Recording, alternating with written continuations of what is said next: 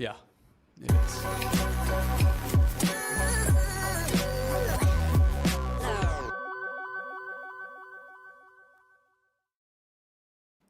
Hello and welcome, ladies and gentlemen, to Combox Live, where the game lives on. It never dies. I'm Behram Kazi, who you can find at Def Mango on Twitter, and with me is my colleague Saurabh Somani. You can find him at Saurabh_42 on Twitter, and we are here live in front of you on a watch-along show to cover RCB's game versus Lucknow in Lucknow at the Ekana Stadium. And one of the teams is, current holders of the wooden spoon in Lucknow. They haven't made very smart decisions. And RCB have lost their top two spot, haven't they, Saurabh? They did, but I mean, if they win now, they'll be actually top of the table. I think they'll leapfrog Sunrisers Hyderabad to go top of the table, is what I want to say. Let me just check the table and confirm that. Oh, I messed up the layout, guys. I messed up the layout. If you could fix that. I don't know what I did with Saurabh. Yeah, thanks. Okay, I have no idea. But I didn't know something had gone wrong. I don't know what has gone right now, but if it has, all It good. has. Yeah. Everything's good So to go yeah, now. they'll go top of the table because they'll have the same points as Sunrisers, and they obviously have a higher net run rate because of their massive wins that they have had. Hmm. So if they win today, they go back to the top of the table. If they lose, of course, then it gets a little trickier for them. Yeah. They But should they win don't this, have. right? Lucknow don't have Mohsin Khan, who I think has been their most impressive seamer. In fact, I was a little surprised that he has made it so many games without an injury, which is not what has happened in the past.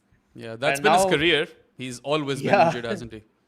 it's like I think Varun said this: a fit Mohsin Khan makes the Indian team for every T20I. But an unfit Mohsin Khan might not even make the third team. So Yeah. that's the issue they have with him. Any And changes they for RCB? RCB same team. Okay. That's what Rajat said at the toss. Yeah. Rajat Patidar. Yeah. And Also, just to tell our viewers that RCB did win the toss at the Ekana, and Patidar has decided to field first. So, Bhuvi with the new ball. This is an exciting time in the game. yes, and LSG's bowling has been carrying them so far. Last match, finally their batting came good. Nicholas Yep. Pooran found for some form. Let's see if that was a result of the pitch and just the Mumbai bowling attack being very uninspired, or whether it's an actual turnaround. We'll know in this match Yeah. when Also, we've got a gets to bat. fun comment from Ishir, who's saying that another low-scoring match. Now the Behram is here. Hey, the last time I was on a watch along, Mumbai chased down 220 odd, so that streak has been broken. And See- then Murugan is saying that he thought it was Behram on the thumbnail, so I guess he's likening me to Patidar. I mean, I would take that comparison, man. Behram, I'd be happy with that. Yeah, I love his hair. Anyway, here's Bhuvi with the first ball. And the Oof! first ball. Oh, nice movement. It's I a like lot it. of late swing away from the Yeah. right-hand batter for Bhuvi, and he's known to swing the ball a mile. The new ball. Yeah. Yeah, good start for RCB. So- Left it alone. And Mitchell Marsh actually has had quite a few, left it alone in this IPLs that stand out in my memory, and it's very incongruous, obviously, because it is T20, and he's opening, and one match he did it when they were chasing 200 plus. Okay, that's a drive that didn't quite come off. I don't think it was quite there to be driven. I think This it moved one- also a bit. Yeah, this one swung in. So he's swinging the Yeah. ball both ways, Bhuvi. Yes, And as ever. yeah, LSGR off the mark with a single. Unconvincing sort of punch to mid on. Have you had a chance to watch a decent amount of movie this IPL and even the Yeah. last? Weirdly enough, Saurabh, this is my Is- fifth live, and this is my third RCB game. So I'm always here for the RCB lives for some weird reason. Everybody's an RCB fan. So, but what do you think? Bhuvi come back to the Indian team? Likely, unlikely. Age is against him. Yeah, father don't- time isn't on his side. Plus, Arshdeep exists, right? So it might be a bit tough. But I wouldn't mind it. It's just that will he Yeah. last for a couple of years, right? Probably not. No, I think right now it makes sense because oh yeah, there is a T20 World Cup every 2 years. I forgot. Yeah. I was thinking the T20 World Cup is just over, so maybe they have like some breathing room, Nope. but they don't.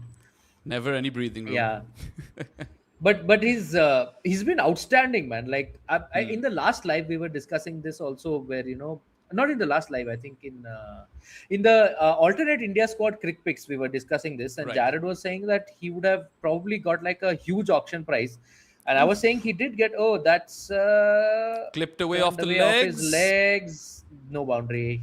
Yeah, but There is Kulkarni is off the mark with that yeah, clip. He picks up a double. yeah. LSG moved to 3 for I'm no loss after 4 I'm balls. actually fascinated. LSG just do these things. Now, why is Kulkarni opening the batting with Mitch Marsh? Why I'll not do you Aiden one Markram? better. I'll do you one Yeah, better. Who is Kulkarni? Arshin.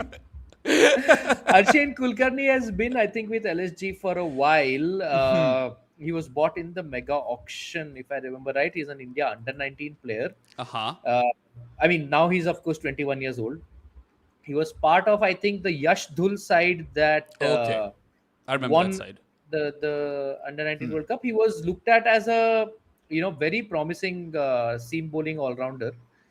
Uh, Now he has not got a lot of chances in the IPL. I want to say, yeah, he's played just 3 games for LSG. He's not done much in those 3 games, to be fair. But you can't judge a guy on just 3 games. I do think. I'm just looking at his first class and list A records. Averages 37.8 in first class cricket and 53.8 in list A cricket. All Strike right. rate of 92 in list A's. Kid can Although bat. again, limited sample size, just 9 matches, 9 list A, 11 first class matches. In fact, he has played T20s Yeah. more than those combined. He's played 21 Well, T20s. he's strong off his legs because he's clipped the ball again on the onside Yeah. and he'll pick up another double. That'll be the end of the first over. LSG 5 for no loss. 2 leaves That's in a that over and some early swing. yeah. Yeah. 2 leaves, some early swing, 2 clips of the leg, Yeah. and One poor and punchy shot to mid on. yeah, and a pretty good first over for Bhuvi. Just 5 runs off it. I mean, if In we fact, compare his first overs in the tournament, this probably wasn't as good because he is the current purple cap holder, isn't he? yes, he is. Yeah, Rolling back maybe the clock. disappointing that he didn't get a wicket. Saurabh, have you ever But seen or watched the IPL on the stream that we watch it on? today is the first day. I want you to make some observations in the advertisements and then we can talk about those because this is what I love to do over here. I Plus, will. you've got your Okay. squash glasses on, right? So you can probably see a So bit better. so actually, I had my glasses on because I was originally intending to watch on the TV.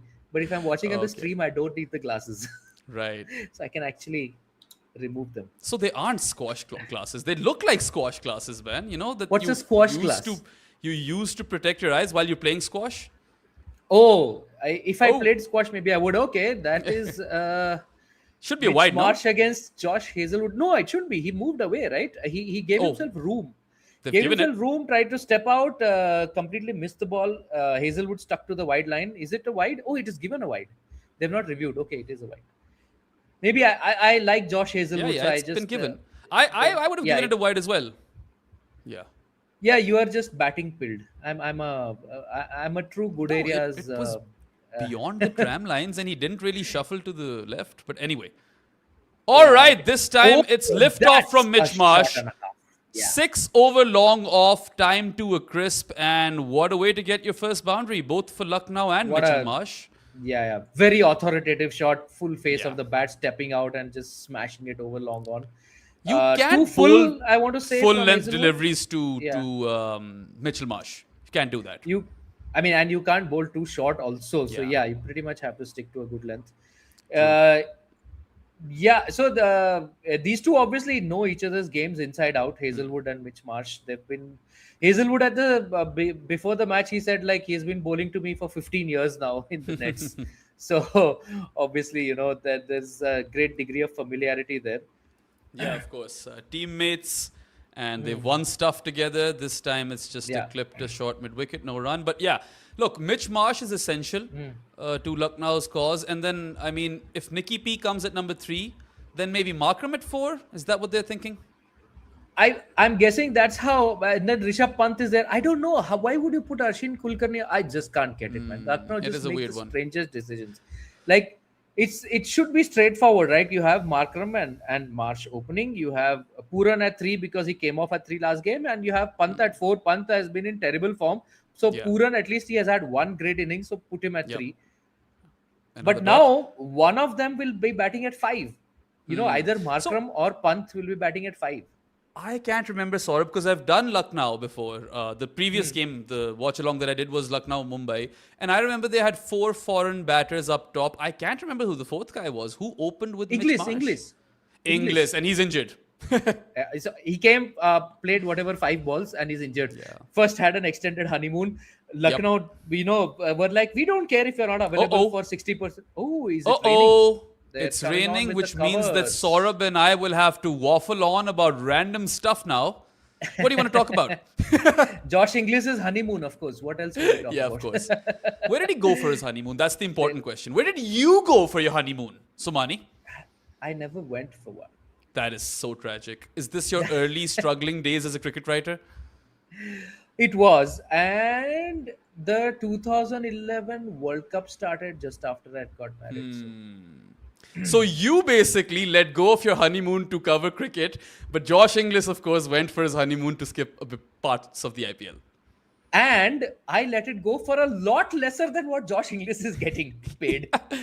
You know what, Saurabh? Lot lesser. Sunny G will be really, really proud of you. You are I his know. man. I am. Now just a go on to true tell us blue- also how when you had your daughter, you also were working and you didn't take any time off. No, I And did then take your some Sunny time G's off. complete No, guy. no. For my daughter, I did take some Okay. time off. And daughter was Alright. born before 2015 World Cup. But I Okay. did take some time off. Fair from enough. that Anyway, one. rain in Lucknow. Does it rain often in Lucknow? I don't think it does, no? Maybe it's a passing shower. I wouldn't know, bro. I've it- never been.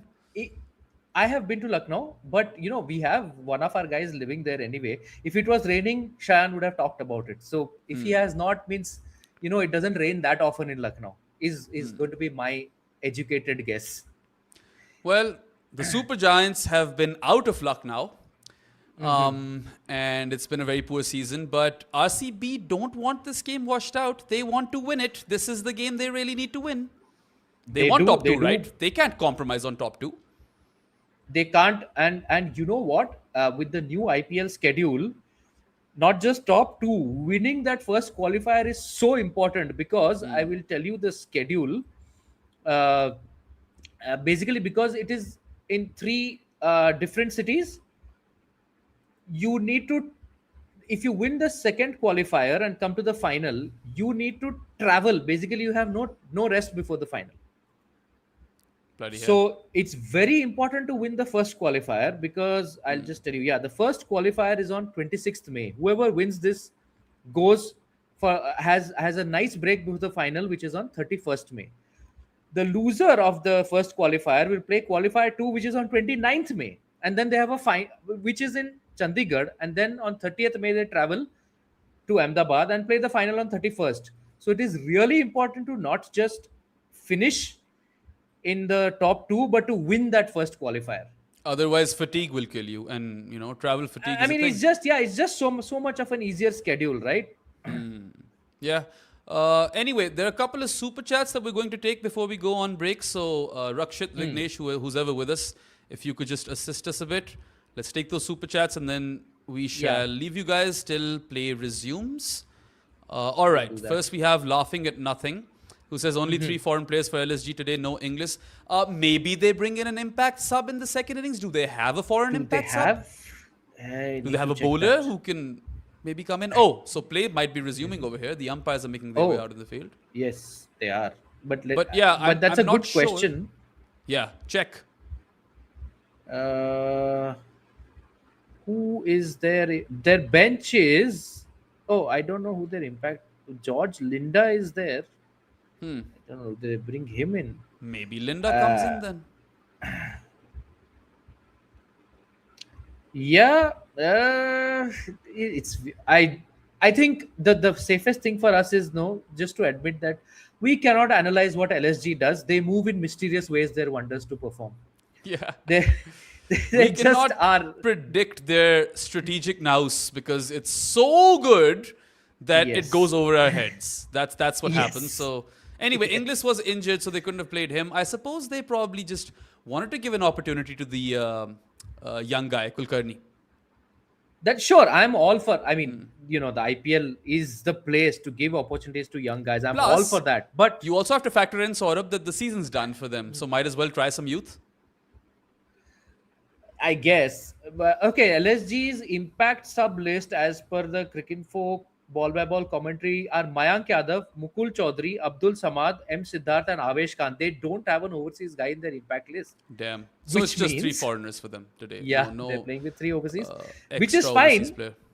player. I was also a little bit confused with Shahbaz Ahmad above M Siddharth. I thought Shahbaz offers a better all round package, but when they have uh, the Mohsin injured, Digvesh Rathi not in the best of form, wicket taking form.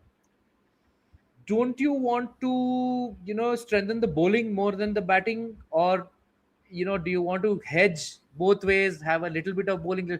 I don't know, man. It's just Yeah. I am Siddharth, I feel, is actually like a really good bowler who hasn't got enough opportunities. He's another. The other day versus Yeah. Mumbai, he was none for 39 in 2 overs, and I think he ended up Oh, with two for 47 in four.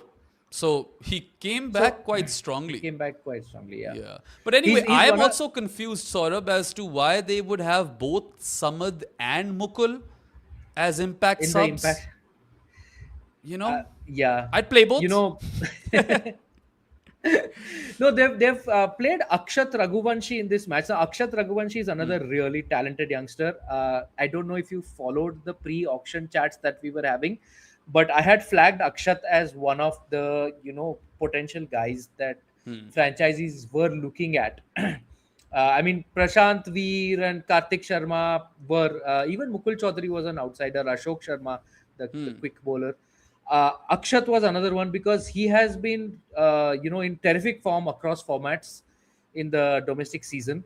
He's young, so there's a lot to attract teams there, and I'm Is he I'm happy that Ankrish's brother?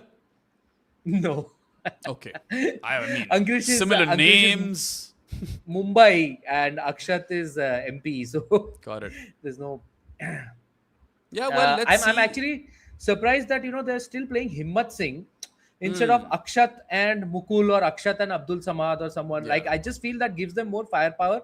Himmat Singh, they obviously see something in him, but he has not been tearing it up at the domestic level also, as far as I'm aware. I think So they've identified some bravery in him. That's what's happened. Surely has to be the reason. But I would have gone Mukul and Samad. That's what I would have done. yeah, Samad has a bit of experience being that hitter, even if it hasn't really come off for him in his career. We know what he can do. And Mukul has been a star boy for LSG. I'm surprised he hasn't played every game since he played his first one. I mean, he did have one significant match-winning innings, but after that, he has not really done that much. So I'm okay with them benching him, but I would have thought you bench him for Akshat.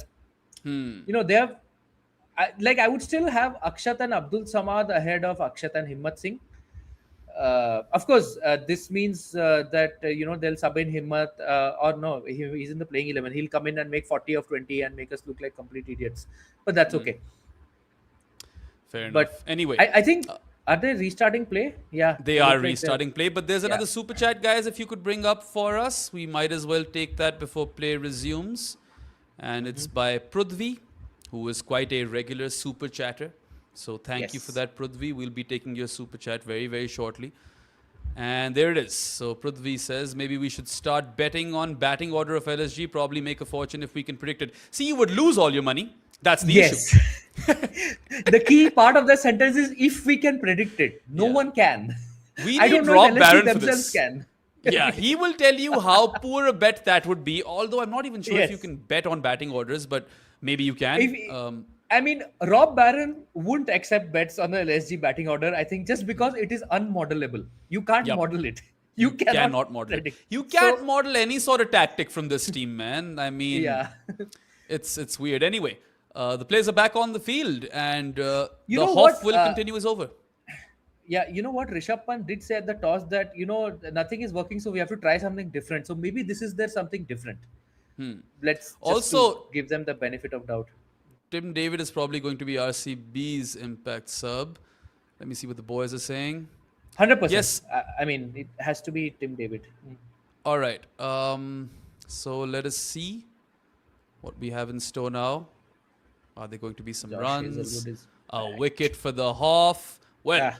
that one kind of gets big This- on Mitch Marsh. This break was a little bit unfortunate for LSG, I have to say.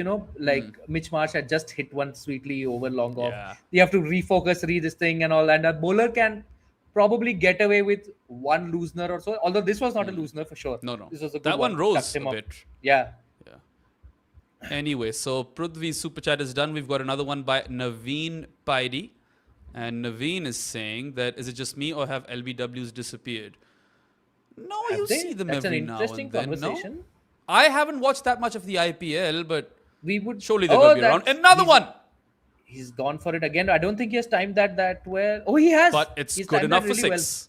It's Yeah. good enough. Yeah. That's Mitch Marsh's second six up and over long off versus Josh Hazelwood. So he's currently winning this little battle versus his countryman. And the Hoff will not enjoy that. And Mitch Marsh, well, Definitely. he's looked good in patches, but Varun has a very interesting comment on Mitch Marsh. He says Which is? that how is he playing high intent cricket and he's always like 16 off 11? You know? So Yeah. you can expect that sort of stuff from Varun. He's- Anyway, Naveen, I'm sorry if we haven't done justice to your super chat, but I haven't watched enough of the IPL. But I was watching the PSL and I was still seeing some LBWs. I think it's just that, maybe that's more of a test cricket thing. This is not something that I have noticed as such. We would have to look at it. How many LBWs were there at the similar stage last year versus this year.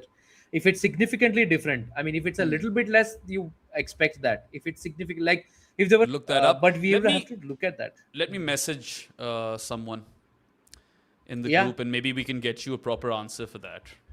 Yeah. All right. Sorry, I'm doing this other thing for Jared, which I need to do ASAP. So give me a second. All right, perfect. So where is our And combo Bhuvi is chat? coming back. Obviously, he will be bowling the third over.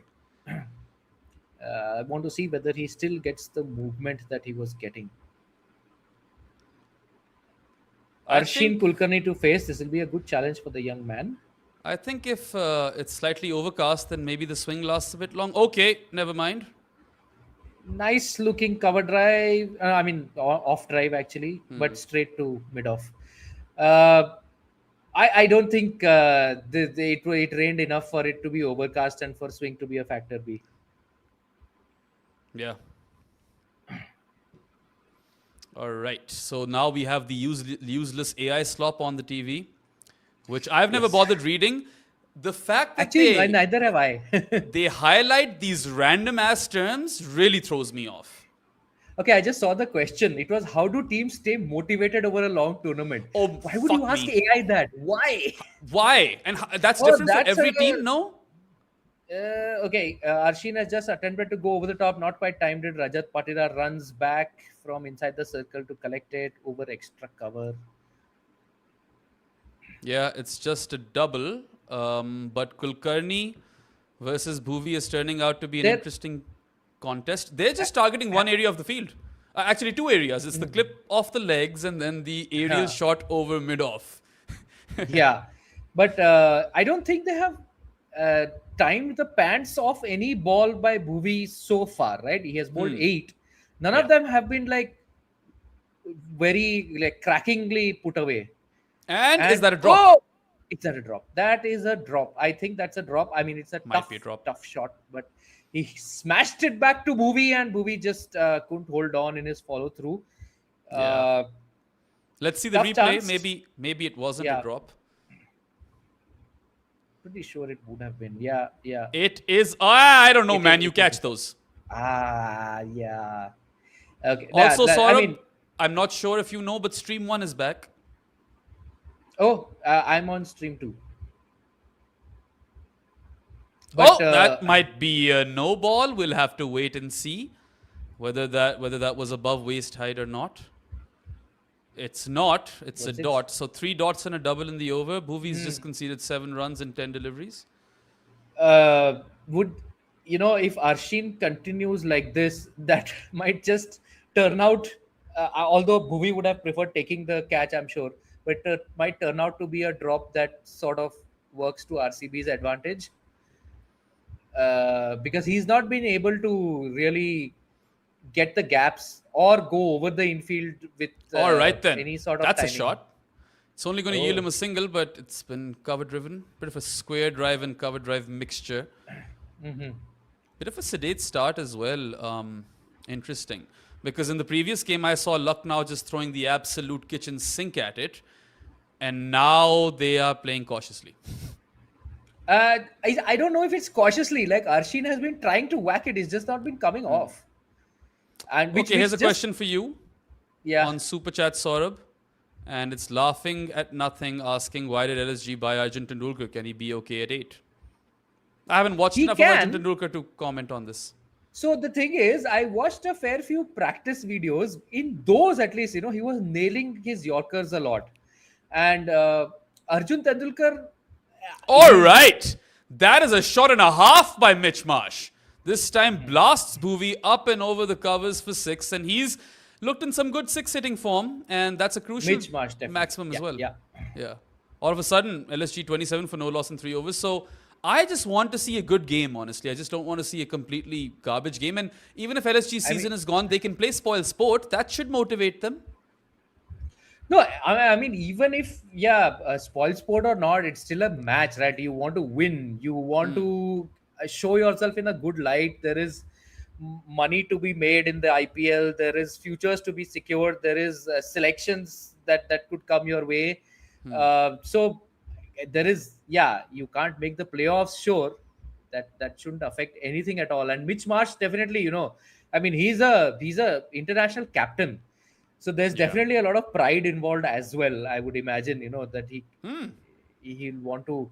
He started off like a rocket. He's proved Varun wrong. He's 19 of 9. He's no longer 16 of 11. He has. We all know the Bison does possess the freak gear. It's just that more often than not, you don't see But him in those situations. he's hit 3 sixes, right? So actually, in that 19, 18 have come off 3, and 1 has come off 6 balls. Krunal Pandya in the power play. They've taken Hazelwood off.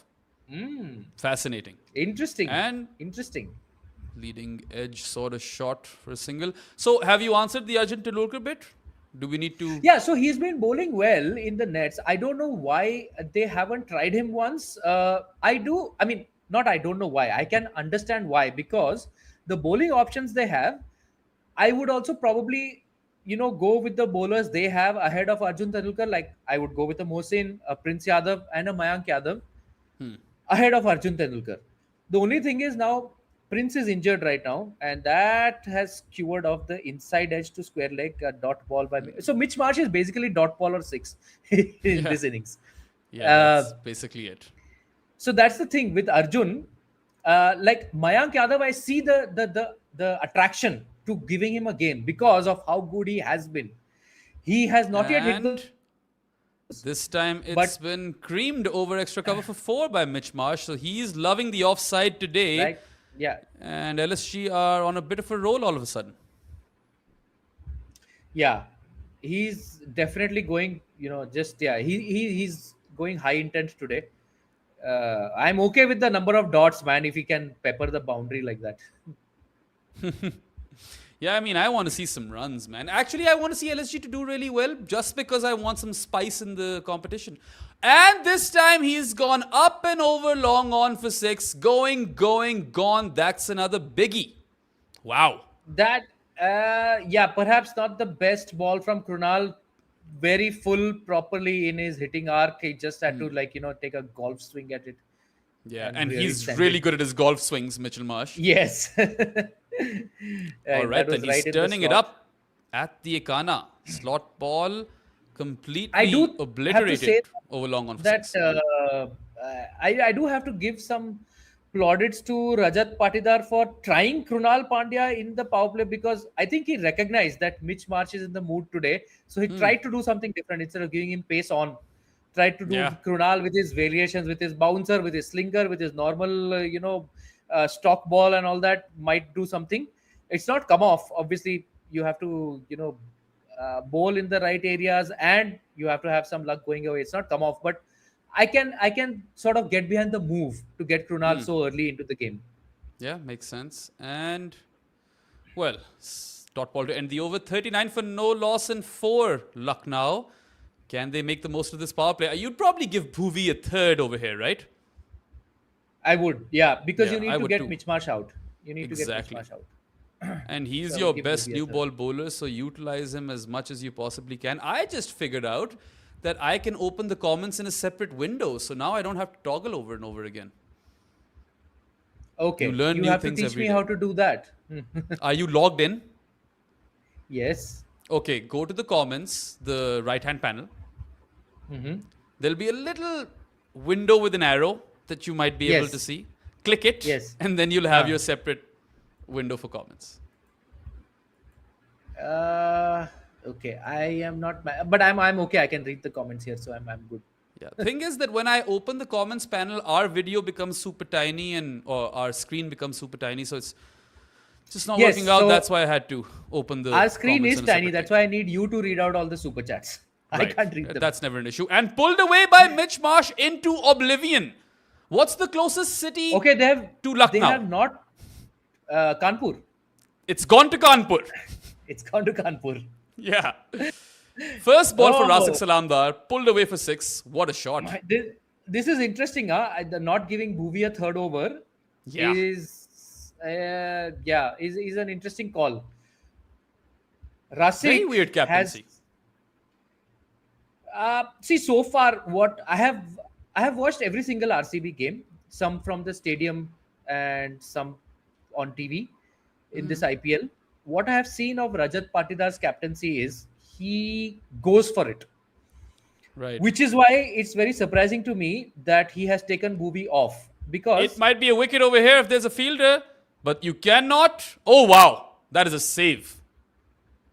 That is a save by. I didn't get a good look at is it who that Bethel? was. It wasn't Is Bethel. it Bethel? No. But I Jordan think he's Cox? done well. Is it Jordan Cox? It's Jordan Yeah. Cox. Yeah, that's who it is. Yeah. I think he saved a 6. Has he? Or did his Yeah. foot touch the ground? We need to check the replays, but it was a great effort. I mean, the Super ball was effort. flying over long on, and he had to run back and Ooh, I think he dive. might have just kissed the Toblerone over there with his foot. Yes, he has. It's going to be another 6 for Mitchell Marsh. And the Super Giants are turning it up. They are. Oh, he was already touching the skirting, and then he realized that, and then he jumped or leapt, and then he touched it again. So dealing in I think sixes. I think he was going back, right, and then he felt the Toblerone with his boot, and then he realized, Yeah. okay, I'm touching it. So he went a little ahead, then had to dive and try to attempt the save. It's a great attempt, but it was always going to be a difficult one to save. Good slow one by Rasik Salamdar. After getting whacked for back-to-back sixes, he's come up with a dot. Nearly got his wicket as well, Mitchell Marsh's. But, I mean, the Bison is teeing off at the Ikana today. We've got a couple of Properly. super chats as well. And one is related to Mitchell Marsh, where Gyanded says Marsh somehow bats like he is in the old West Indies. Yeah, we were just mentioning how it's either 6 or dot. And he's literally Yeah. done that in this innings, and he's on one today. 42 of 16, which is incredible. And we've seen some Wow. super hitting from him. Yeah. Yes. So That at the last ball toss, was Rishabh 108. Pant did say that this looks like a much better pitch than the usual stuff Ekana has dished out. It looks like Well, at least a surely. 180, 190 wicket. Surely it must be, And because this ball has yeah. been slashed away by Marsh past the Yeah. point fielder for 4. So 6.4. And Lucknow are 55 for no loss in 4.4 overs. You might want to go back to the stream 1. I think you're a Yeah. bit late. A Try little that. bit. Yeah. Because we're back on stream 1. So yeah, we don't disagree with you, Gyanded. And the other super chat that we have over here is by Hooves. And he or she says, I support Sunrisers Hyderabad. Love you though. I think you meant Sunrisers Hyderabad. I'm assuming because you said SEH. It's good Unless you. Yorker by Rasik, which Mitch Marsh tried to send to Kanpur again, but like Yeah. put it on his boot. They still. I don't understand this. Why would you take the single there? Like just it's the I power mean, play still. he probably wants strike for the final power play over. I can understand that, but surely Bhuvi's bowling that one because, I mean, I find it a bit criminal if Bhuvi doesn't bowl 3 power play overs over here. Hazelwood, I can understand why you want to keep him for later. Maybe he can bowl some cutters into the surface and stuff like that, right? Yeah, so that's what I was saying earlier. What I've observed of Rajat Patidar is he's always gone for the aggressive option, which is why it's surprising that he brought Rasik now. If he has had a choice between going for the safer option and keeping, like let's say stretching the game out a little bit more and trying to win it in the 19th over versus going for it and trying to kill it in the 17th. He goes for it, tries to kill it in the 17th. That's the pattern I've observed. And Good Yorker to end the over. Yeah, dot ball. 56 for no loss in 5. Does keep strike at least for the final power play over. Look, you know what? Mitch Marsh has been teeing off like nobody's business, and there's still only 56 in 5 overs.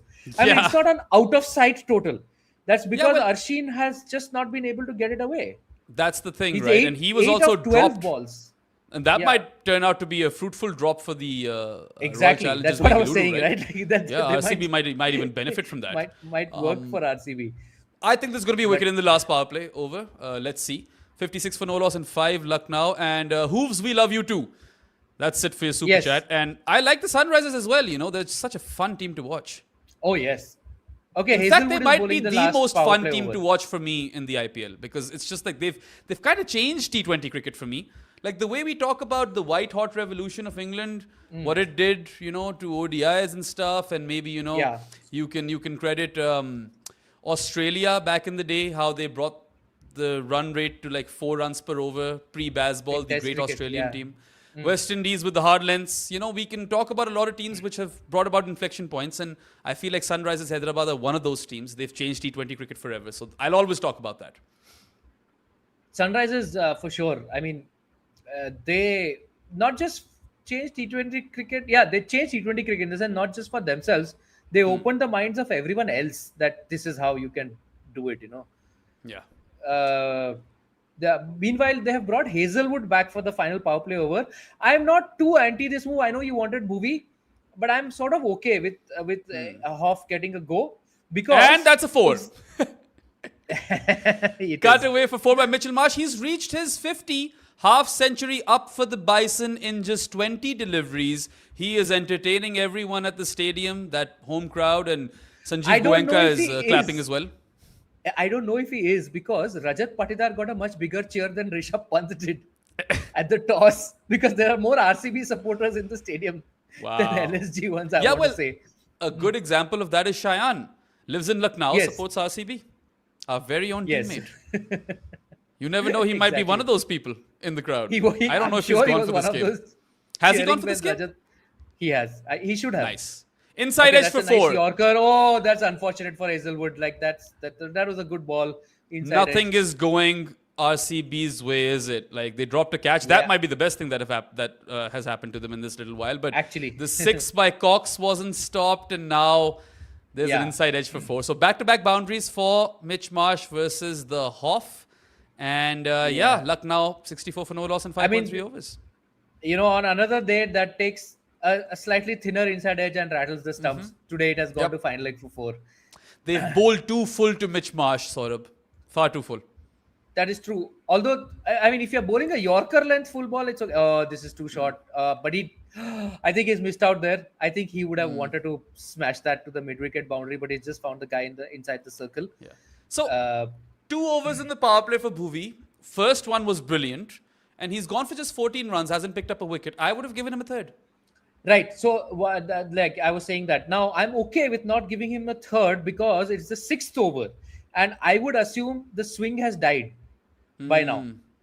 Yeah. For the white ball, typically the swing stays for the first 3 overs and not more than that. So, I would assume the swing has died. So, that is why I'm okay with giving Hazelwood this over instead of Bhuvi because Hazelwood has bowled only 1 and he is still quality. So, Yeah. It's not wrong to back him for a wicket in this over, and that He's was a bowled a full good over. wide of One off actually. one bad ball, right? Which Mitchell Marsh just cut slightly late for four, but one Yeah, of the boundaries was inside edge. The other ones was have an been inside dots, edge. and Yeah. he's So just this has is one actually a ball. good over. Yeah, it was Yeah. wide outside off. Mitchell Marsh tried to unleash a cover drive. I don't think he quite got the timing on that. It was fielded inside the circle. Yeah. Yeah. Anyway, last ball of the power play coming up. Lucknow 64 for no loss in 5.5. What'll it be? Predictions. I say it'll be a boundary. I say it will be 2 runs. And he has carved that on the offside. It is a boundary. Behram wins. So, decent Better. power play, I would say. Considering that Kulkarni has scored 8 off 2 overs in the power play, Lucknow have done really well to get 268 for no loss in 6 overs. Yes. So 68 is a very good power play score. But given that one guy is batting on 58 of 24, you would actually expect them to have 70 plus in the power play. Yeah. Well, Kulkarni is having quite a poor game out there. And what can we say? I mean, he's a youngster, so I don't want to completely throw him under the bus either. It's okay. He's allowed to make some mistakes. But yeah. No, I the mean- guys to be thrown under the bus are the LSG think tank, right? Like, Yeah. why are you sending him opening the batting when you True. have Aiden Markram there? Exactly. You go Mitch Marsh, Markram, and then throw in Nicky P, followed by Rishabh Pant. That's what I would do. But maybe Exactly. Kulkarni wanted to open. I doubt that would have happened, but I don't know. I mean, even if you wanted to, you have to do what makes sense for the team, right? Like whoever is the coach and all that, they have to take the call that, yeah. Anyway, it's just one of those inexplicable Lucknow things. I Who do you think will bowl the first over after the power play? I would say Krunal would. Yes, Krunal bowled the fourth over, and then Rasik bowled the fifth over. And those were the tactics that I didn't understand, personally. Rasik fifth is the one that I didn't get, but Krunal fourth I was sort of okay with. But I think it looks like a very very batting friendly pitch, so you have to just, I guess, try stuff. Yeah. Well, maybe we'll see some Suyash Sarma now. The bent neck wristy. And, I was talking to some friends about it, and I was like, I'm surprised how Suyash doesn't need like warm neck, Yeah. that warm neck pillows after every match, I because swear. he's It's a twisting complete it in bend. a way. It's like yeah. it's like Malinga's bowling action for your neck. That's what it is, right? Have Yeah. you watched the Haunting at Hill House? It's a Netflix No, show. I haven't. Okay, so No, I in The haven't. Haunting of Hill House, there's a bent neck lady, and that's my inspiration for calling Suyash the bent neck wristy. And he is a bent neck wristy. It is a rather He is. fun action. Anyway, super chat in from Laughing at Nothing. He says, sub out Kulkarni after a couple of overs if needed. Retire out him surely if this goes on too long. Yeah. Yeah, I mean, I agree with you. And then we Yeah. have another super chat by Gyanded who says, we have batted decently, which means we can't bowl today. That's been the Lucknow story, right? They can only do one of the two main This is- jobs. Ganded is, I'm assuming, an LSG fan, and even LSG fans are like, okay, there's only one thing they're doing well today. That's And here okay, he is. Suyash is the one. Suyash is coming on. Suyash, the bent neck wristy. Some of you guys in the comments have surely watched The Haunting of Hill House. It's a popular show. Yeah, I'm sure. You know the lady from You? Have you watched You? No, I haven't. Oh my okay. God. You're making me sound like a very unpop cultured fellow. I haven't watched you also. At least You's I alright, know though. I have seen these titles. I've just not watched them. You, I wouldn't recommend because I hated the way they ended it. But The Haunting of Okay. Hill House and The Haunting at Bly Manor, I like both Okay. of them. The first one is super scary, you actually kind of get frightened watching it because it's kind of horror. The second one, I just really like the story. And brought back and pulled away for 6 by Mitchell Marsh. The Bison has taken on the bent neck wristy. He Too sent him, short to start with by Suyash. Too short. sent him straight to Kanpur once again. Both so I Yeah. don't just watch the top 10 of Netflix. I kind of am into thrillers, suspense, and Whodunits. I love whodunits. I also tend to watch all Adam Sandler stuff. So there's that. I don't like rom-coms, and Eliza hates me for this because every time she suggests a rom-com, I'm like, do we have to? You know, that he's missed out over there, Mitch Marsh. I think that was also. I like rom-coms where there is like nice wit involved. You know. So Adam Sandler rom-coms. Those aren't rom-coms. No. Okay, I mean, it has to be funny. It has to be funny. I watched one with Eliza called The Materialists or something like that. It had Dakota Johnson. It had Captain America. I don't remember his name, but he's the guy from Captain America. Chris Evans. And it also had Pedro Pascal. And that's a cut for 4. That's an interesting cast. Yeah, it is an interesting cast. It's an interesting movie. I'd give it a 6.5 or 7 on 10, but Eliza enjoyed it, and sometimes you gotta let go of these things, right? Yes. In a relationship. Okay. Over. This one was there to cut, and he needed this. Young Kulkarni latches onto the cut, gets a boundary, and 80 for no loss now. Lucknow in 6.4 overs. We might see them post. Well, they're not posting 240 by any means because they should have done that versus Mumbai. Maybe 210, 220? No, I mean, they're on track for 230 plus right now. That's a wrong one. Dot ball. Let's see, man. I can never really tell with the LSG. I just don't have any faith in them. The other day, they had so many runs. They were 141 for 3, the 10 over mark. And then they started their go slow towards the death overs, which was weird. Like, you've got a couple of wickets, man. Surely in the last 5 you start smashing it. It really broke Rob. Rob Barron was broken that day. Another good ball. He's made up for the boundary that he conceded with 2 dots to end the over, and Lucknow are 80 for no loss in 7. All right, so what have you watched, Saurabh? Let's talk about the stuff that you've watched. Actually, you were telling me that it ended badly. I wanted to say, like, I have lived through Game of Thrones. I don't think a bad ending can ever disappoint me as much as Game of Thrones did. My hot take on Game of Thrones is that I'm fine with the story. I felt the last season was rushed. Give me another season with the same story, I'll be happy. Daenerys can't go from being the savior to the city burner within an episode. That's just wrong. That doesn't make any sense. I didn't like it from 6th season onwards itself. I thought it had lost its way from season 6. Like, they just started having random plot lines and just it didn't make sense. Like, the greatness of the show was how layered and intelligent it was, and with the writing was crackling, the dialogue was amazing, the plot lines were just next level, and I felt it just lost all that from season 6 onwards. It started going downhill. Season 8 was the nadir. So apologies for any spoilers, guys. Hopefully you can't figure out what I just spoiled for you. But I'll tell you this. The problem with Game of Thrones, it's not a spoiler if it aired like 5 years back or whatever, whenever it did, right? But also, wait, let's just wait for that shot, and good fielding. So what I'd like to say over here is that maybe it wasn't the fault of the showmakers, because the writer, the guy who wrote the books, just stopped writing the books. So after a certain point, they only had the plot to work with and not the actual books as source material. So that shows that they were not that good, right? Like, if you can't work without source material, if you can't make it compelling enough, then it is your fault. It is the fault of the showrunners. I agree. Good bowling by Krunal. I think he's bowling it fast and into him. Arshin not able to get it away. I'm waiting for the bumper. Oh yeah, you've got to bowl the bumper to Kulkarni. Surely he's 13 of 18, and a full toss instead. Full toss. He doesn't get 4 off it, so that's a chance wasted by young Kulkarni. If you are RCB, do you just bowl to give Kulkarni singles and keep him there, rather than try to get him out?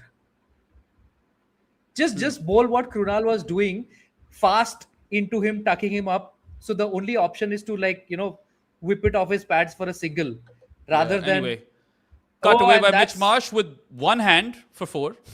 So that's a stunning shot, man.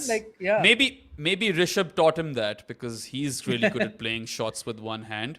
But I yeah, don't think it was that bad a ball, huh? I don't think it was that bad a ball. I think there was Mitch some Marsh width just on offer, and Mitch Marsh has enjoyed width yeah. today. No, I So, mean the width I can understand. Like you want to keep it a little out of, you want to make him reach for it, right? oh, And leading edge, but falls well short of point. yeah. Good over despite the boundary. Lucknow Good over 86 for despite no the loss and boundary. 8 now.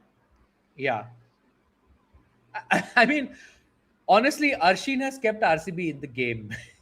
He's I don't want to dunk on a young guy. It's a tough gig as it is, Yeah.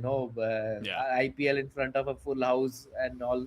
But yeah, he needs to he needs to just start throwing his bat at everything and trying to connect. Like it's that old gully cricket maxim, right? Hit out or get out.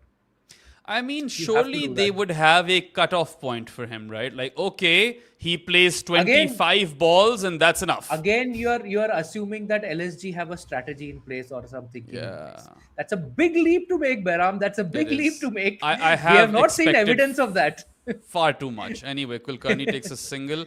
Don't take a double over here, man. I'd settle for the single, yeah. Just Yes. give Mitchell Marsh the strike. I mean, even if he was taking a double, I would expect Mitchell Marsh as the experienced senior pro to just put his hand up and say no, Yeah. stay back there. And that will be the second instance of an Australian top order bat telling a subcontinental batter, no, stay there. I don't want a single. Of course, of course. So lots of chatter in our comment section about anime. I've personally only ever watched Dragon Ball Z as a kid. I haven't watched any anime. I don't What watch about you? anime. Yeah. Sorry to disappoint, guys. Not our jam. Although I'm sure there's some solid animes. My wife loves to watch the Ghibli stuff, but I don't even enjoy that too much, I'll be honest. Okay. Yeah, Gyan with a very fun super chat. He says tactical drop by Bhuvi. That's why he's the GOAT. I mean, he was what, 6 of 6 back then? Now he's 15 of 20, Kulkarni. And is that a boundary? No, it's another single. No. This is. No boundaries. He's going to make it to my notes. Fuck. It's been that bad. It's been an innings of two halves, really. It's yeah. I'm Or not even two halves. It's like contrasting sort of, because no, on I'm one really end, thinking that it is retire out time, It really is. See, The well- call. Okay, and see, Mitch Marsh is still finding the boundary, although Suyash that dragged that down heavily. yeah, Suyash has not found his length, it's fair to say. No, I think he he's hasn't. gotten away with one. that's But a he's- rock yeah. back and hacky pull for 4 by Mitchell Marsh this time. He's raced Yeah. to 75 of 31, and Lucknow are 93 for no loss and 8.4 overs, despite our boy Kulkarni scoring 16 of 21. So yeah, I mean, well. Luckily, look- Mitch Marsh is. Oh, I see some rain, Saurabh Somani. Oh yes, I can see the rain. And this Are looks they like going a bit of a heavy drizzle as well. yes, but they're not going off. They aren't going batting. off, and this doesn't help the spinner. It really doesn't. I have some more sympathy for Suyash missing his lengths a bit now. Maybe the ball is wet. Yeah, anyway, there's another single. Let's see Yeah. if they go off or not, because that's quite a bit of rain. Maybe the rain is not that hard, Behram. Maybe it was just looking that way against the backdrop of the floodlights. Because Maybe if it it's was the- hard, they'd surely go off, right? Maybe it's the tactical gods pissing on LSG for not subbing out Kulkarni already or retiring him out. Maybe that's what it is. Yeah, it is really is retire out time, man. Like you It can't, even if is. it's a sixth this ball, it's retire out. And Which is he he just just tried out? to do. Oh my God, he tried his best and he's only managed a single. It's So painful. he stepped out, hit it over. I want to say mid off extra cover. Okay, the covers are coming on now. The covers And, are coming on. Unfortunately, we're going to have another break in play. And I reckon the rain is looking harder quite this time. strong right now. So maybe it makes most sense for us to perhaps take a break. And let's just see what the production boys are saying. They're saying we are ready, but this might be an old one. I have no idea. No. They're saying no now. Oh, they're through to a pod. Anyway. So I don't know who the rain favors because RCB want to win this game and Lucknow. What do they even have to lose, man? Right now, currently, it's favoring Lucknow from the So sense that it's spinners will if have a tough time gripping the ball, but then a break in play disrupts momentum. weirdly, if Arshin had got out that previous ball, and if the rain causes a reduction in overs, that would have hurt LSG. Yes. Like in ordinary circumstances, Arshin batting on 16 of 21 gets out, it helps LSG. But because there's a rain stoppage, if there is a reduction in overs, it's good for LSG that Arshin didn't get out, Yeah, because I that suppose. would have affected their resources remaining, and it would have reduced the whatever the resources by that much, and RCB would have to chase that much less if in a reduced overs match. Now, depending on how hard the rain is, obviously, we have right more than enough time right now to have a full match. Yeah. There's no threat, but it's just interesting that how it's only cricket, man, that gives you these sort of layered things, Yeah. that this is what can happen with the rain. This guy would rather be out or not out. I But don't think anyway, there's while we any sport ponder in the on that, world yeah, that has as many permutations in different contexts as much as cricket does. Like, it has to be the most layered sport. But anyway, absolutely. we've got a break in play. Rain has arrived at the Ikana Stadium, and Mitchell Marsh, 76 of 32. Arshin Kulkarni is 17 of 22, and Lucknow are 95 in 9 overs. Let's see if we will get some more play in this innings or we'll just jump to the next one. There's a lot of time right now, but till then, I suppose Saurabh and I will be taking a break, and you guys can We continue to will. watch the stream once we're back. As soon as the rain ends, we will rejoin you. Till then, take care, and we'll see you soon. Bye bye. I don't know if we are still taking a break because we are still live. Yes, but I'm sure that the boys will just put on an ad right now. Any second now. Right? We love the game, but we love the stories. Fans have stories. Former players have stories. Journalists have stories as well. Combox brings them all together. The game lives on.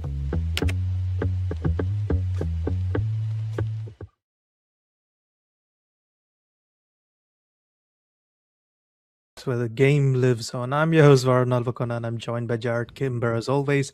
And today's episode of Footmarks is on Welcome to the Apocalypse.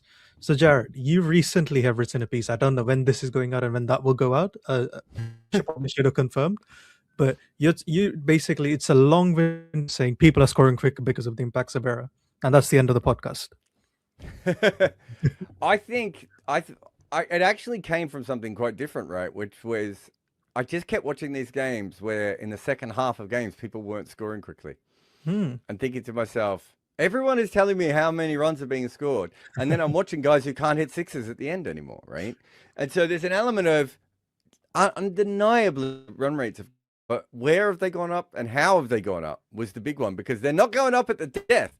I didn't know how true I was when I came up with that, but it just felt very, very obvious to me. It was when people were talking about what was happening, it was very narrow-minded onto the way they're looking at the game. So the runs per over was 8.54 in 2022, which was the last year before the impact sub. It was when we did this, it went up to 9.89, which is we're still not at 10 runs per over, but I feel like at some point we might get there, or unless the pitches really slow down. Yeah, I think, who knows what might happen towards the end of the year, right? We might have that. But when people say 200 is a pass score, I think it's worth having that conversation now for the first time ever. Whereas I remember when everyone said 300 is a pass score in ODIs. It's like, well, actually 240 is a pass score in ODIs. So I think we're much closer to 200 being a pass score in T20 cricket than we've ever been before. But that's when I wanted to look at what the impact was, pardon the pun, on everything else in cricket. And that's when you realize this is really only happening in the IPL. And specifically, it only started happening when they changed the regulations. Yeah, because historically, I think if we take a look at which areas get the most run scoring, it's always the death, right? That's always what happens. The death pushes the limits, then it trickles down to the middle overs, and then the power play comes, right? And that's I think what we're seeing is completely different, where it's the power play which is leading the charge on these higher run rates, right? We don't see teams blocking out the power play anymore. Right? If we look at the first over, which is probably one of my favorite things ever. For a long, even till 2023, it was basically a given that the first over would go for 6 runs, right? Teams, it's always 6 for 0, isn't it? Which isn't insane because it's the first over is usually when there's the most amount of swing, and we don't see any wickets or any boundaries. Yeah, and not only you say it's 6 runs, but it's also sometimes less than 6. Like as in some years it was averaging like 5.7 runs and over, right? So it's a very, very confusing over, all things considered. It was 5.2 in 2013. Oh my God. And I kind of understand it on some levels. The ball is swinging, you want to get yourself set and everything else. But it also means you're wasting a lot of time in the power play when you don't really need to waste that time. And separate to that, also, people quite often bowl really bad balls with the new ball, right? Like it slips out of their hands all the time. It seems like everyone was... I think there was an agreed upon way of playing T20 cricket, and one of them was just knocking the ball around at the start. And what has happened now is that teams are like, no, we can't waste any of the power play. Yeah, and in this year, I think the first over has gone above 9 runs per over. It's at 9.2, which is remarkable because everyone's doing it. Gujarat Titans, who are the most conservative first over team, were getting 9 and 10 runs and over in the first over regularly this season, right?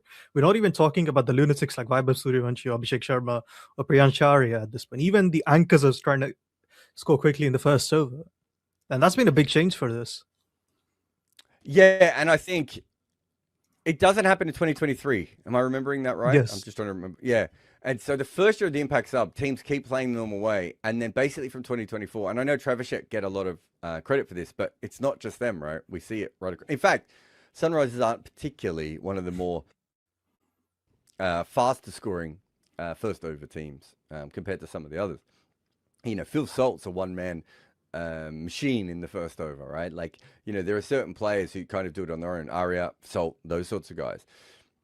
But it doesn't happen in the first year. So there are some things that change straight away with the impact sub, and there are some things that take a year to come in.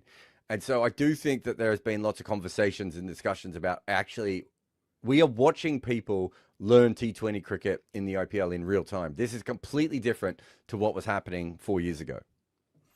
I think for the impacts, a critical point was probably the 287 game, right? Not the 278 game, because with 278, if the team did it once, you'd be like, okay, it hit that record had stayed for like a decade. Someone was bound to break it. The fact that Sunrisers did it again the same year, I think that changed T20 cricket, right? We see RCB's revolution starts from that game, essentially, right? They go, okay, we can't just keep making below par scores, and we have to attack. And I think Virat Kohli is almost a very important person in this, right? He's almost the last of the old guard, and he changed, and everyone followed with him.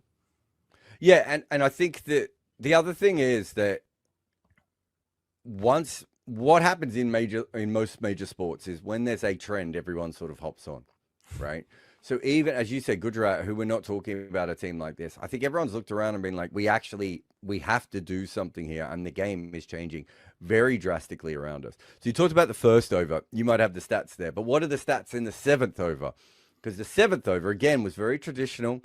People would, I used to call it the captain's over. You would sneak your worst bowler out in that over if you had to. And now, so in 2022, it was about a run a ball, just over a run a ball. Yeah, it was 6.81. 6.81. And what is it this year? When we did it, was 8.6, basically. So it shows you this isn't just about the power play. This is a whole different way that teams are playing. And if you look at it from the perspective of,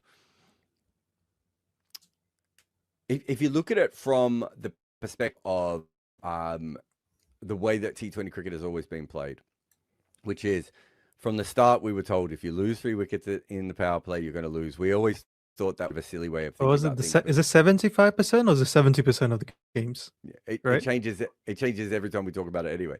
But that percentage, I think, was really, it became such a big stat and was so talked about. Whereas actually, when you look at it, the best thing that you can do is bat in a way to get yourself into a position where you're definitely going to make runs in this game.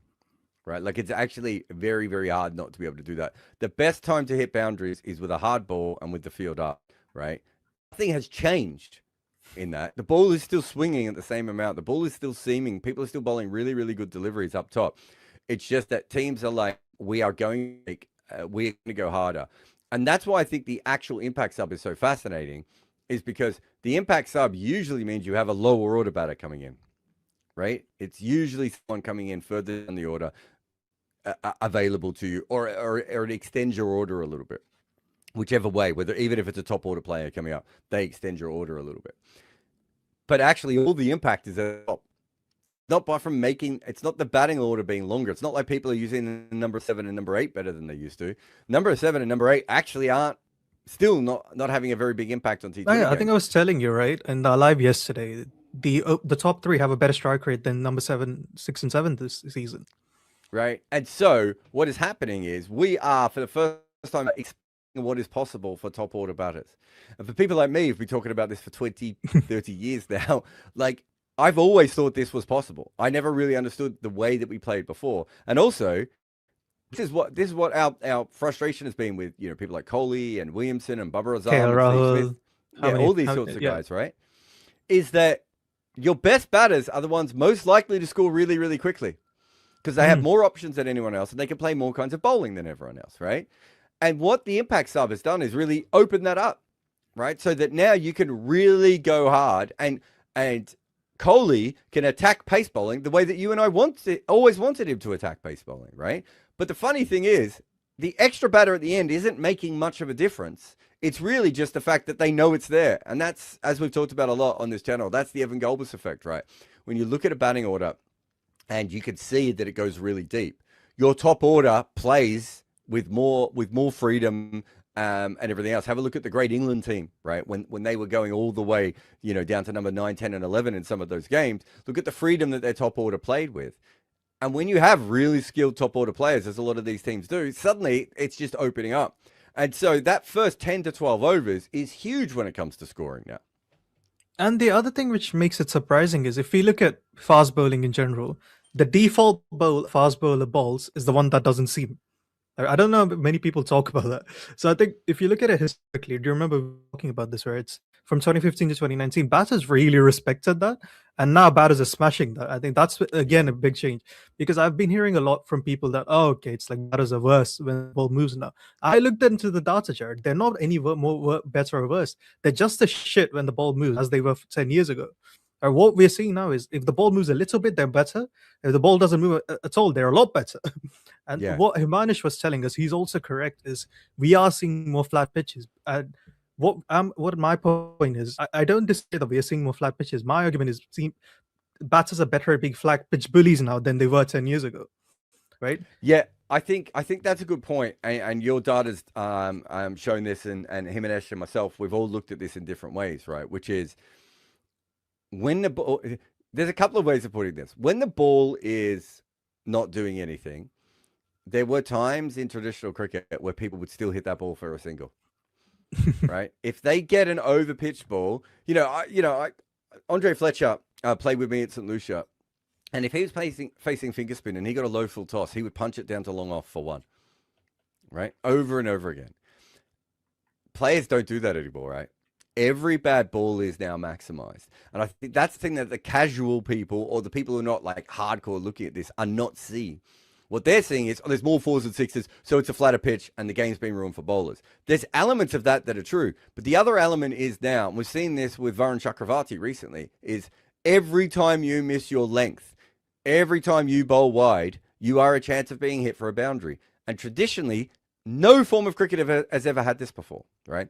And that is a combination of new batters being set up for that, and then the impact sub allowing you to know that you've always got one extra batter in your lineup, right? Even if it's only half a batter at number 8, whatever it may be, you've always got that little bit of extra batting available to you in that side, and so you can go that little bit harder. So they are punishing every single mistake of bowlers, and this is something that people who've watched cricket for 20 and 30 years will never agree with.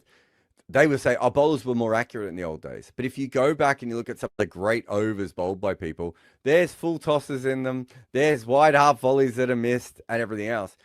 Players don't miss those shots as much as they used to, right? And it's much harder to bowl a Yorker than ever before. There's all these like little things that have changed within cricket that make it really, really tough for bowlers at the moment. But one of those is, without anything changing at all in cricket, players are much better at hitting boundaries off bad balls. And that would have happened without flat pitches and would have happened without impact subs. Those two things, nothing to do with the other two changes. Yeah, I think we're also seeing this carry over to other formats, aren't we? Like like batters are doing that in Test cricket a lot, right? Like, wait, if the ball is not doing anything, why am I blocking it? Yeah. Right. I do think Test batters are taking it too far. Like, for the love of God, like just learn how to leave the ball at times, please. But I think it's quite fascinating because there's also an element of common sense here, isn't there, Jared? It's like, well, if the ball is hard and new at the start, and there's only 2 fielders out, that should be the fastest scoring period of your game history, or not, than when the ball is older and all the fielders are out. Yeah, and I think that's what the impact sub has shown us, is it actually might be easier to score in the first 10 overs just because the ball is harder than anything else. And I think that is something that we had never really thought about before. But that is because of the way the cricket was playing, right? In our minds, we thought the cricketers were doing right. And what we're seeing happen in real time in front of us is actually the cricketers have always thought about this incorrectly. How many times this year have we seen a team like, 100 after 10 overs, and in our heads we're thinking 250 and then 200? Yep. It's happening so regularly. And that's because in our brains, you ramp up. Whereas actually these teams have already ramped up and now they're trying to stay. On top of that, what is happening in real time is that teams are getting much better at bowling defensively, right? It's the one thing that no one's talking about. But how often do we see players just can't get the ball away for long periods of time? Also, teams are going to defensive plans much quicker than they did historically, right? How many times even in the power play, right? Power play, right? Bowling wide Yorkers, going for the Yorkers. That never used to happen. It's always bowl length, think twice, bowl length again. Right? We don't see that anymore. They're like, we'll bowl the slower ball bounces, we'll bowl the slow ball length, we'll bowl the slow ones that dip, that are fuller and that are wide as well. Right? Sometimes it's annoying to watch it when it happens too much. Where like, we've all seen the Steep Singh overs where he's bowling 25 balls in an over because he keeps bowling wides. Right? But that is a deliberate plan from teams, isn't it? Like, because they're like, we have to go to defensive bowling soon, otherwise these lunatics will keep scoring. Exactly.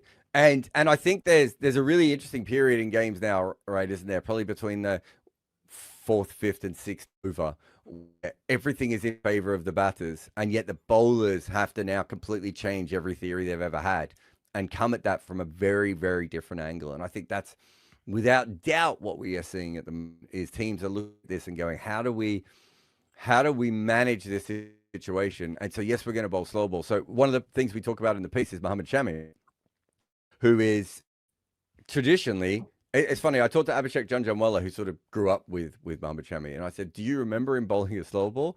And he's like, no, like it just wasn't a thing that he ever did. And he's never had a particularly good slower ball either, right? Like, because he's such a good fast bowler, occasionally his slow ball will get a wicket, but it's really obvious. He cocks his wrist really early. It doesn't have the dip that other people have. It's not one of these magical Ngidi or Dwayne Bravo type slow balls, right? But now he's having to bowl it early on, whereas there was no time early in his career when he would even think about it. And we're looking at years where he was bowling, less than 1% of his deliveries in the power play. No, there's some years where 0, right? Yeah, 0, that's right. Yeah. Which is less than 1%, to be fair, Pooran. But what is it, nearly 10% now? I think. Yeah, was it 8 or 9 last year and 10% this year? Yeah, like that. Roughly. I didn't think SRH came. He kept into it in the didn't he? Do you remember when they just couldn't score off him, right? And that's something we never saw. Yeah, I remember a piece I did years ago about Dwayne Bravo, where I think Dwayne Bravo bowling slow balls around 15 to 20% of the time, and by the time he retired, he was up to 50%. I think we've seen Lungi and Geedy at 60%. Not to mention, guys like Benny Howell and Andrew Ty, who might have at times been at 60 and 70%, right? Like, we are now seeing bowlers who are more likely to bowl an off-pace delivery than on-pace. And that's really, again, only in the last 5 years that we've ever had these sorts of bowlers coming through. This was not a thing that we saw beforehand. And so it's also changed the way that batters score, because the ramp isn't as popular as it was a couple of years ago, in part because fast bowlers aren't putting the pace on the ball, right? It's hard to bowl. It's hard to play the ramp of those shots. And as you said, they're specifically going to that earlier and earlier. So the period where the ramp shot was at its best used to 4, 5, and 6, right? So now teams are like, well, it won't be as easy if we bowl a third of our deliveries to slow balls. right? You're going to have to handle that. So bowlers are catching up as well, but there is this huge growth in the way that the scoring rates are going through the roof. And, I compared it to internationally and to all the major leagues. Up until the Impact Sub, the PSL was the fastest league in the world, right? The PSL was absolutely hammering. It was the first league ever to have a pass score over 180, right? No one had ever done that before in franchise cricket. And so they had those scores coming through. And they're still fast. It's still a really fast scoring league. And they're now near where the IPL is. The Impact Sub has taken the IPL from a fast league, but not always the fastest, to by far and away the fastest league by a huge distance. And so it would be hard to say that it's not the Impact Sub playing a huge role, because the pitches are pretty flat in Pakistan too. Ross Taylor couldn't see at night or when the clouds were in. Eventually, he had to see an eye specialist who would fix his eyesight. In the 2 years before the change, he still averaged more than 50 in international cricket. The top level of batting talent can basically see in the dark. That is who we are talking about in our new book, The Art of Batting. Head over and order your copy today. Yeah, the funniest thing about that, Jared, is that for a long time PSL was the bowling league, right? That's where you went to see all the Back in the old days, fast, all the new young fast bowlers come through. I think Shane Watson once said that as well, right? It's like, well, Yeah. the IPL is really good for quality of cricket, but if you want raw fast bowling talent, you have to look at the PSL, right? And it changed the moment they went to Pakistan. The whole thing changed. It's just you're forcing a country that's grown up on power scores and bowling to all of a sudden become a country that is to get above power scores. They're finding it very difficult to do that, right? Yeah. And so the IPL has usually been a batting league, but not when I looked at the numbers, it wasn't. I thought it was always be marginally ahead of the curve, but there was a few years there where it was actually behind the worldwide runs per over. And so you look at that, and if you just cut off the Impact Sub area, you wouldn't think this was about to become the fastest scoring league in the world, would you? No, absolutely not. And where we see the real exponential growth is things like the first over and the seventh over, right? It's the first half of the game where things have changed. The second half of the game is a completely different story. I think it's the first time. This is the closest the gap is big in between the first turnovers and the second turnovers, isn't there? I think if you look at it, which is quite remarkable. What it is. I think it's a strike rate difference of 4 or 5 or something silly like that. 6.29. Yeah, and the next closest is basically 13 or something, and in some years it's 20 and 25 and all this sort of thing. So quite consistently through the whole history of the IPL and through the whole history of T20 cricket, as you might expect, the longer you go in the innings, the faster you score. And now that is being changed. And I wouldn't even, if we keep going at the rate we're going at the moment, it would not surprise me if next year the first 10 overs are faster scoring than the second 10 overs. Yeah. Speaking of that, like we are already at a point where the power plays outscored the rest of the innings, which has never happened in the IPL, right? Yeah. Which is or quite any remarkable. other league. Yes, or any other league, which is remarkable, isn't it? So right at the moment, the power play is as quick as any other time. And again, this Impact Sub coming in. It can't just be flat pitches because, my God, I've seen some of the pitches they play on in Pakistan. It has to be that extra batter coming in. And I think the most important thing with the extra batter is how it doesn't help the bowling team as much, right? Especially in a year when there's so many bowling injuries. But just in general, you still only have 20 overs to be allocated to everyone. With the batting, and you can only bowl 24 balls, right? Yeah, exactly. And so with the batting, it allows you to go supersonic because suddenly you can have a Phil Salt. Like, do you remember when Mike? It might be before your time. Do you remember Michael Lum playing? I briefly remember it. I think I caught him towards the end. Yeah, I think Michael Lum had this great little period where he was averaging about 20 or 25, basically like Narayan, where he was striking at a ridiculous rate. And I kept saying, I don't know how useful this is because everyone else has to bat longer around him. Michael Lum would be perfect for T20, for the Impact Sub era, right? His ability to come in and smash 4s and 6s and get you off to a great start, maximizing that dangerous period. And then your really good players start attacking from overs 4, 5, 6, and then they don't stop in over 7. So everything is aimed towards the more talented batter. Yeah, and it's as you were saying, we're seeing run scoring has gone usually trended upwards in almost all the leagues, hasn't it? But it's just it's gone into like exponential gear in the IPL. And what even is the theoretical limit anymore, Jared? Are we going to the point where 12 runs and over is the limit? So that's what you and I have to work out over the next little while. When I wrote this piece, this is actually probably a series of 3 pieces, I think, at the moment. I think this piece is obvious. I wanted to show what the impact sub had done specifically, but also what it has opened up for batters, because I do think that even outside of the impact sub, we're going to see players go, okay, wait a minute, we can score so much quicker in this period of the game than we have been. I think the next thing is, what is the limit? And me and Rob were talking about this the other day. We both think he can get faster, but we also think at the moment it is capped. And we think it's capped. And for I think free hits is the magic sort of thing here. Of we know that players only ever score so fast with free hits. So one of the more interesting things, and this will probably be explained more in the second piece, is that the runs per over in free hits has not gone up. Right. So everything else has gone up in T20 cricket, but not the runs per over in free hits. And so that's really interesting. And then the third thing is that if you take a sort of a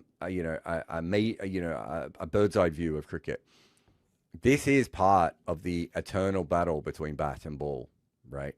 And that at different times, different things have happened: legislations, law changes, equipment changes, agricultural changes to change the balance between bat and ball. And the impact sub is the latest thing to do that. Right, and it has come in and it has changed the balance, and we see these things happen. Sometimes they just happen randomly, like reverse swing. No one expected reverse swing to come along. The wobble ball, the wobble balls. Those two are really fascinating ones. DRS. We just wanted to get LBWs correct, right? We didn't realize it would have such a big effect the entire game, right? We just wanted to make sure that the TV didn't have more information than the people on the field. But actually, as we're seeing with many sports, when you bring in technology, it actually changes how the sport is played on the field. So you have all these different things that have happened. And the impact sub is maybe the most, obvious one of where we are going. And we also have to start making a decision as a sport of where we want to go. Is there a way that we can have substitutions in batting, but we also make it so that you can better use your bowlers, right? Is a cricket game better if Jasper Bumrah can only bowl 4 overs, but Virat Kohli can bat 20? Or is it better if he can bowl 8 overs? Yeah. Right? The other thing, we were discussing in the group, is the person that decided that you have 10 wickets in a test match, in an ODI, in a T20 needs to be pushed off a cliff. Like, who decided that, right? I mean, it's really like it's a function of the overs with the same wicket resources. Of course, the bat is going to be batting heavy. Right. Yeah. And you've on top of that, you limited how much a bowler can bowl, right? Because the Test cricket is the ultimate bowler's format for a very simple reason. The bowler can bowl as much as he wants, and the batters can't attack a lot because the wickets are the scarce resource. You have to bat for like 100 overs, and you only have 10 wickets in hand. In T20 cricket, you only have to bat 20 overs, and you still have 10 wickets in hand. A bowler can only bowl 24 balls. Which idiot decided this, right? So you were talking about the balance of the game. I think the only way you could stop this, everyone always talks about, we need balanced pitches. Like even on balanced pitches, we're seeing this, right? This is one of my least favorite arguments. People are, we need to go back to the old IPL days of balanced pitches where 160 to 180 is par. I'm like, okay, do you want 160 to 180 pitches or do you want balanced pitches? They're not the same thing anymore because just because of pure natural evolution, a balanced pitch like 10 years ago might have been 160 to 180. That's 180 to 200 now. That's got nothing to do with the impact sub era, right? So no, right? And I think you're right. That's the thing that people don't understand is these run rates were going up. Same thing with ODI cricket, right? You see all these ODI fans are like, we need to go back to a 250 to 270 spar. I'm like, on a balanced pitch, no, you're going to see 280 to 300. Are we saying that these guys have not done better, right? It's like, I think I remember thinking this during the Champions Trophy when India kept making 260. The same Indian team 20 ago would have made 240 those pitches, right? They're just better at batting quicker now, right? And that's what my point is. The only way I think you can stop batters dominating is you either have to limit the wicket resource, so either change it from 10 to 6 or 10 to 5, or bowlers don't have any over limits. The other thing you could do is no fielding restrictions, right? Decide on one thing and change it, because otherwise, I don't know what else you can do with right? Or unless we get like the pink ball in T20 cricket that just puts everything to the fire, right? Or new. Well, there as I is was saying in the interesting group- things with the fielding restrictions as well. Of yeah, at the moment, we go from one extreme to another. There's Yeah. no middle ground, right? And so, do we really want a situation where teams score 80 runs in the power play, and then there's a long lull until the end of the game? Right? So we have to think about this is why, this is what frustrates me. It doesn't matter if it's the IPL or the ICC or any of these cricket boards who run this. They never think about cricket, right? What's the best option for cricket? So my opinion has always been that the middle overs of limited overs are shit. And they Yes. are shit very specifically because batters are worried about losing their wickets, and bowlers will just bowl defensively and keep them in as long as possible. And so you don't get the boundaries that you deserve. So doing something as simple as I've been talking about for years of having the two fielders out in the first 5, 3 in the next 5, 4 in the next 5, 5 in the next 5, right? Allows you for the batters to keep taking chances. You have different kind of special bowlers that will have to come in. You Yeah, can't just and you- bowl the same. you're promoting attacking cricket on both fronts. Right. And so even little things, we've seen the way that the teams look out for, the who bowls the last 5 overs of the 35th to the 40th over has completely changed over the years, right? We're now seeing teams are like, they use their death bowlers there. Then they bring back on maybe a spinner or something from 40 to 44. Yeah. These patterns are changing because that is a more interesting thing. Teams are trying to hit boundaries at the end of the 30th over in a way that they just weren't doing before, right? So little things like that can actually really help cricket. So what we're in danger of with the impact sub, as if we just keep this regulation in, is we might end up with 100 runs being scored in the power play, right? Mhm. But you lose so many wickets to do that, you might not even score 100 runs after the power play, right? Didn't might SRS do that in one of the games? I'm just pretty sure they actually did do Yeah. that, yeah. And so, is that what we want, right? Like, Mm. what do we want? As you said, if you want a balance, there are actually many different ways that we can bring about a balance, right? Boovie could bowl. That's my issue all with the way these through. idiots, Jared. Is they're doing everything they can. They're like, oh, they don't want to mess with the core principles of the game. You idiots, stop doing that, right? You want to create a better product. If you have no law is ever 100% certain. Think about how often the ICC was messing with the laws back in the day. Right? We never had the same overs, and you could play like a 45 over game in one day and like 55 over game on the next one. No one knows what the fuck was happening. Experiment with them, right? Stop thinking that this is set in stone. You're allowed to be flexible with it, right? Even though like you and I think the BCCI could have done a better job with the impact sub, it should be proper subs, but at the very least they're trying something different. And this is one of the things I hate about cricket fans. They're the most stubborn idiots on earth, right? The first thing to any new change is always met with criticism. These idiots, and I hate them for it. Yeah, and the thing is, as you said before, we cannot go back to what one-day cricket was, right? Let's forget T20 cricket for a moment. We can't go back to it because this is the same thing I have with people who hate DRS and VAR, right? There's a cricket writer, I won't out him, but he hates DRS and VAR. And I said, your option is that the TV companies can show the correct decision, and everyone around the world, 98% of the fans know the correct decision, but the wrong decision keeps being called on the field. That's your option here, right? And as you said before, in order to gerrymander it so that teams go back to scoring 220 to 230, right? We would have to have these ridiculously over-the-top wickets, right? That's not what we're talking about. We understand that there has been, and one-day cricket shows this better than T20 cricket, this beautiful evolution of people scoring quicker as they release themselves from the orthodoxy of Test cricket, as the bats have got better, as batters have started doing range hitting, as batters have started working out. Remember, batters weren't muscular at all before. They weren't core strong very often. They weren't physically strong. There was always exceptions to that, but there are heaps of players who weren't like that, right? As all these things happened, of course, you were going to maximize bad balls more, right? There's no way to put that into the box, right? unless you start, the only way to do it would be to start saying that bats have to be made incorrectly from here on in. Yeah. Where instead of having big wide middles, we make smaller middles. And it's like, well, what? How do we even do that? And how do we tell what a middle is on a bat? Like, there's no ways of doing that. A 2-pound-8 bat now is probably more likely to get you boundaries than a 3-pound bat would have 2 generations ago, just because the middle is bigger, right? Mhm. The 3-pound bat will still hit the ball further, right? But you have to hit it in the middle every time. Whereas with the new bats, they've found a way to basically extend the middle right across the bat face, right? All these little things that have changed. There's no genie going back into the bottle on this, right? And so we have to understand that cricket has actually changed, right? You watch the shots that kids play. Even the old idea of when one-day cricket started, having 5 fielders outside the rope actually shut off all the boundary options, right? Mm. You can't guide the ball down to third man anymore. You can't just slash it away on the offside. Long off wasn't a particularly positive, but if you want to bring third man up, you can guide it down to third, but it's a risky shot. And now you've got long off back on the rope. You've got 3 fielders out on the leg side.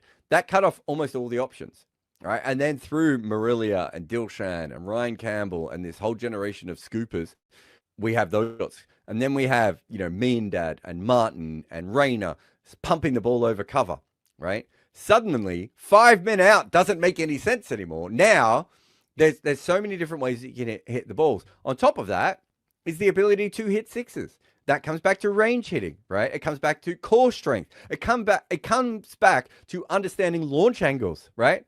Modern cricketers study launch angles to make sure that they don't hit the ball too low or too high. I think ECB did this, right? I believe it's 42 degrees is the optimal launch angle they found. Yeah. And then Cricket Australia did their own thing, and they were like, "Oh no, it's not 42, it's 37 actually." Yeah, it's basically around that, right?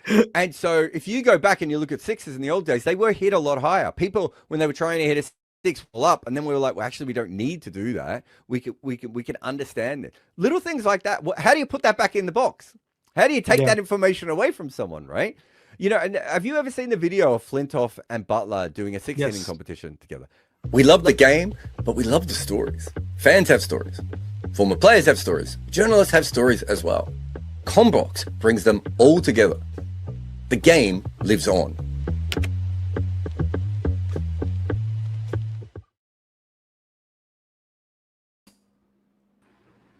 Welcome back to Combox Live, everyone, where the game lives on. The rain has subsided, and we're about to get resumption of play. No overs lost then, Saurabh? No overs lost. Maybe it would have been better if Arshin had got out. That I actually thought they might retire him hurt during the break, say that he slipped on the stairs or something. And because if you retire him out, he can't come back to bat, right? If you retire him hurt, he can. Yeah, well, he was nearly out first ball after resumption of play. Ooh. But at least that was like a full-blooded shot. Yeah. I mean, he has tried. Can't fault the man for trying, but it just hasn't come off. This time uses his feet, and he's gone. So Kulkarni ends with what, 17 of 24? He was dropped on 6 of 6 or 6 of 7. Something like that. Yes. So actually the drop ended up working big time for RCB. Yeah, that was quite the tactical drop by Bhuvi. Compromised on his 18th wicket in the competition. Not intentionally, of course, but yeah, so. He took one for the team, man. He took one for the team in the greater cause Arshan's of the team. misery is over. So I'm interested in who will come out at 3. Yeah, I mean, it has to be Nicky P. The spinners are on. You would think so, but again, I want to remind you which team we're talking about. True. All right, we've got a super chat by Petrol Sniffing Doofus. He says, Jared, how long till the writing course is back up? Yeah. I mean, I'm into petrol sniffing as well, man. Love the smell. Maybe I don't take it as extremes as this doofus over here, but I don't know, man. Jared would be the best person to answer that question. Sort of ask him. Yeah. Ask him in the group. Tell him it's a super chat. Also, whoever asked the question about LBWs earlier, we have an answer. Oh, yes. Yeah, they have decreased from 6.4% last year to 3.6% this year. And the team feels that it has a lot to do with bowlers just bowling wide. Wide of off And stump. also I think someone said Rishabh Pant. No, Nikki Pooran is okay. Nikki Okay, P. okay. They have not gone full mental. They have sent Hmm. Nikki P out at number 3. That should be For a fun. second I saw a left-hander taking guard, and I was like, "Has Rishabh Pant come out?" He has finally turned around a corner by playing a solid knock in this previous game for Lucknow. He scored, 63 of 21, 8 sixes and a boundary in that game. He was brilliant. Let's see if he can give us some fireworks over here. Oh, bumper by Krunal to start off. I like that to start off, but is it a wide? No, I don't Oh, believe it is. So Good. dot, wicket, dot, and the last dot has been a bumper. Yeah, it seemed to go over his head, right? This But I rain think- break came at the perfect time for me. I had food. So I have had. I thought I want to savor. I'm having biryani. I want to savor it, so I didn't have it because I didn't know how long the rain break will last. Yeah, another bumper. Oh, another bumper, and Nearly got his wicket. yeah, he sort of toe-ended it, but it fell well short of long on. Even though long on is not back on the boundary. Yeah. That would have been funny had he been dismissed. Yeah. 2 bounces in a row for Krunal. And I think solid. the second bumper was a really great thought, no, from Krunal. Like, he has never bowled 2 in a row, so you sort of think that okay, the bumper is done, another one is not coming. So it sort of caught him Yeah. by surprise. That is true. Anyway, there's been a double. And Back to the familiar Krunal darting the ball in at decent pace yep. for him to be picked off the pads, which is, I mean, double is a result you will happily live with from a guy who's batting on 76 of 32 before this Yep. double. Absolutely. And well, I think the utility of Krunal outside that one power play over that he bowled has been good. And a dot ball to end the over. So, I mean, the rain That's has an favored outstanding RCB. over. Yeah, the Yeah. rain has really favored RCB thus far. I know it's only been an over, but Lucknow were 95 for no loss in 9 before the break, and now they are 98 for 1 after 10. I mean, look at this, man. A guy is batting on 78 of 33 or 34 balls, quicker than 2 runs a ball, and they're still not at 10 runs and over. I swear. Uh, and he's faced more than half the balls. It just shows how bad the other end has been. Let me ask you an important question, though. Potato Yes. in biryani or biryani without potato? I don't mind potato in biryani, but if so, let's say if I was given a choice between more meat versus more potato, it's always more meat. Yes. If- I mean, any meat-eating person would say that. Yes. So no, but like some people might like the flavor that the potato adds and all that, whatever. No, now So- if I have the biryani already, a sprinkling of potato is fine. I definitely don't want it overloaded with potatoes. I do not like potato in biryani. Okay. Not a fan. Yeah. I think it's an abomination. Anyway, Rasik is back, starts with a slow one. It's a single. And apparently, yeah, Richard is pointing out how biryani is Saurabh's favorite subject. Biryani is Saurabh's favorite subject. This is the first time I've ever talked about it on Combox/Good Areas. Oh, really? First I time, thought yeah. Jasprit Bumrah was Saurabh's favorite subject. Yes. But biryani might be a close second. I've only talked about it once. Yeah. Do you eat beef or no? I eat everything. Okay, so there is this rice dish. I don't know if you get it in India or not, but you get it over here. It's called the Bannu beef pulao. That is the best rice dish ever. It puts Okay. biryani to shame. Wow. That I have Yeah, to I'm try telling that you, man. sometime. Another Anyway. slower ball wide outside off. Mitch Marsh steered it to third man. I'm interested to see how Rasik goes, in this over. He didn't quite nail his lengths in the first over, and Mitch Marsh used the power play, also the field restrictions to really smash him. Now with the Yeah. field spread out more, I am quite keen to see whether Rasik can pull things back or not. Yeah, let's see. He's got a good slow one. He showed that to us. Okay. Is that a third slower one in a row? Oh, that's No, a boundary. Yes. Well that placed one's- by Nicky P. He has beaten the fielder at deep backward point, and it's 4 runs for both Pooran and LSG. And that will take Lucknow to 104 for 1 in 10.3 overs. There was some really pristine timing by Pooran. I mean, he's Uh, finally struck form. I'm glad to see that Yeah. because I love watching Nicky P bat. True. He's one of the sides. Is that another one? Like, It is. yes, that is another 4. That is, Yeah. again, I mean, it just looked like a push, but it just Yeah. raced off the bat. It was Just like a little bunt through the covers for 4, and that's back-to-back boundaries now for Nicky P. Lucknow will be hoping that he can step on the gas and take them to like a 220-ish total. And I mean, they're definitely set up for it. They're 108 for 1 in 10.4 overs, so it can happen. It's on. and 220, no? I think they have a decent chance of winning. Of course, RCB have Yeah. a power-packed batting lineup, but there's no Phil Salt. Jacob Bethel hasn't quite hit his straps. They've had a collapse in the last match. I don't think it's going to be a very easy chase for RCB the way it is going. Yeah, anyway, pulled away for a single. Tra 586, I have no issues if Saurabh wants to talk to me about pork, man. We are beyond these things, so grow up.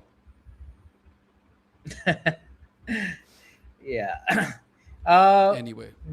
I'm just wondering whether Rasik has done enough to keep his place for the next match in his display so far. See, he has been good, but he's been good in patches, or whether it is time for RCB to try Mangesh Yadav. Look, they tried Abhinandan Singh at the start and didn't quite work out. Then they tried Rasik, who started off really well and then had a bit of a patchy performance. Now also he bowled a really good slow ball Yorker, which Mitch Marsh was quite late on. He could just jam it back to the bowler. So he has these skills. It's just that the execution is wavered a lot of the times. Yeah. Has he done enough for you to still be part of the 11, or do you think a Mangesh Yadav, who's a left arm quick and who can crank up the pace quite a bit beyond 140k, is it time So- to give him a go? I look at Rasik as someone who can mix it up in terms of his pace variations, right? But he can be erratic. Yes. You're right. I That's have the never problem. watched Mangesh play, but if he is rapid and he can be a middle overs enforcer for RCB, then that might not be a bad shout. I'd have to watch him play though. I think Rasik has not fulfilled his potential. You could say that. I think he's a better bowler than what we've seen. I have watched Mangesh bowl in the nets a fair bit for RCB this season. Now you can't really make out everything in the nets, right? Because you're just bowling ball after ball after ball. There's no field setting and all that. It's just a net. Looked nippy, is what I will say. Okay. Looked nippy.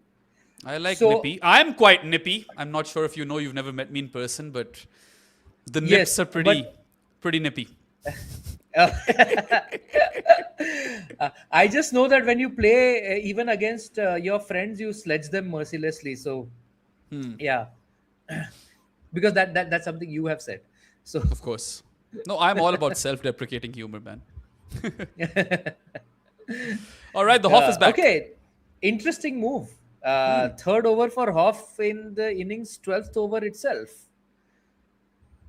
I think, RCB definitely they are banking on getting a They wicket don't and want getting to into that.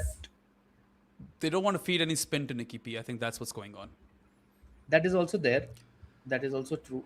Let's But I let's think go they back need to a wicket Yeah. because they do. there is an undercooked middle order to target, right? Like if one of these guys gets out, then Rishabh Pant comes in, who has been in atrocious form, and the guys below him have not batted much also and not shown anything extraordinary also. So you need Yeah. one wicket here. So All from right, Saurabh, RCB. tell me what's your favorite cuisine or top 3 cuisines? Wow. That is. There's some I like chat all going meat, around man. Thai curry in our comments, and nice. I'd like No, to I just throw my hat in there. I like all kinds of Thai curry: yellow, red, green. I love it all. I like, actually, it's weird because it's supposed to be bland, but I quite like continental food. Okay, that Um, counts. Yeah, I can hear the slight grudginess in that It is kind counts. of Like, boring okay, because I'll if, just, if I I had know. to if I had to pick three, I'd go with the desi food as one of them. Maybe not Desi top food, though. yeah. Yeah, I would definitely go with Mexican as one of my options. I love myself some Mexican food, man. I've got a spicy tooth. So the Yeah, third I don't one have a would, spicy yeah, tooth. That's why. That's why I like continental food. the third would be like maybe a The tie third, between Italian and Chinese. yeah, Italian is part of continental for me, like in a broad basket. So I that's love already there. hot pot though. Hot pot is heaven for me. So I I like think hot pot, hot pot has to be in this equation as well. I don't know. It can be classed dessert as a food group, because then that would be my third. Just Okay, so you desserts. have a sweet tooth. Yeah, yeah. The one thing I do think that desis know how to do really well is dessert. Yes. Oh, that.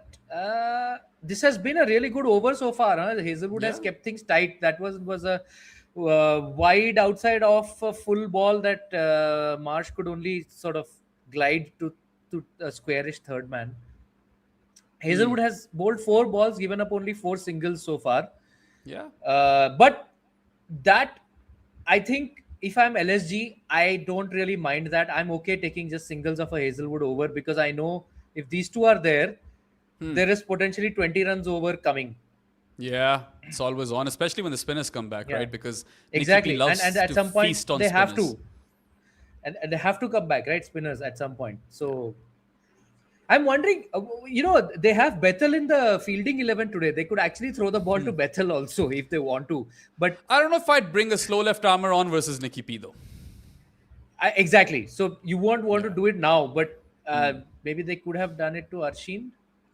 Potentially. Well, whatever they did to Arshin was perfect. He scored 17 of 24. He ate up 4 overs also true. out of these 12 that we've seen, right? So, I mean, Yes. he only added 17 runs. Without Arshin, let's just let this ball play out and let's see what the actual numbers are. So, it's a Nice single which Yorker to takes... finish 6 singles in the Hazelwood over, which is really, really good fantastic. over. In this, so they've made 98 in 8 overs without Arshin. Yeah. 12 plus an over. It is quite tragic yeah. if you are an LSG fan, but I would say cut the kids some slack. Blame the management. Yes, Anyway. I agree. I agree that he shouldn't have been opening. And like, I can understand if you're if you're Delhi, let's say, where the opening combination has not quite been working. You're just trying different things. You have a Markram and Marsh here. Like, and one thing we haven't discussed at all, because I think we both forgot that they have dropped Ayush Badoni. Has gone from being a guy that tried opening, one of their most promising guys, to not being in the 11. I Yeah, don't know it what is he has quite done to fascinating. merit being dropped. Ayush And Badoni. he's been playing for them for a couple of seasons too, quite regularly, and then now Not he's just just out of couple. plans. I think he's been there from the start, from 2022. Oh, has he he's been there in from the start? Yeah, from 2022 Damn. because Anyway, he was Mitchell man, Marsh Mitch has Marsh is launched Krunal Pandya up and over long one for a biggie. That's another mighty Yeah. 6. He's really targeted those 6s in the V, either over long off or long on. Otherwise, he's gone to the pull shot or the cut. Yeah. So he's got a good wagon wheel today, Mitchell Marsh, and he is literally on a tear. I mean, now he's 88 of 40, so 200 plus strike rate. Lucknow 121 for 1 and 12.1 overs. This is fun. I want Marsh to go out there and get 100 now. I have to say, I am not entirely happy with the RCB's spinners' lengths. They have been too full or too short a lot.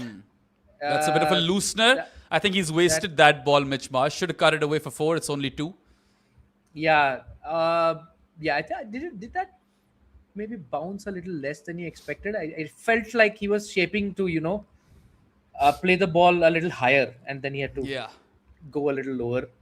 I might But trying to block my sneeze. Hopefully it never comes. I have a scary sneeze, man. My son completely gets terrified whenever I sneeze in the room.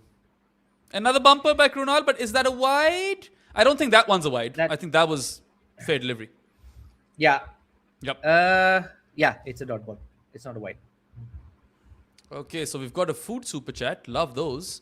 Oops. Okay, Not that. what does he say? Sorry. Fuck that. Block this guy. I couldn't even see what. M09503. Uh, They're just harping on about dietary restrictions, man. I don't even know why this is a conversation, because you and I are the most chill people on earth. Yes. RM09503 says Indian food's complexity and variety and undisputed. I have tried a Yes. fair bit of Indian food when I was in Canada. I think they really do know how to cook their veggies, and I love the paneer stuff. Whenever I have Indian food, I always make sure to order some paneer stuff, because I think that's their biggest strength. Indian food, Other than I that, think the sheer yeah. variety of it, no, like every state in India has its own distinct cuisine almost. Like you can get such a insane variety all across the country where if you, sample. I think that is unmatched. I would guess anywhere else, just for the sheer scale of complexity that is there. Like, and even like let's say I'm in the south right now, so even Karnataka have their own thing. Tamil Nadu has their Yeah. own cuisine. I'm sure, man. Kerala I has haven't a very, very distinct cuisine. Yeah. Andhra has their own. You would like Andhra food, man. It's very spicy. The Yeah, I Andhra do love biryanis spicy and all food. that. Yeah. I Yeah. will be honest, I haven't had the full spectrum, right? Like, Yeah. I've only probably had North Indian food, right? Realistically. Yes. So I wouldn't I know mean, there's much. there's but great I'm sure variety you're right. there also. Like you take Gujarati food or Rajasthani food or the Yeah. Punjabi food or like and then the Northeast is its own cuisine. That is completely different. Again, The one thing that's So- been on my bucket list is actually a Lucknow product. It's the tunde kebab. I need to have them someday, man. Oh, I have had the tunde kebabs. They are delicious. They are That's worth what having. everyone Yes. says. I've had a few Yes. friends from Lucknow, right? And everyone says the same thing. So hopefully one day when things are better, if that day ever comes, then I can make the trip and we can all live with Cheyenne. Gyan with the super chat says first in the league to break the 12th over theory. I think we've seen a couple of quiet 12th overs as well, even though the vast majority have been rapid. And start of the 14th is a boundary clipped off Mitchell Marsh's pads. It's actually a leg by, Wait. so you won't get those Why runs. am I not seeing it? Oh, are you? Go to the second stream. Yeah.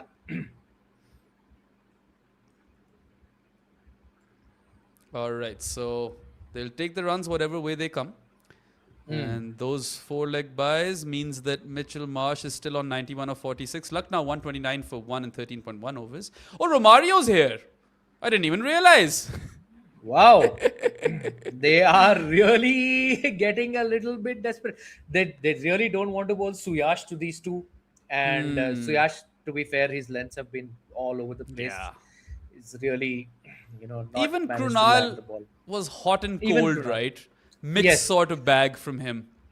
He did well in But between. Krunal at least had like a hot phase. I think Yeah. Suyash has not really had that. He's that's the danger with Suyash, right? Like on the days that he's on and he gets his length, Oh, he's- and that's a boundary. Drilled by Mitchell Marsh down the ground, up over Romario's head for 4. It's a bit of a flat boundary, and he moves on to 97 of 48. Lucknow now 135 for 1 and 13.3. But Romario can get you a wicket, right? He'll go for runs, but he can strike. So that probably is the logic, and also not feeding these guys any more Suyash Sharma. Or, Yes. who do they even have a third spinner? Jacob Bethel. is the- Oh, right, Jacob Bethel. Yeah, that's not happening right now. Yeah, they don't have any other guy who can bowl spin, but and that is is that a century? Yes, that's a century for Mitchell That Marsh. Is Full ball outside off, and he's really timed the pants off that one, steered it to the deep point boundary. It's a fantastic innings, especially because he was denied momentum for a large part, even in the power play, because Arshin just couldn't get on with it and was eating up balls, but he's just been unstoppable. It's Yeah, what man. it's of how many balls? 47 49. balls? 49 49 deliveries. balls. So his first 50 came off 20 deliveries, and then he's doubled up in 49 balls. So he did slow down a bit, but I mean, 49 Yeah. ball 100 is rock solid, and really timed that ball Absolutely. well as well. Back-to-back boundaries for him. First down the ground, then creamed it on the offside. Lucknow 139 for 1 and 13.4 overs, and 101 of those 139 runs have come off Mitchell Marsh's bat in 8.1 overs. So that is incredible. And that's Shepherd, not a wide, is I it? think manages. Yes, it's a slower ball that is just inside the trimline, just Yeah. inside. Mitch Marsh thought it will be a wide and he left it, but that was a good ball by Shepherd actually. Oh, yeah, actually it came back in. It came back in, and Yeah, Mitch it Marsh had did. moved a little bit, so I think that the And wide line it also came moved back in quite violently, quite a weirdly bit. enough, right? Quite a bit. Yeah. Yes, yes. So you actually Mitch Marsh had the right idea in leaving it, but okay, he's not going to leave that again. Romario, Yeah. you can't bowl that again there and so full. He's just unleashed Ah, that over extra cover, man. Rookie He's just mistake, and he has absolutely whacked that up and over extra for 6. A flat 6 for Yeah. Mitchell Marsh. He's looking like $1 million out there, giving Cheyenne his money's worth, but I'm sure Cheyenne is supporting Yeah. RCB. It's drizzling again, so let's see if there's a break in play once Oh. again. That 6 takes Mitchell Marsh to 107 or 51, and Lucknow are 145 for 1 and 14 overs. I mean, if Mitch we have a Marsh rain is- delay now, do we just go directly to the second innings then? And there No, it is depends. going to be another rain delay. Bloody hell. No, it depends on what the cutoff time is, right? Like Mitch Marsh is properly banner manning it, no? Yeah. He's going to be. I I mean- don't even. What is the percentage of Do- runs he has scored? Do 107 divided by 145? It's got to be a lot. 107. Yeah, my guess is I mean, I'll have to use a 77? calculator for it. 76? Something like that? That'd be my guess.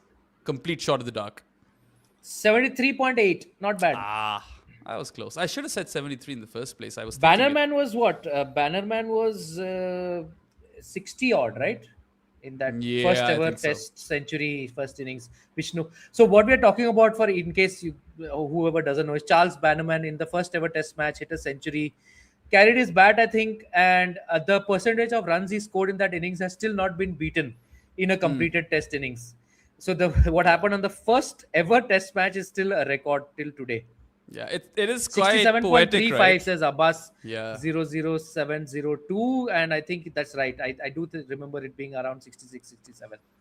So yeah. Anyway, I mean, it is quite incredible. I feel it's almost poetic that, the first ever Test 100 has a relevant record Yes. attached to it. Yes. So Yeah. that's beautiful. It Let's is. see how I long almost this- wish it doesn't get beaten, it should Yeah. just stay. I mean, I wouldn't mind that. Well then, let's see if it's another long rain delay, or because we've had 2, right? The first one was had 2. very tiny, and the Yeah. second one was probably half an hour, something around that. And now we have a third. I reckon is- if this is a longish delay, then there's no point having these guys come out to bat again. Just start the second innings. I mean, it all depends on what the cutoff. Generally, you have about 1 hour to play with before you start losing overs, and then it depends on how many overs you lose. So now, if you lose, let's say 6 overs, so that means each team loses 3. So these guys will still come out to bat for 3 overs because they have played 14 overs. So they Right. need to bat till 17, and then like that's how it'll work. So I would be very surprised if they don't bat again at all, because that would mean a really long rain delay. And although it looked like it was raining a fair bit, it didn't look like it was pelting down. So it needs to be pelting down for the delay to be, I think, long enough for. What's the drainage like at the Ikana? I think it's about the same as any standard Indian stadium. The best drainage, by the way, is in the Chinnaswamy Stadium. They've got that I this know. system, called the sub-air system, and I've seen it in operation. So I've seen it where there has been a wet patch on the ground, and then the authorities told us that actually just look at that wet patch, and like magic, they switch on the sub-air system and it just disappears. It disappears like magic. It's like the wetness is just Wow. being sucked out. It's wonderful, and I actually think just install that in every single ground in India. Actually, this we can go on a tangent, a Lalit Modi Surely, tangent. You know what he said? surely they can afford to do that. Surely. Yes. Yeah. Lalit Modi said that they should tear down and rebuild every single stadium in India and make it state of the art. And that's actually something I'm completely on board with. Just tear down.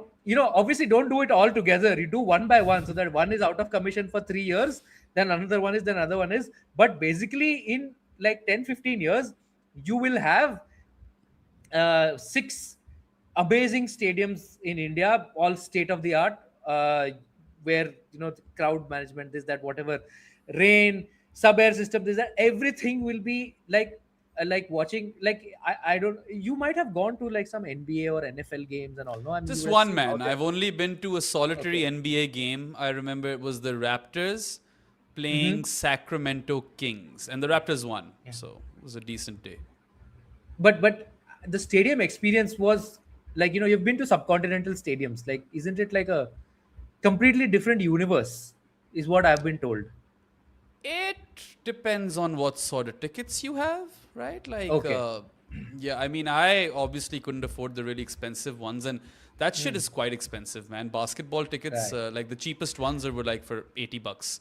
And you know, when you are a young professional, you can't spend north of $100, right? Like I remember I missed out on a Coldplay concert because it was like 250 to $300, and I also missed Wow. out Radiohead because it was like 300 to 400. So I was like, I can't give this money right now. I don't have that kind of money to spend.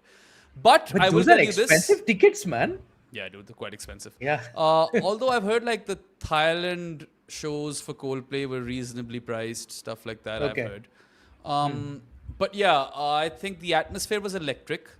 It's just that cricket's my game, so I enjoyed a lot No, of more. course.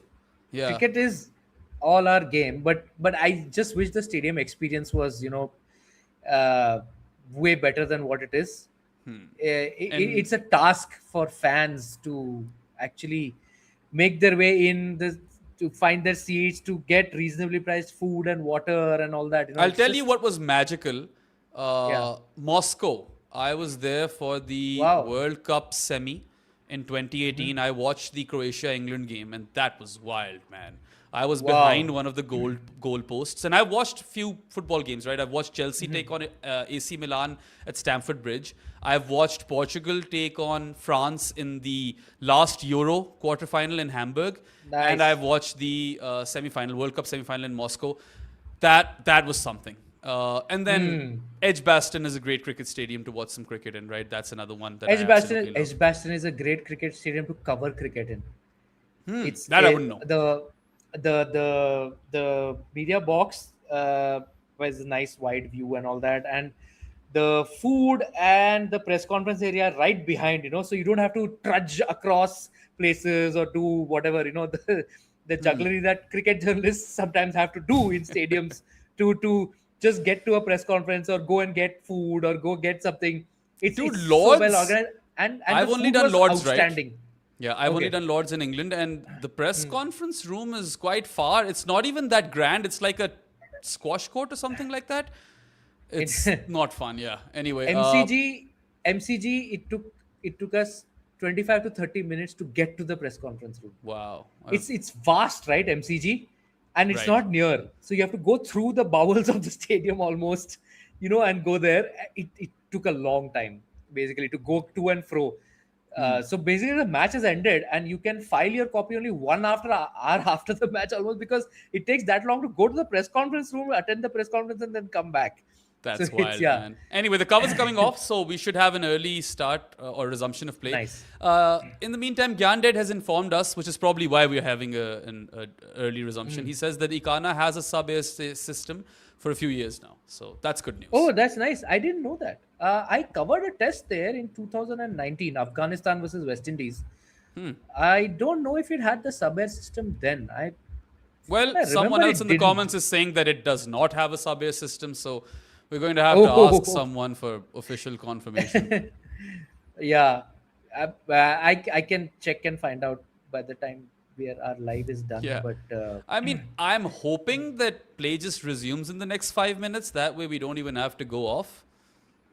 yes, So that'll be quite ideal.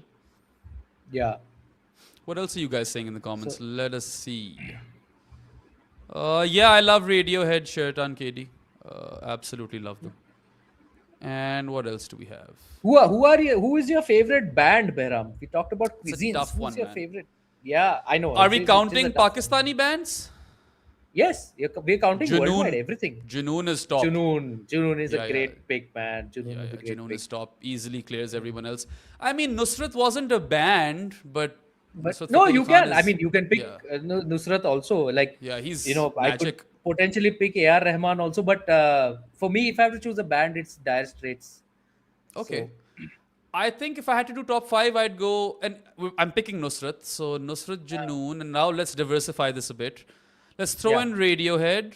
Let's throw in older Coldplay, right? Like the goated stuff. And I love the Killers. The Killers are really nice. What else? Aerosmith. Growing up, I was a big Aerosmith fan.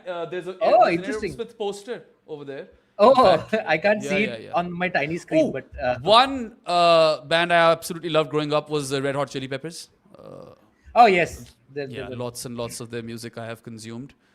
And what else, man? I mean, there are probably a lot more, which I can't think of right now. But Gyanded has a response on the super chat. He says that someone on UPCA has lied to me then. I mean, now I hope for Gyanded's sake that there is actually a subway system. I don't want someone to have lied to him, man. Yeah, that's not on. Do not lie to my boy Gyanded, guys. It's just not fair. Yeah, he's sending us super chats and all. You can't lie to him. Yeah.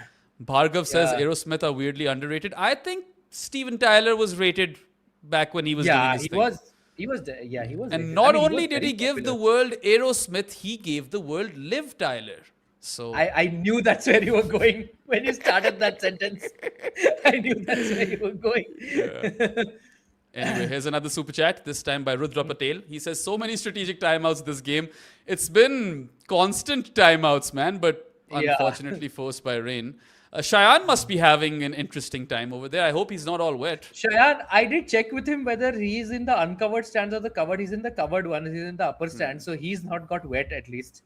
So he's safe there. But it's interesting, Behram. I don't think we have like a overlap in favorite bands. Even though I love Junoon, out of all the ones you said, Junoon is my favorite. There are a couple of mentions over here in the comments which are also some of my favorites. Queen is another. Pink Queen Floyd. is in my list. Let me show this to you. There you go. There you got some Dark Side of the Moon. Yes, greatest album. But so mine is Dire Straits, Pink Floyd's, Queen, maybe Led Zepp. Okay, I think I haven't heard enough of Led Zepp, but Stairway to Heaven, obviously everyone's heard. And the covers are back on. Oh. Well, fuck. So that is unfortunate, guys. I mean, we were really hoping for a quick resumption, and we'll never know whether or not. And Michael Jackson. Michael Jackson is like, he has to everyone's be there. had their Michael Jackson phase, right? And I just watched the movie, Michael. Oh, did you? My brother apparently cried, and I was like, fuck, man, like, why'd you cry? The last time he cried was when Warney passed away, so I was like, okay, this must be really emotional then, the movie, because I understand you crying for Warney. I don't understand. I'm pretty sure there's a part 2 coming, because the movie ends pretty early into his career. Maybe they just purposely want to sidestep all of the other stuff. I mean, look, he did get cleared, so I don't know. You could still put it in the movie and all. I don't know, but like it. There's a lot of great Michael Jackson songs that aren't part of the movie because they have come later. So I want to say that I think there should be a part 2 coming. Let's see. I mean, I'm yet to. There's a comment that says Beatles, or are you guys young? I mean, we are younger than the Beatles, but we have heard them, of course. And of course, love the Beatles, man. Love the Beatles, Okay, so let's take these super chats then, which we have in front of us. Got one from Rudra Patel who says, "Oh, we've already done this one, so my bad." And Rudra Patel once again asks an important question. He says, "Favorite Radiohead album, Kid A for me." Man, the Bends or OK Computer, one of those two. I can't pick. I love Karma Police. I love the Fade Out song. I'll stick to OK Computer, because Karma Police is one of those songs I can listen to any time in my life. Like, I love that song. Okay, another super chat, this time by Content Cricket Q2D. He says, Romario not doing anything good for RCB. Duffy should take his place and play Venki for Rasik. Back your 5 best bowlers to do the job. Thing is that Romario is quite handy when he's hitting in the lower middle order, right? Like, Look, Venki and Romario are not exactly like for like when you talk Yeah. about their batting. What Romario does is allow the top order to, really go for it uh, in a way that I don't know if Venki would do. Like, because Romario, that he's capable of hitting 50 of 14 balls because he has done it. Hmm. Venki can hit 50 of 25 balls, 22 balls maybe, but he cannot hit this. You don't really bank on Venki to hit the sub 20, 50, and you want a guy like that at the position that Romario is batting because he's not going to get like time to build an innings and all. He's going to come in the 17th over or something, most of the time. So you want a guy who, when 3 overs are left, 4 overs are left, he gets 12 balls, he manages to hit 25, 30 runs consistently, which is what Yeah. Romario gives you. Now, I understand the lure of Duffy, especially because I like he said that you back your best bowlers and all, and that would make the bowling attack look really good. Like you have Hazelwood, Duffy, Bhuvi, Krunal. It does look really potent. But in a batting dominated IPL, I don't know if you can sacrifice that Romario. The idea of the Romario hitting power at number 7 That's because the or thing. number 8. I wouldn't compromise on that hitting power because Yes. last I saw Venki bat, he looked completely out of sorts, guys. Like he was struggling big time. I'm not saying he's not a good player. I like Venki, but I I love would if Venki. I yeah, think I would rather have Romario's hitting rather than Venki with the bat in the team. And Venki could always come in as impact sub if required. Like it's yeah. on the table. So Venki, the problem is, because of his price tag last year, everybody just piled on him, and I think he got a way lot of unfair criticism. Now, first, it's not his fault that he got the price tag. You get that price tag only if at least two teams are interested in you, and two teams are clearly worth. They thought he's worth that much, which is why they bid that much. Second, I've spoken about this with Jared before. Like in IPL 2024, actually, Venki had an underrated great season. He was batting in a Galactico batting lineup, with Phil Salt, Sunil Narayan doing their thing. There's Dre Russ there. There is Shreyas Iyer there. There is, all sorts of guys doing all sorts of things in that Kolkata Knight Riders batting lineup in 2024. But he was really good. And even the failures that he had, at least two of them I remember, he was out to like stunning pieces of fielding or catching. So he's like it's like he's belted the ball, and then there is one guy who has dived at cover and caught it one-handed, which would make Rob Barron happy. But that affected Venki's numbers in that season, and even with those, he had outstanding numbers. I think he's yeah, a guy there's who can another. bat from 1 to 6, almost 1 to 5 at least. He's a left-handed. He gives you matchup. That's true. Yeah, tell me, Beram. Go. There's another catch to this, and this is a really solid point by Negative Spectrum. If you play Duffy, where do you bowl him? You've got the Hoff, you've got Bhuvi. All three of those guys are new ball bowlers or should be bowling with a new ball. So that's going to be another one of those challenges if you make that change cricket content or content cricket. I mean, sorry.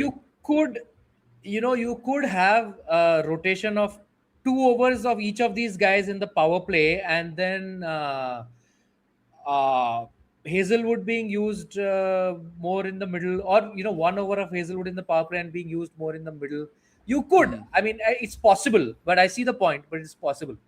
Yeah. Anyway, I am now wondering whether we should just ask Cheyenne how bad it is, because like, what's the point of sticking around if there's going to be consistent rain? So how does it look, Cheyenne, my man? If you could tell us. I can't even find our chat. Oh, there it is. Okay. So, what else is going on with your life? No, so I'll just complete my Venki point. Like, Yeah. he can bat across the top order. He provides a left-hander option, which is great for matchups. He was comfortable against different kinds of bowling. I can see the appeal of a Venki Iyer. Plus, he gives you a potential over or two. It's a lot less valuable in the impact sub era, but he does offer that option. So I can see the attraction of a Venki Iyer for an IPL team, which is why he was bid so highly for. And until the last year, no, he never had like a poor IPL season. He had some subpar ones and all, but he was fairly good throughout. So you can, and he's hitting the age where you think, yeah, he'll be in his prime and all that, because it's so I do feel that he was unfairly dunked on a lot just because of his price. Yeah, I mean, Uh, look, that was an inflated value. We all know that, and this time he's gone for a it lot was, less. but that's how auctions work, right? That's the auction dynamics. Like somebody wants that particular skill set, you're going to get an inflated value. Yeah. Anyway, a lot of comments over here asking me about my thoughts on the Pakistan versus Bangladesh Test series. I mean, there's a podcast out on Pro Sports that you can check out. I mean, I've talked about it at length in that pod. I think it should be an interesting series. Either team could win it, and I am really, really excited to see how Bangladesh's pace attack fares, because I've been rating their pace bowlers for a hot minute now, and finally, I think they're coming into their fore, and that should be the contest that decides the series. If we get wickets which, or surfaces which aid fast bowlers, which I think we will. I think Bangladesh have finally turned around that corner, and they want to kind of play to their strengths. And they did defeat Pakistan 2-0. They swept them in their own backyard Yes. last time these two teams met, right? So we have to Actually, remember yeah. that. Yeah, absolutely. Okay, so Yeah. Shayan hasn't replied. I'm just going to wait on Shayan's response, and then we can make a call. we Because can this- actually they've just go to an started- ad break. We can just go to a break for now. Yeah, I think that makes the most sense, guys. Do we have anyone from the production team? Please message in Yes, the we do. Yeah, chat. listen, the They drizzle have. is back, and so are the covers. So yeah, we can actually. Yeah, go. all right then. Unfortunately, guys, I mean, these breaks in play have hampered this live show as well. But hopefully, this is the last of the rain. We won't see any more of it, and we'll get a result today. But till we get some resumption of play, Saurabh and I will take your leave. Enjoy whatever the guys put on, and we should hopefully see you soon enough when play resumes. Thank you. 100 years ago, something truly remarkable happened in cricket. No one knew how to get Bradman out. And so, some of the smartest minds in English cricket got together in a smoke-filled room at Lord's, and they talked it out.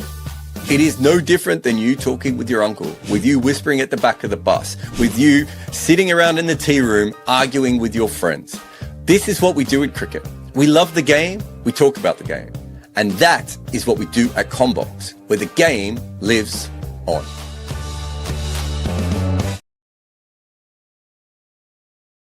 Plum. The bowlers yorked him so perfectly. It's like the bowler was splitting an atom in a lab. Samson moves back in the crease to give himself some potential leverage, and instead is just more trapped.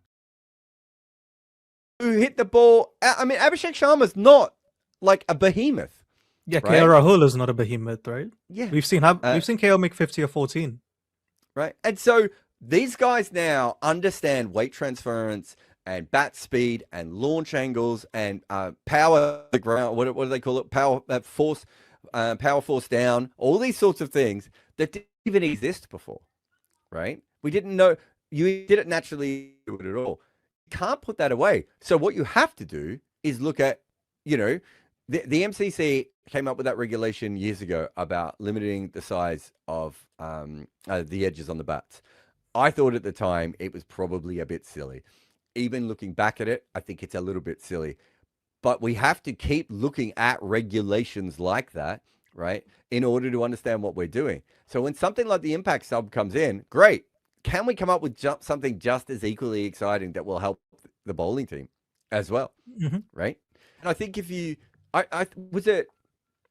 is it something as simple as, and I'm just throwing this out here now, but is a bowled worth 2 wickets rather than 1 wicket? Do we really want to see wide Yorkers over and over again, right? We have to start thinking about actually better ways to make cricket more exciting. What wide Yorkers and wide bouncers are the two most boring and tedious deliveries that we can see, right? Wouldn't much prefer to legislate so that bowlers have to aim at the stumps a little bit more, right? Are there other ways that we can look at this? I don't know, if you get a bowl, do you also get 5 runs taken off the opposition? I'm not saying we go there now, but these are the sorts of things that we should be thinking about looking at going ahead. And at the moment, look at where we are, right? We're in this weird situation where the bowlers are bowling crappy slower balls, wider and wider, earlier and earlier, and the impact sub is only helping one side of the game.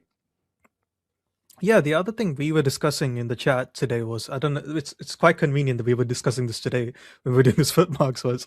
So I think Kartikeya, or Cricketing View on Twitter, he made an interesting point that you can't only look at dot balls in T20 cricket, because you have to look at dot balls and singles, because both of them are below the average run rate. Yeah. Whereas in ODI cricket, it's only the dot which is below the average. And it's funny because you see a lot of these older batters, they're like, our modern batters can't take singles anymore. I'm like, well, yeah, of course they're not going to try to take singles. It's below the normal run rate. Why would they want to take singles?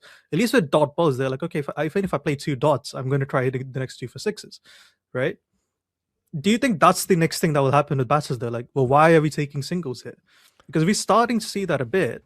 And that's the other thing which can increase the scoring limit more, isn't it? When batters realize that. Yeah, I mean, we've already seen. Was it Tim David knock back a Mhm. single in the 15th over? So I had this conversation with Karen Pollard in 2018, where him and Andre Fletcher were facing a off spinner together, and Karen Pollard mishit the first ball out to long on and took a single. And I said to him, "Why'd you take the single?"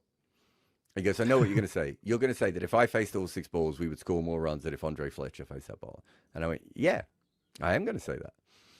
And he said, "Do you know how much flack I would get for doing that?" And I said, "Yes, but that means you're not doing it for the right. Well, you're not doing it, and it's for the wrong reason, right? Yeah, The that's a reason negative should mindset. be, the reason should be, I'm not sure I can score more than me and Andre Fletcher can together, because if that isn't the reason, what's the point of having that of having that kind of conversation?" And I do believe that Karen Pollard towards the end of his career did do that. It was about me, because as I said, he's a smart guy. He was already there before I even said it. But the point being is that that players already know about this. Like retired out. Yeah. Brad Hodge told me that, like, from the early part of T20 cricket, retire outs have been talked about, but they were worried about the flack, right? As players accept all of these things, and we've seen this with Mancats as well, right? And you know what happened with Bairstow and Kerry. People are more likely to say now, it doesn't make any sense. If you're out of your crease, you can be run out, right? It's not bad sportsmanship. The crease is painted there. And it doesn't make sense to us that you should get a free run there, a free head start, or be out of your crease at that stage. And I think we're starting to see batters look at the game in a similar way. The David Miller one is another, situation of that. And when it goes wrong, David Miller is absolutely, lambasted. And we both know if he knocked that next ball for 6, it would have been like, what an alpha move, what a legend. And it's like, when it comes down to it, you were trying to optimize your chances of winning. And I think that hopefully in the future becomes more of a accepted way of playing. That will, as you said, will send that run rate up further, right? So again, it can't just be that teams do that. There has to be something. I think in baseball, they had a situation where they moved the mound back, right? Because pitchers were just pitching too fast, and it meant that one side of the game wasn't working. Now, I think with baseball and cricket both have an issue. Hardcore fans probably prefer a tight, interesting contest. Casual fans prefer home runs and sixes, right? And so you're always stuck in the middle of that. That's why I have always thought, well, let's just take away a lot of these, random arbitrary rules, as you said. Do you even know why the circle is there? The 30-yard circle. Yeah. Do you know how it started? No. Basically, it was because teams were putting the fielders out too quickly, right? And in South Africa during apartheid cricket, this wasn't even international cricket. They realized that you could artificially make it more exciting at the start of the game, right? So if they worked that out in the 70s, why can't we consistently make it more exciting all the way through the game, right? And why did we decide that whoever made the laws back in the 90s clearly did the right thing, and we don't have to change anymore, right? Exactly. And that's kind of what I'm saying as well. Like, for instance, cricket is more entertaining when the ball is hard. Yes. Bowling is better, the batting is better, right? When softball cricket is flaccid, right? It just is, right? Yeah, that's the other thing I was telling you, right? Is if you're a bowler, surely you should be given the chance. Do you want the really old ball or do you want a really new ball? Exactly. Because at the death hour, surely like the Bhuvi would want a different ball than a Bumrah would, right? It can't be that they want the same ball. And so do we not want fast bowlers coming in and bowling really quick in the 15th over because they've got a hard ball. I'm not saying a new ball in this situation. I'm saying a hard ball, right? Do we want spinners to come in bowling underarm balls, sliding quicker ones, or do we want spinners coming in and trying to rip the ball and get it to bounce and spin, right? Like, again, it makes more sense to have a harder, nicer ball to use than it does to get these soft balls where you get Shivam Dubé can't even hit a 6, right? Like it's just like nothing happens.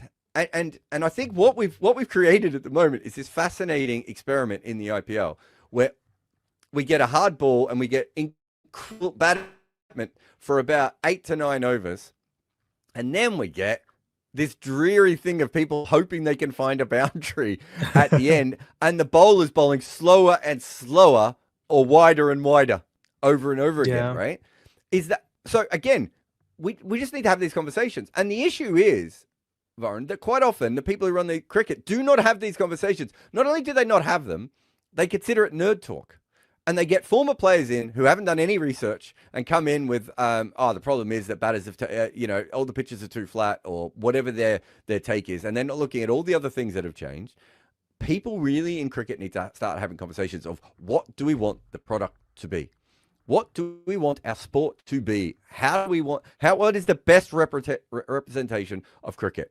And I just don't believe it is 85 for none after 6 overs, right? 195. I just don't think that is exactly the best spectacle for the game as it is currently set up. And I think there are too many lulls that don't need to be there and too many rules, as you said before, that were come up with in the 60s and 70s that were just kept. Yep. All right, folks, that's all we have for today. Thank you so much for listening up to this point. Tell us what you think will next happen and what are some of your remedies for how that can stop being. So, like, what would that word be? Explosive? Keep dominating the game? What laws would you change? Would you change anything? Would you not change anything? Are you one of those people that just wants to bin T20 cricket altogether? And so thank you so much for listening. We'll see you again next time. Bye. Brian Lara used pot plants to work on his placement. John Wright glued his glove to his bat. Sachin Tendulkar dug up practice pitches. The Taibu cut the top off his bat. Claire Taylor used a hockey grip.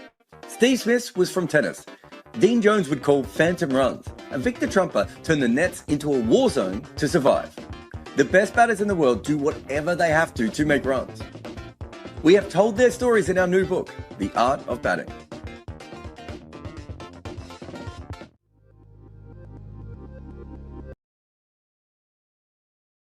The bowler's yoked him so perfectly. It's like the bowler was splitting an atom in a lab. Samson moves back in the crease to give himself some potential leverage, and instead is just more trapped, more stuffed. A mouse jumping into the trap to see what wood it is made from. The only way this is missing the stumps is if it burrows under them subterraneously. It doesn't. The bowler turns to the umpire and raises his own finger, because this is a free hit, and Jasprit Bumrah has just wasted a perfect LBW on a dot ball. And this moment kind of illustrates the genius of Bumrah. He has made a rare mistake, although his no ball count is quite high. Please see the Oval 2017. And now he is essentially erasing it from existence. A no ball gives 1 run, and the free hit is currently going at 2.16 runs per delivery. So that means a combined 3.16. But even though Bumrah has overstepped, his combined 2 balls cost a single run. Meaning even with the free hit, his result was a net positive. And so I assumed this is what Bumrah always did, especially as when I checked, he had bowled the second most free hits on record.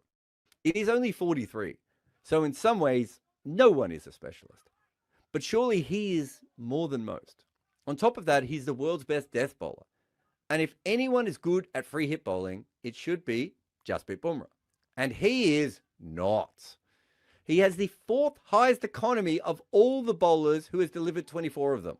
There are very few lists in bowling in which he's on the wrong end of. But here, he definitely is. With a big runs per ball on the one delivery in the game where he should be king. But what does it mean, though? Why is the hardest to hit player in the world suddenly not when wickets are turned off? The reason might simply be that with the free hits, you're just trying to hit the ball hard. And off Bumrah, without the fear of wickets, you can. Because he has a really weird pattern. No other free hit bowler gets hit for 4 more often than he does. It's happening every 3 deliveries. People are smashing him along the ground. Of course, he still doesn't get a hit for 6, especially compared to O'Shane Thomas, Luke Wood, and Sean Abbott, who constantly travel over the ropes. Yet Shaheen Shah Afridi, who is often seen as a punchline now, gets hits for 6 less than Bumrah, and no one ever finds 4 from him either. What this really shows, though, is how different batting is when you cannot get out, and you have this ultimate freedom in just hitting. Wild things occur. Bumrah goes from mega goat cyborg to just another dude. But free hit data tells us something far more interesting. It gives us a theoretical limit of scoring. My latest book is The Art of Batting. It delves deep into how the best players made their runs. Get your copy today. This year in the IPL, things have been wild. For years, the general pattern of scoring has stayed more or less exactly the same. And this year, there are so many more differences than the pre-impact sub era. For instance, the 6th over has always been almost identical in strike rates to overs 4 and 5. And this year, it's just way down. The 8th over has a massive spike. 12th over is an entire piece I need to make on its own. And then teams are running out of steam at the end all the time. But what is clear is that this is the fastest scoring season in franchise cricket history. Bowlers are being drowned by runs, except at the end. And that's odd, right? An extra batter in every team. Bowlers being destroyed in record fashion until the 15th over, followed by bang ordinary cricket from then on in. Why, when we get to the end, are batters not kicking on?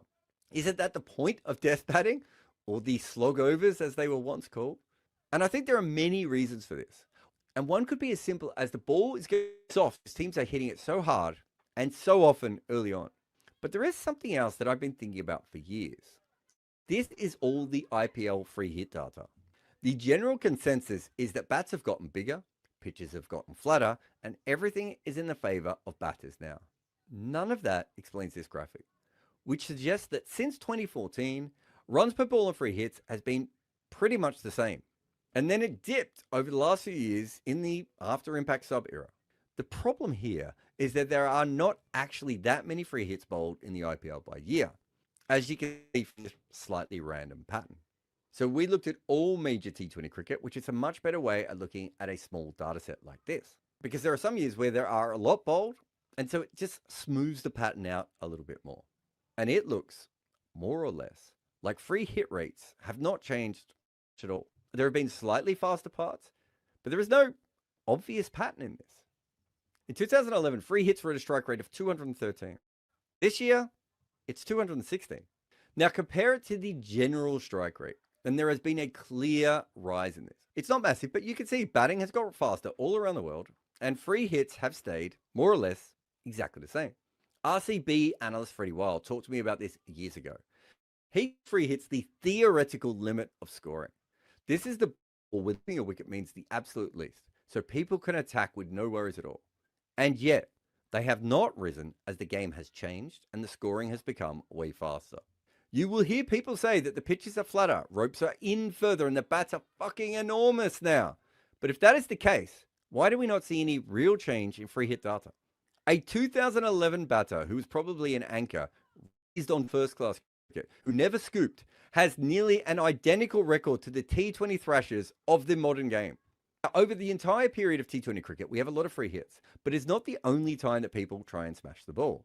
It's worth looking at the T10 rates, and it is actually really hard to get the league records year on year. But Decimal Data had the Abu Dhabi League numbers from last season.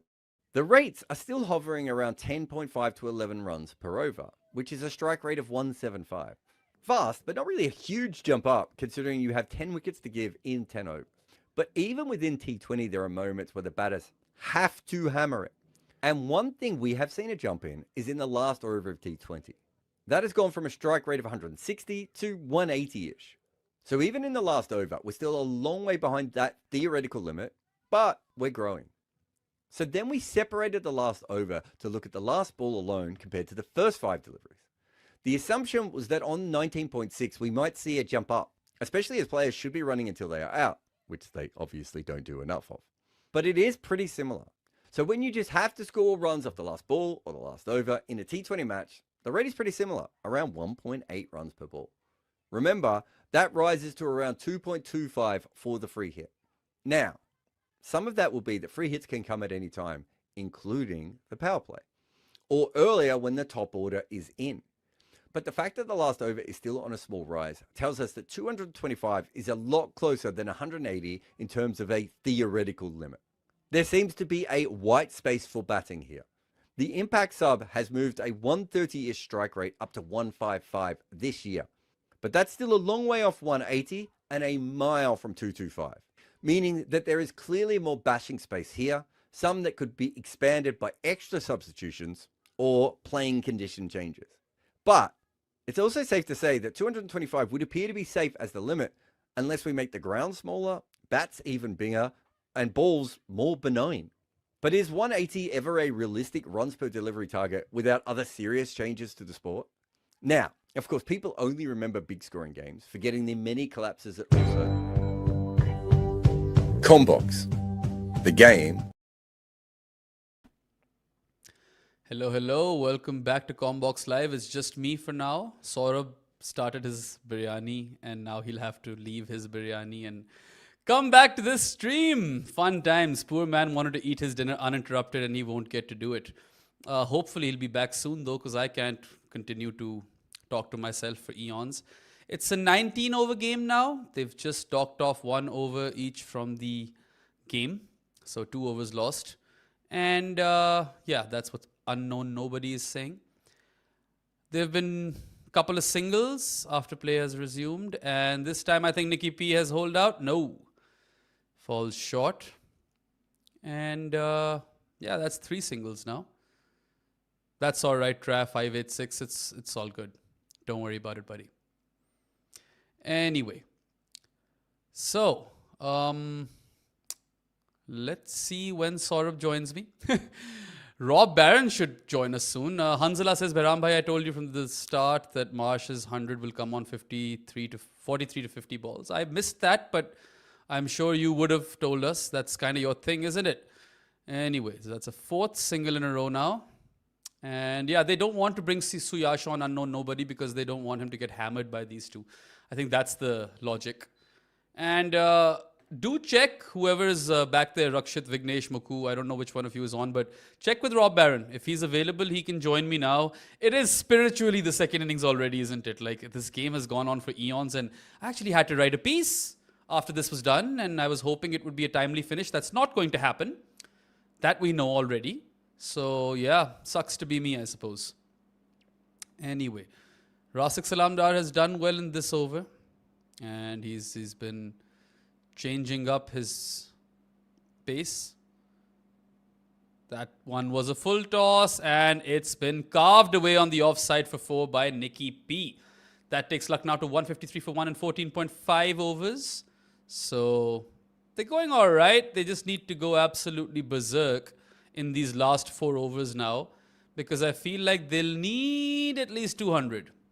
That's my feeling. You guys let me know how many runs you think are enough. At the very least, I think they'll need 200. But that's gettable, because they've got 9 wickets in hand. And yeah, I don't think Romario will come on right up, like right now. I don't think that'll happen. Oh, wide delivery. And Rob Barron has joined me. Welcome, Rob. Hello. How's it going? It's a never-ending first innings. And it's going to be a long night because we've only got 1 over reduced. Oh, they have knocked an over off, have they? Yeah, they have. Okay. They also don't want to bowl Suyash to these two. So that's a little fascinating right now. I get Hello. the logic. Hello, Varun. How's it going? Hi, Rob. Hi, Hello. Behram. How's it going? Varun, you're still working with me tonight, right? I have no idea. Okay, well, we'll finish it off tomorrow, worst case Yeah, scenario. probably should be good. Okay. All right, then that's the end of the over. 155 for 1, Lucknow in 15 overs. I was saying, guys, at the very least, they'll probably need 200 over here. What do you feel? Yeah, easy. Yeah, they need more What's than the that, rules wouldn't of they? bowlers? Can everyone just bowl all of them? obviously somebody can't bowl there 4. I mean, let's see how many overs Romario Shepherd gets. That's the big question. Should Sorry, I always be missed 0. Has the game been reduced or is it still 20 Yeah. overs? They've just docked off 1 over from each inning, so it's a Okay. 19 over game now. Fair. I'm trying to do my own tech support, which is never ideal. I wonder Oh, what Bhuvi's back. DLS does. So this will be interesting. 2 overs of Bhuvi, I reckon 1 over of Hazelwood. Yeah, that's most likely, isn't it? So yeah, then Rasik will bowl out, and that's that. Surely that's what they do. Goodbye, once- Yorker. How's your day been, Rob? Quite frustrating. I got woken up at well, my daughter woke us up at about 3, but that's fine. That's normal. And I struggled to get back to sleep. And then when I did get back to sleep, there were people knocking on my door at Sorry, 7 I think o'clock I in the was using morning. Wrong mic. Well, that sucks for you, man. But it's kind of my fault because I have a good story about why this chain. Are of you events sure it was happened. the people or some people, or was it the street? Did it come back to life again and knock on your door? It wasn't the straight right. So what happened was because there is nobody worse at admin than me in the world except for my wife. So I have to do all the admin at home, right? And I'm really, really bad at it. So last week woke up and there was like an inch of water in the garage where the washing machine is, and I don't know how to deal with this situation. So I unplugged the washing machine, put it outside, and ordered another one. Right, that's normal way of doing things. So I ordered a new washing machine, and it arrived, got delivered, and everything. So well done, me. Right, really, really good. And got them to plug the other one in. Everyone's happy. Then my wife said, "Can we have a new dryer because we've got a new washing machine?" I was like, "Well, that makes sense." So did the same thing, right? Got rid of the dryer. It's shit anyway. Ordered a new dryer, right? All normal adulting at this point. Right. So then that is to be delivered on Monday this week. They turned up and delivered the exact same washing machine again because apparently I'd pressed the wrong buttons and ordered the washing machine again, right?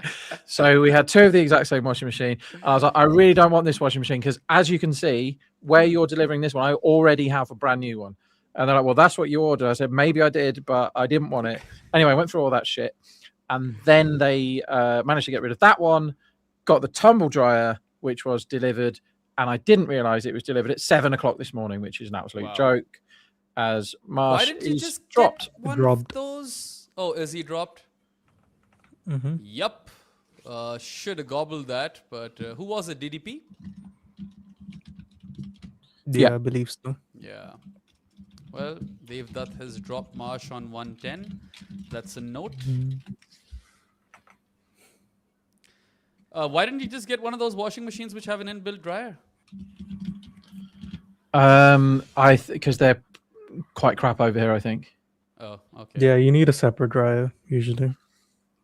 And he's That's- pulled it away agriculturally for 6, Nicky P. Ruins a really good over. He's just gone for 4 runs before this, and now maximum on the last ball. Lucknow 165 for 1 and 16, so they need what? Let's say they should target 210, 220. 220 sounds apt, right? They aren't getting 50. There's no way they're getting 55 runs in 4 overs, 3 overs. Well, there is a way, and the way is called Romario. But I sorry. don't. So Umang has the question: how do they add runs or will they add runs in LSG total? That depends on DLS. Sometimes it will add, Yeah. sometimes it will remove. And we're not skilled enough to know when it'll add and when it'll remove. Right, because let me every try. time it Let me catches try off guard. and work it out. You two talk, and I'm going to try and use a calculator that I found. Just to I answer was, an I earlier was super about to do chat, that as well, Rob. there was an earlier super chat in which someone inquired about Jared's course, fans with laptops. It'll be back in June, guys. That's when it will be back. So there you have it. Oh, no, you do it, Baron. You're Fun definitely ad. better at doing that than me. Are we still on the Afghan stream? Because this has gotten wacky. Oh wow, I'm just looking at it. Yeah, What am I I mean, looking at first I here? saw a bear, now I'm seeing a cowboy. What? Yeah. I'm seeing Surely a they've cartoon. switched to some other country. I'm over seeing this feels like a smoking ad. Is The- it the for one with the smoking knight? or against it? And the I'm Viking? assuming against. Let's see. No, it was a hair Also, trimmer the ad. What doctor are you is, watching? has the Virat Kohli disconnected beard look. What I've stream never are you on? understood, other than cigars, which are obviously really cool, right? We all know that. Mm-hmm. But I've never understood the whole smoking is cool thing, particularly for cigarettes, because I think it's disgusting and it stinks and like there's no upside and all the rest of it. Until that music video that's doing the rounds at the moment, where that kid is smoking. Have you seen that? Really No. cool, really, Haven't seen really it. good. And so, yeah, I'm tempted to take up cigarettes just because of that music video. Nice. It's cool. The kids will know in the chat. It's like, I think it might be Generation or something. The band is called, or the DJ or whatever. I'm not really down with the kids, as you can tell. Aaron, that sort of thing. Get into your world. I'm horrible with this. Okay, let me find All it. Varun knows is Telugu music videos, man. I was about That's to where say, yeah. his, knowledge stops. Yes. Of course you have. Yeah, of course. This was when, this was back in, it was really common in 2014 when the Anaconda Don't song came out from Nicki Minaj. My avoconda, don't you? Yeah. You got buns, hun. Saurabh's Uh, back. Saurabh, Did there's you a lot of finish your background noise. biryani then, Saurabh, or did you leave it halfway? No, because Rob told me to not quit my dinner halfway. Thanks a lot, Rob, by the way. I had it You're nicely. welcome. Good job. No problem. I've been trying to find a music video for these people, but I'm struggling. Apparently, it has a kid smoking in it who's inspired Rob to pick up smoking cigarettes. So I'm not- roughly, if they make 200 in the 19 overs, the target is 204. So they'll get slight bump. Okay. Did we And Assuming lose there's no overs? wickets down. gone. Never mind. That's it for Mitch Marsh. It's been a brilliant knock. 1-1-1 off 56. He's caught at deep point. Hazelwood does eventually exact his revenge on his teammate for Australia, although Marsh has won the battle today. And that's 2 down for Lucknow now for 165 and 16.1 overs. Got a super chat by Rudra Patel who says, by the way, Bairam, if you're into Radiohead, I'd recommend Akron Family's self-titled album. Think of it more like folky psychedelic version of Radiohead. If I remember it beyond tonight, I will give them a listen. Can't promise anything though, because I've got a long night ahead of me.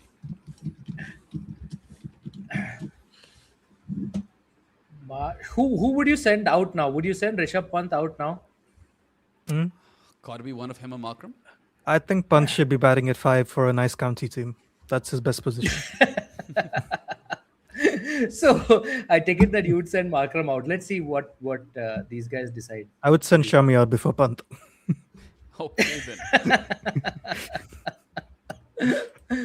So a board soul is asking Allu Arjun or Mahesh Babu. I think I prefer Allu Arjun movies, but I'm a junior NTR fan. Wow. How did we move on to that? What is it called? Tollywood or Collywood? Yeah. So Bairam was saying I like Telugu music, that's why. Yeah, that's how that happened. It is Pant, isn't it? It Come for is. thrash. Good old Rishabh. I think he gets 3 off 4, and when he's out, he will be on his backside. Is my guess.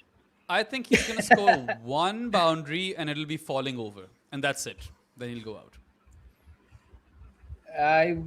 I would That go was more punt with batting, Rob's fuck's sake. 3 or 4. Varun, what are you going for? Sorry, what was the question? Tindering for 5 minutes, Varun, and answer the question. Now that you know what the Uses question his is. feet. First ball uses his feet, misses the ball What- entirely. Describe exactly what is going to happen in Pant's innings. We haven't had any advanced on 4 so far, have we? 4's the highest. I think he's going to play the falling over scoop right onto the stumps. Yeah, Oh, okay. okay. Pretty common theme.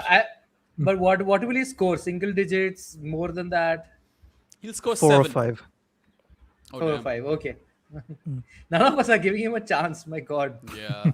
I'm giving him 7 off 5. Well, he's Oh, made a there's the good boundary. Oh, He didn't fall over, but there's the boundary I wanted. Did he hit the ball? Yeah, I think he did. He just gloved that maybe or tickled that to the fine leg fence. I feel like horrible if he left it, that delivery would have by been the 5 wides. ball. Full I toss mean, down leg from Hazelwood.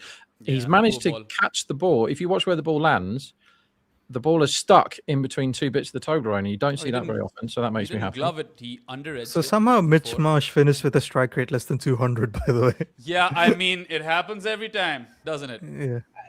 Do you like sort of blame the rain a little bit for that, or are you Yeah, going it's to hard be to. merciless in your? Okay, I okay. would So blame I it. Varun mean, does it have could some still be margin. a. Another full what toss, just and the happened? bat I'm out of the game. has Yeah. escaped Punt's hand, as is so often the case. The bat's gone for a vacation, and it's a boundary. Back-to-back boundaries for him. This time, pass backward point. Okay, so he's overshot all our expectations. Yes. He's already got 8. Mhm. He's already got 8 off 3. There's the Rishabh Pant we love and adore. Also, a very odd ball by Hazelwood with that field, isn't Yeah. it? Back-to-back full tosses also. One outside off stump, one outside leg stump. No, Hazelwood but even hasn't been it- Hazelwooding this season as much, has he? I mean, he had that one really good game, the first game that I was on, where RCB bowled out the opposition team for No, 75. he has had, I think, 2 or 3 games Oh. where he has been completely on top. But then, yeah, he's been a bit iffy. It's just injury, isn't it? He's not come back Yeah. properly. He was injured for a long Correct. time. Looks It's undercooked. another wide, and Lucknow now 174 for 2 and 16.4 overs. He hasn't hazeled the wood like he usually does. Yes. Let's just say that. Okay. We could say that. I put that He's, video in the chat, right? In our chat, and it's called Generation. This is what the young people do now. Generation, but the AT in generation is an 8. Is that another one? Oh, he's it's- gone. Oh, is that? Gone. Oh, He's no, dropped. Well, Oh, he's well, missed well. it. Jacob Bethel has That's, dropped. that's the Rishabh best Pant fielder on they've him. got, right? And the other best fielder they've got is Jordan Cox. And he came in for his one moment of the IPL, basically, Yep. and was standing on the rope when he decided to try and start catching the ball or stopping the ball. Yeah. I think he was moving backwards and he sort of touched the rope. So then, like, he moved his leg away. Yeah, when he originally was setting himself up to save that 6 and he touched the Toblerone with his foot, I think that kind of threw him off and then everything kind of went Yeah. sideways. Is that, yeah, Bethel should have caught it, right? Like, if you have a Bethel there, then you need And to he's catch now it. that gone a- off, by the way. Yeah, back to Jordan Cox. Did he Okay, hurt his Rishabh Pant is... finger? Yeah, I think he Bringing split out something the- there or cut the end of his finger, maybe. Oh, damn, that's not Oh, nice. that's not good for No. RCB's batting. Is he in their bowling 11 or is he coming in as impact? He's in their bowling 11. So actually, they Oh, could have okay. used him to bowl, but like Behram and I were discussing, they probably didn't want to bowl him to Nicholas Pooran, Yeah. and Mm, You He's can see still he's there, getting so- some treatment Do you there. learn more Hmm. injuring your finger in the IPL or in the county championship? IPL, That's a big definitely. question. Because you have to go and get scanned in a different country just to keep everybody happy. And Another full toss. Ant gets And that this one away. time, it's a And 6. Yeah, 6 over cover. this is definitely wide the best he's looked this season. Yeah, apart from the start of this over, it's been absolute filth by Josh Hazelwood, right? Like, Yeah, I think he's attempting the Yorkers. It just executed them badly. yeah, I mean, Pant has gotten 2 4s and a 6. All Like- 3 of those boundaries have been scored off full tosses. I mean, this whole match, Hazelwood, he's not hit the lengths that you expect of a Hazelwood. Yeah. Mm. Even earlier, I don't know how much of Marsh's innings you guys caught the first half of his ton. They just continued to bowl either too full or too short. Yeah, Was that the biggest difference in 2 batsmen at the crease that you're going to Yeah. get? Like 2 opening bats. Surely. It was one that was like absolutely gunning it, and the other one that was there absolutely not. was Speaking of gunning it, there was a match in Singapore Oh, after that's the well fielded. 1996 World Cup where Sanat Jayasuriya and Romesh Kalvitarna put on a 70-run opening stand where Kalvitarna's contribution was 3 Mm. and Jayasuriya had made 67. I don't think Don't they were tell the me that Kalu might have Jordan had Cox- the. Has Jordan Cox fucked up again? Has he fucked up? If he's I thought fucked that up, was- that would be hilarious. His 2 I thought that was really good contributions- fielding initially. It but they're was really checking good it. fielding, but yeah, I still don't understand why they check on the tiny screen and we see the big one. White ball? Surely, no? Gets away with it. Is he going to review it? He's thinking. And they're not reviewing it, apparently. That Singapore series was the one in which Jayasurya scored the then fastest half century and century in ODIs. By the way. He made 50 of 17 balls, 100 of 48 balls. It was a postage stamp sized ground. I actually been to that ground. It's wonderful to see. And that that's a is edge for 4. Yeah, I mean, part of that was intentional because he knew he had. Again, width why and- are they bowling wide Yorkers without a third man? Yeah, it's so weird, man. But he just needed to get some bat on that Pooran, and it raced past Hazel with its short third for 4. So Lucknow now 185 for 2 in 17.2 overs. 220 still on, boys. It'd be going some, but yeah. Did we lose any overs? I was One I over. was One Biryani, so I over. did check. Yeah, that's why I said. So you're saying 220 they'll still get on, otherwise 31 in 9 balls? It's not impossible. Yeah, fair. I like the way And you Pant think. goes aerial once again. This time he's out. And isn't he's he? and he's And dropped. that's the 4th drop of the innings. He's misjudged it. He really has misjudged it. Was that Krunal? Yeah. My word. They really haven't caught much or anything. Out of the 2 dismissals, wait, one of them was caught. Can't remember the other one. It's been so long. RCB had a poor dropping game this season, or this is the one? I don't remember them Rob would dropping know. a whole lot. I should be able to check that. There's been 4 drops in this inning, and Yeah. been Yeah. Something's I up mean, with the mic, the Rob. first drop I would sort of give them, because it ended up being better Yeah. for RCB. That was a solid drop. Oh right, yeah, I understand that. Yeah. Oh, Another wide Yorker. This time, Pant will only manage a single. So yeah, 191 for 2 in 17.5 overs. It's gotten pretty steep now, Varun. We're not getting the 220 anymore. unfortunately not. Could get 210. It is Rasik Salamdar who will be bowling the last over, right? So unless they can't pick up his slow ones, then that over could go for plenty. Yeah, this should be the most they've dropped. Yeah, 4. It's insane. Yeah. Yeah. Another wide Yorker. I mean, that's been the A plan. lot of teams have been really bad with catching, but RCB I have think- been more or less okay. I think the most they've usually dropped only like 1 a game. Yeah, exactly. so Stabby shot adds up. on the offside. They've never So, had couple? such a bad fielding. So Ganded has a super chat for us, sorry. Pant is power against pace. He should just thala it and become a specialist finisher. A finishing anchor. No, he's talking about late career tala. Okay.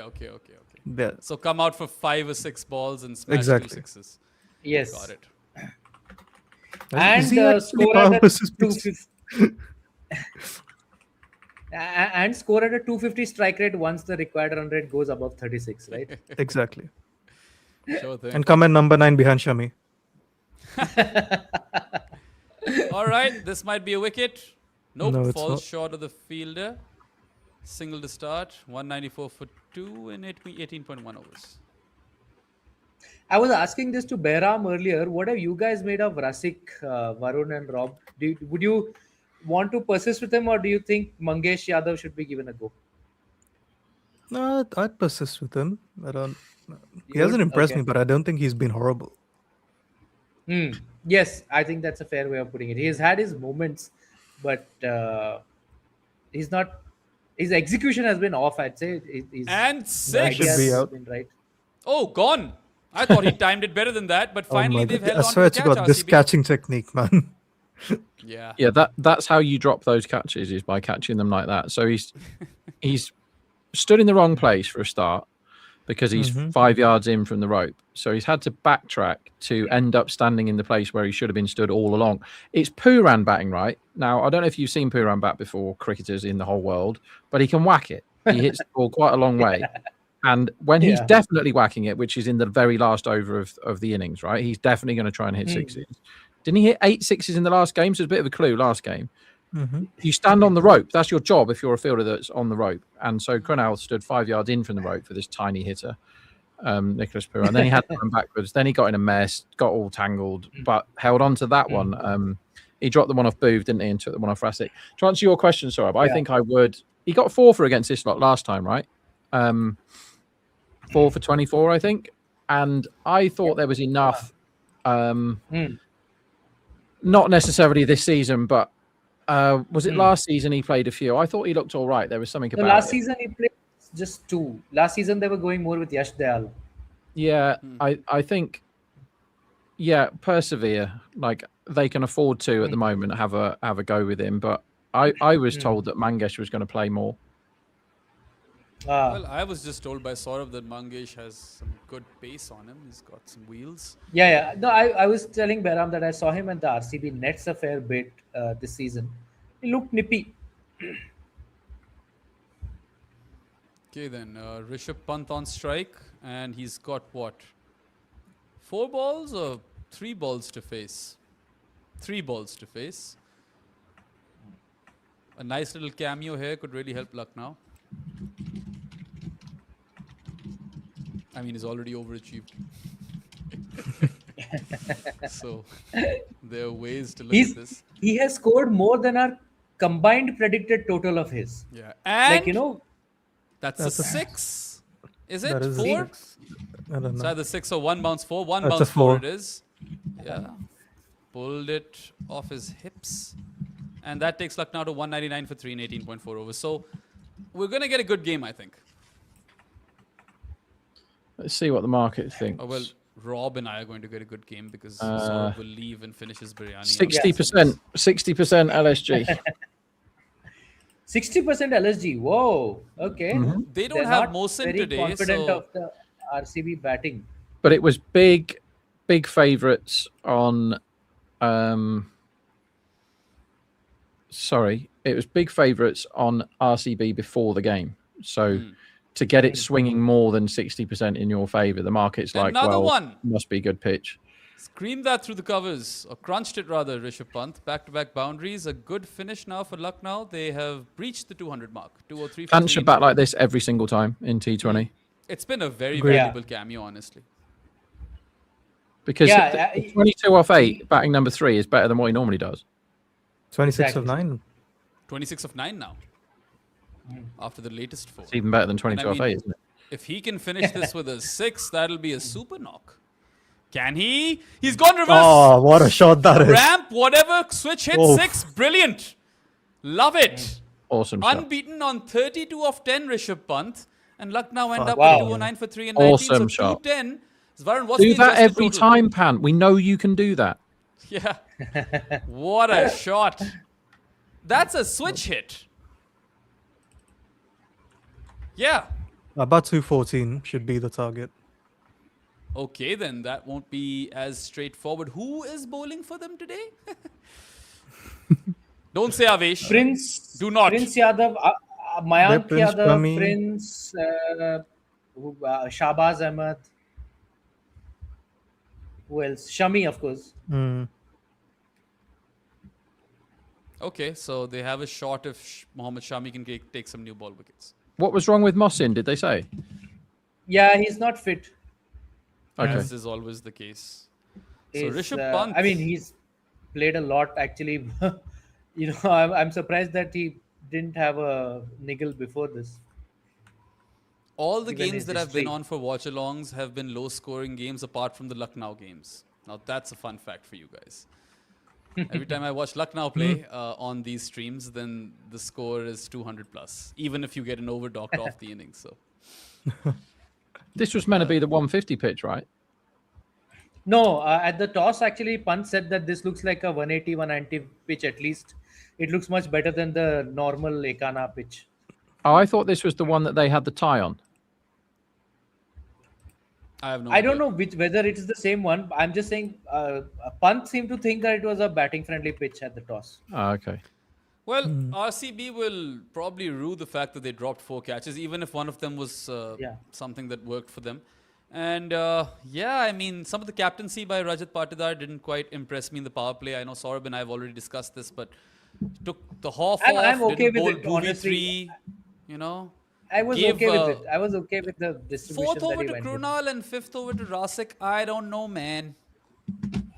I mean, I know you can go the other way, but I kind of see the thinking behind it, so that's why I'm sort of okay with it.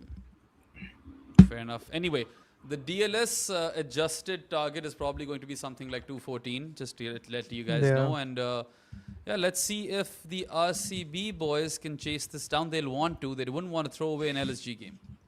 213 is what Cricinfo is saying, but Yeah, they have adds not up. confirmed it. They have not confirmed it yet, so we'll know soon. Yeah, So, sorry, 213 in 19 overs. That's yeah. Hmm. Yeah, sorry, They Varun, go. should chase, right? I think I'd back RCB here. What about you I guys? would say 50-50. Yeah, It depends need- on how I many think wickets fall in the They bottom need Kulkarni played to- such a shit innings, and this looks Yeah, like a man. good batting pitch. Honestly, if you take 17 out of this target, right, what does it come down to? 192, right? LSG scored 192 in 15 overs. Yeah. So, I mean, yeah, that was a solid effort. Poor Yeah, that is Marshan. what I think close to what Virat Kohli and co scored in 2016 during Kohli's 973-run season against Punjab. There was a rained out match, 15 over a side, and Kohli made a century in a 15-over match. It was So the issue is, I think with Lucknow is Shabazz is the fourth bowler. Oh, sorry, yes, fifth or bowler. Arshin. Arshin also is there, but I have no idea how good he is going to be in So, this. yeah, Arshin. Like, is Marsh, can he bowl or is he still not No, allowed no, to? I don't think Mitch Marsh can hasn't bowl bowled so anyway. far this IPL. I doubt he So will. Mayank is coming in, I assume, and if Yes. Shabazz is the fifth bowler, I think they can be Yeah. taken down. All right, so Yeah, Karthik so- Bro has a super chat who says, "What lengths does Matre hit well and struggle with?"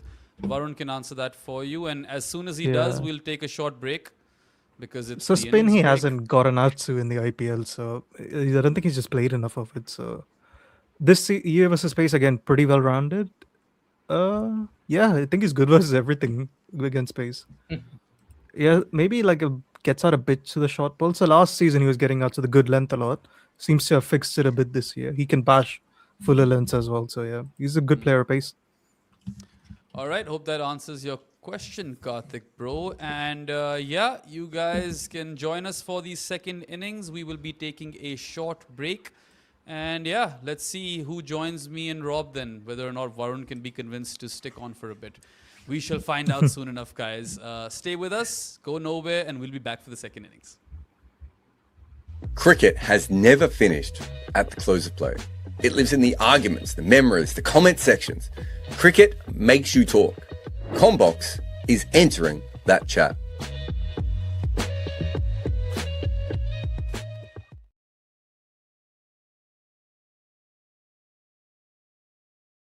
Scoring at rates of close to 240.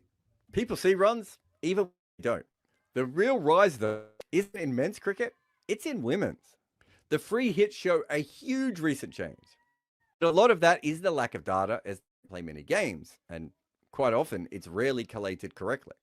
But it does hint at something happening. The women's game is on a steeper curve up than the men in terms of just runs per over. In 2015, they're scoring at less ball. So far this year, it is 135. Even if that is going to come down by the end of the year, it's obvious that this is a completely different sport than when it started. I don't even know how we would work out what their limit is. Where for men, which is a much more mature game, we can at least guess. And without a substantial change to the men's game, no matter how hard people try, there seems to be a ceiling to scoring. Changing the field restrictions or making the ball swing, seam, or in less, or staying harder could change it. But even the impact sub hasn't changed high scoring at the death or for free hits. But clearly, for some players, there is an impact after the no ball. Because there is something very wild when you look at data of batters who have faced 22 free hits. You can see very obvious players like Babar Azam and Sam Billings who almost never strike hard. They do exactly the same thing on free hits. But the strike rate is 150, which is lower than some of the players on this list for their career records. But the two to watch are the players who are striking at 197 and 336. And I will make this easy for you. One is Andre Russell and the other is KL Rahul. But this wouldn't be good areas without a twist. Dre Russ is perhaps the greatest hitter the middle order has ever seen. And KL Rahul is an anchor everyone mocks. And for the West Indian, almost every ball was a free hit to begin with. And so his career strike rate of 167 doesn't actually improve that much.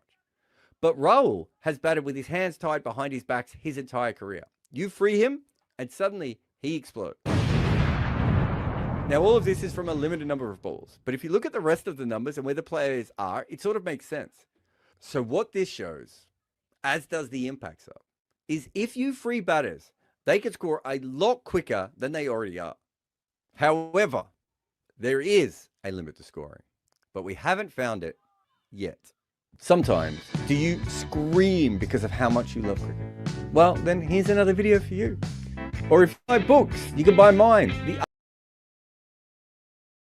Quick Picks. I'm Varun and I'm joined by Saurabh and Shayan as always. Today's episode of Quick Picks is on the best IPL batters in history, where we just list them in order. For there's 15 names, 5 each. And for those of you who are not familiar with the snake style draft, the order goes 1, 2, 3, and 3, 2, 1. Today's order is Saurabh, Shayan, and then me.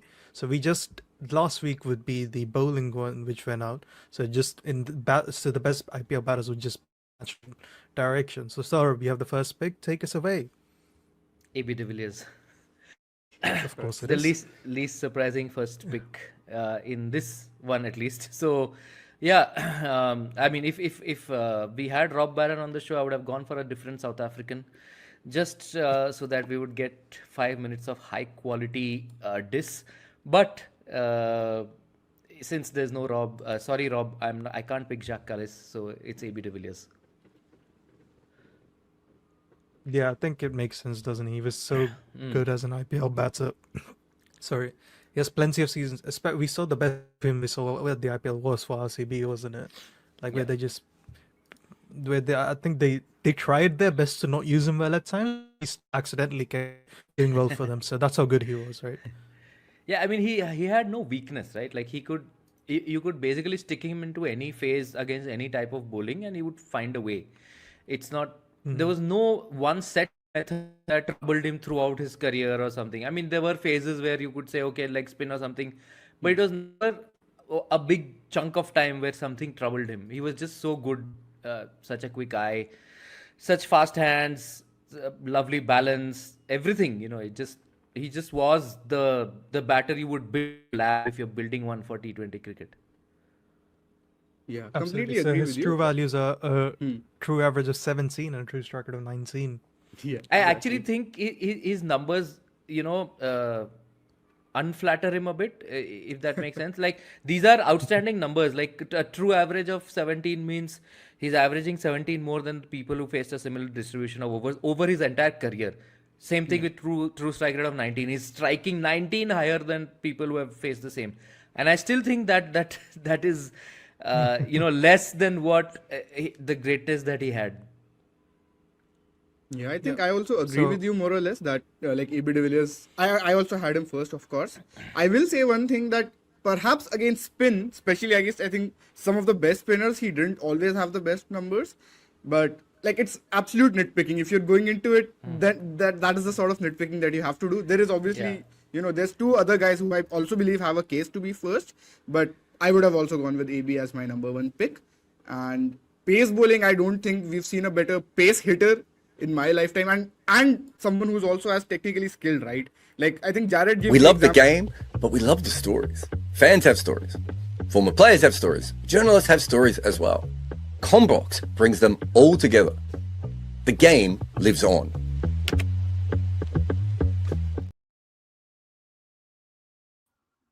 Welcome back.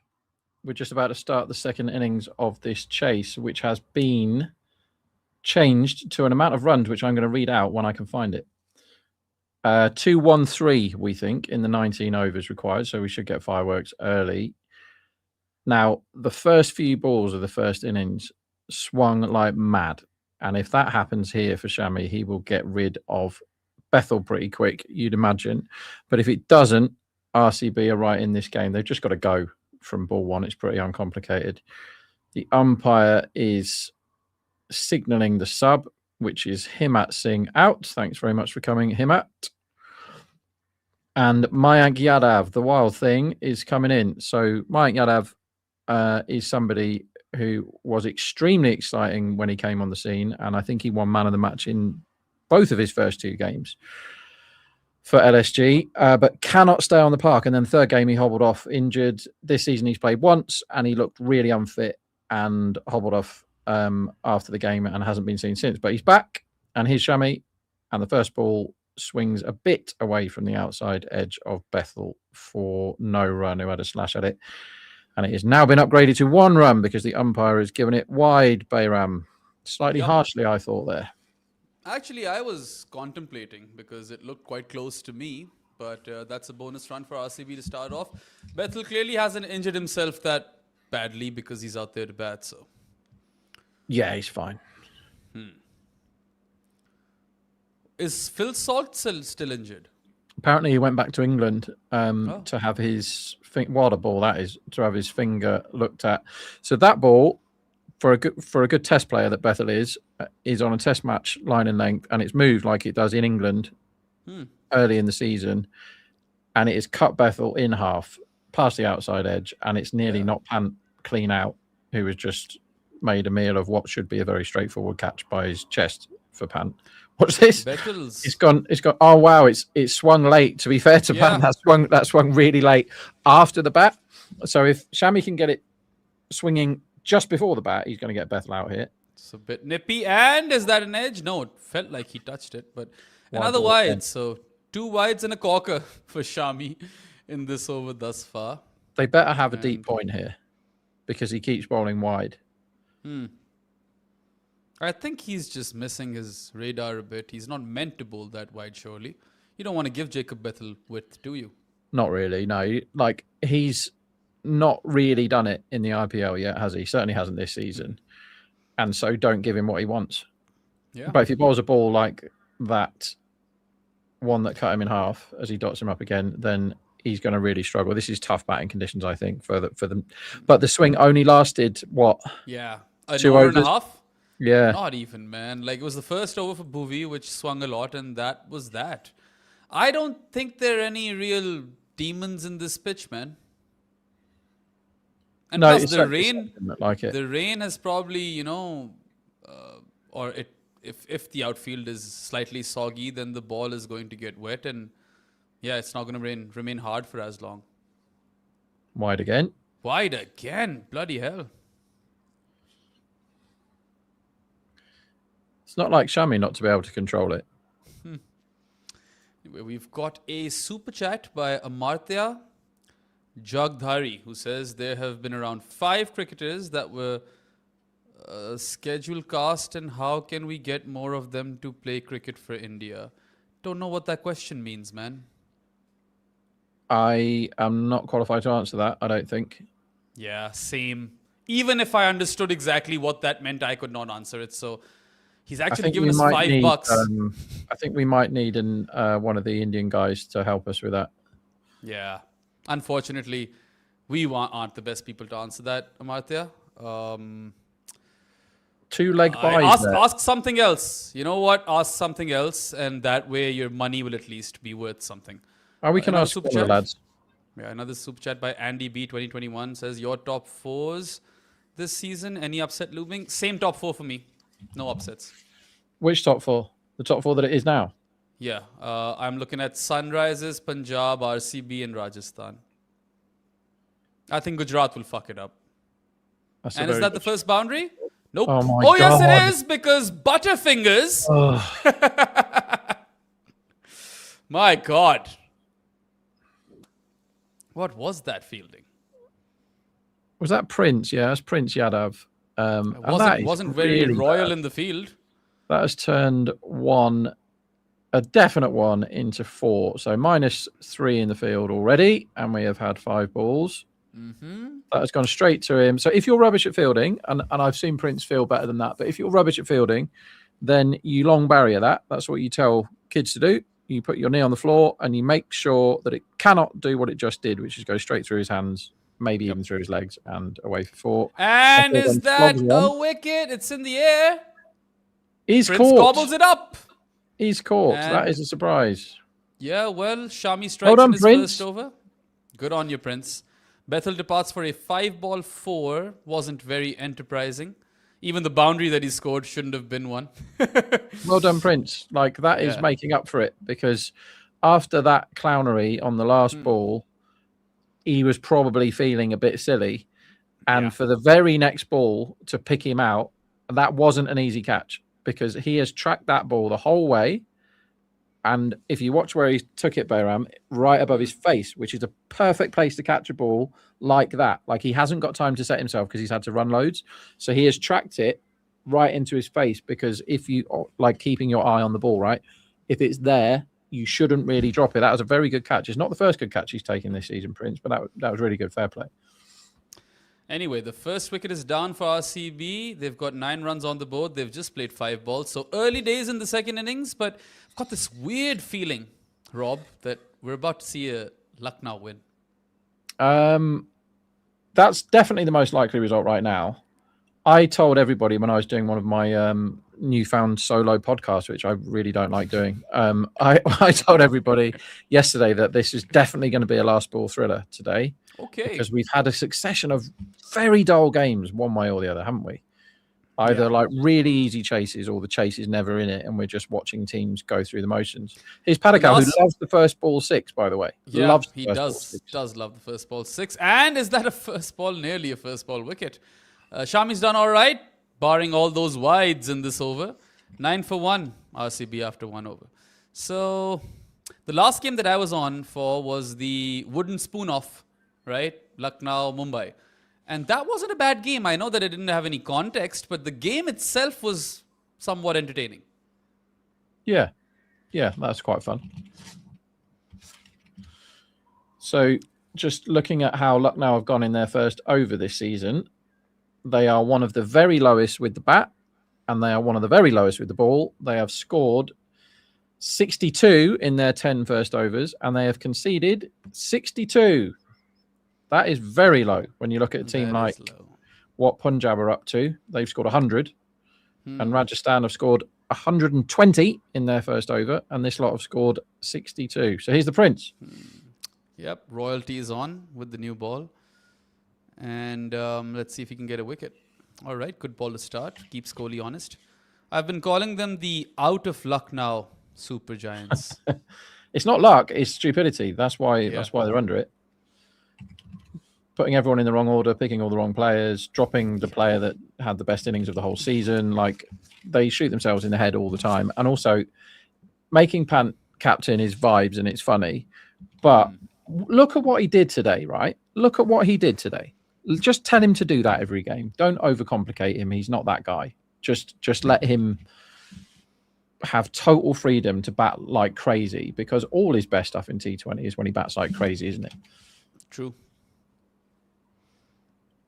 I'm sensing a wicket over here. Bowled Oh him! my God!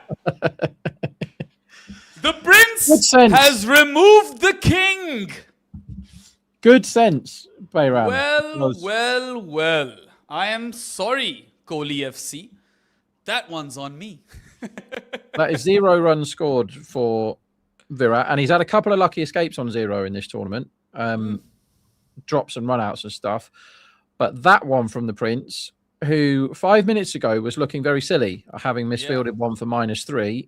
And since then, he has taken a really good catch to get rid of one of the openers and bowled a very, very good ball, 140 clicks, that's just come in off the seam and banged the top of Virat. That is an absolute seed. Nip backer removes Virat Kohli for a silver duck. The off pole went for a bit of a vacation on What that shout though, occasion. Bayram? You said you were sensing the wicket. This should be a reel. Well, I keep saying that to the people because you have now joined the club of myself, Varun, and Jared, who have all just called exact wickets the ball before they happened. Insane. And why aren't these being sent all around the internet? I mean, if they were, I wouldn't know. But why aren't these being sent all around the internet? And because that's what people in betting do, Bayram, whenever they win, these tipsters, these people that are grifting people and conning them out of money, is whenever they do call one, they never shut up about it, right? They're like, I told you that was going to happen. Well, that was a great shout. So we now have 2 bats on naught in the second over. Better ball than it was a shout, honestly. I've been on 5 watchalongs now, and that's my favorite wicket. Crazy. Anyway, can he get another? No, he cannot. Bowl him some short stuff. Let's have some chin music versus Rajat Patidar. That's what I would do. Yeah, that was the thing, wasn't it? Back in the day, it was like what you're meant to do is bomb him early. But he knows that, and he's got a lot better at it. But it's doing a bit, isn't it? So while it's doing a bit, just bowl test match length, right? Because the balls that have caused them trouble of just good length, seaming in or swinging a bit. That one came in off that swung, according to the graphic, 1.47 degrees, which is just enough.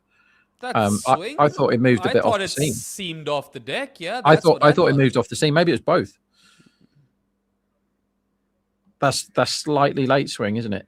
Anyway, another dot. Pressure. Padikkal, on by the way, RCB. just to let you know, loves getting off the mark with a 6. And Yeah, I've seen it. If Prince misses his, I think he's done 3 or maybe 4 where his first scoring shot is a 6 in this IPL. Well, that's a sight, isn't it? Varun is saying, so Varun's watching and not joining us because he hates us. What a dick. He says it was not a lot of seam, 0.19 on the swing. So swing after pitching. And has he done it again? He has done it again. So you don't need to watch the cricket if you're joining us on Combox, because we tell you what's going to happen before it does. That's true. I mean, that was poor delivery. Prince fed his hip, Devdutt Padikkals, and he just kind of flicked it off his hips for 6. And that's the second time I've seen him get off the mark with a 6. Pretty sure. And I've only done 3 RCB games, so. I think it's the 4th this season. Yeah, well, I mean, that's a really super shot, but 1-1, Behram and Rob now.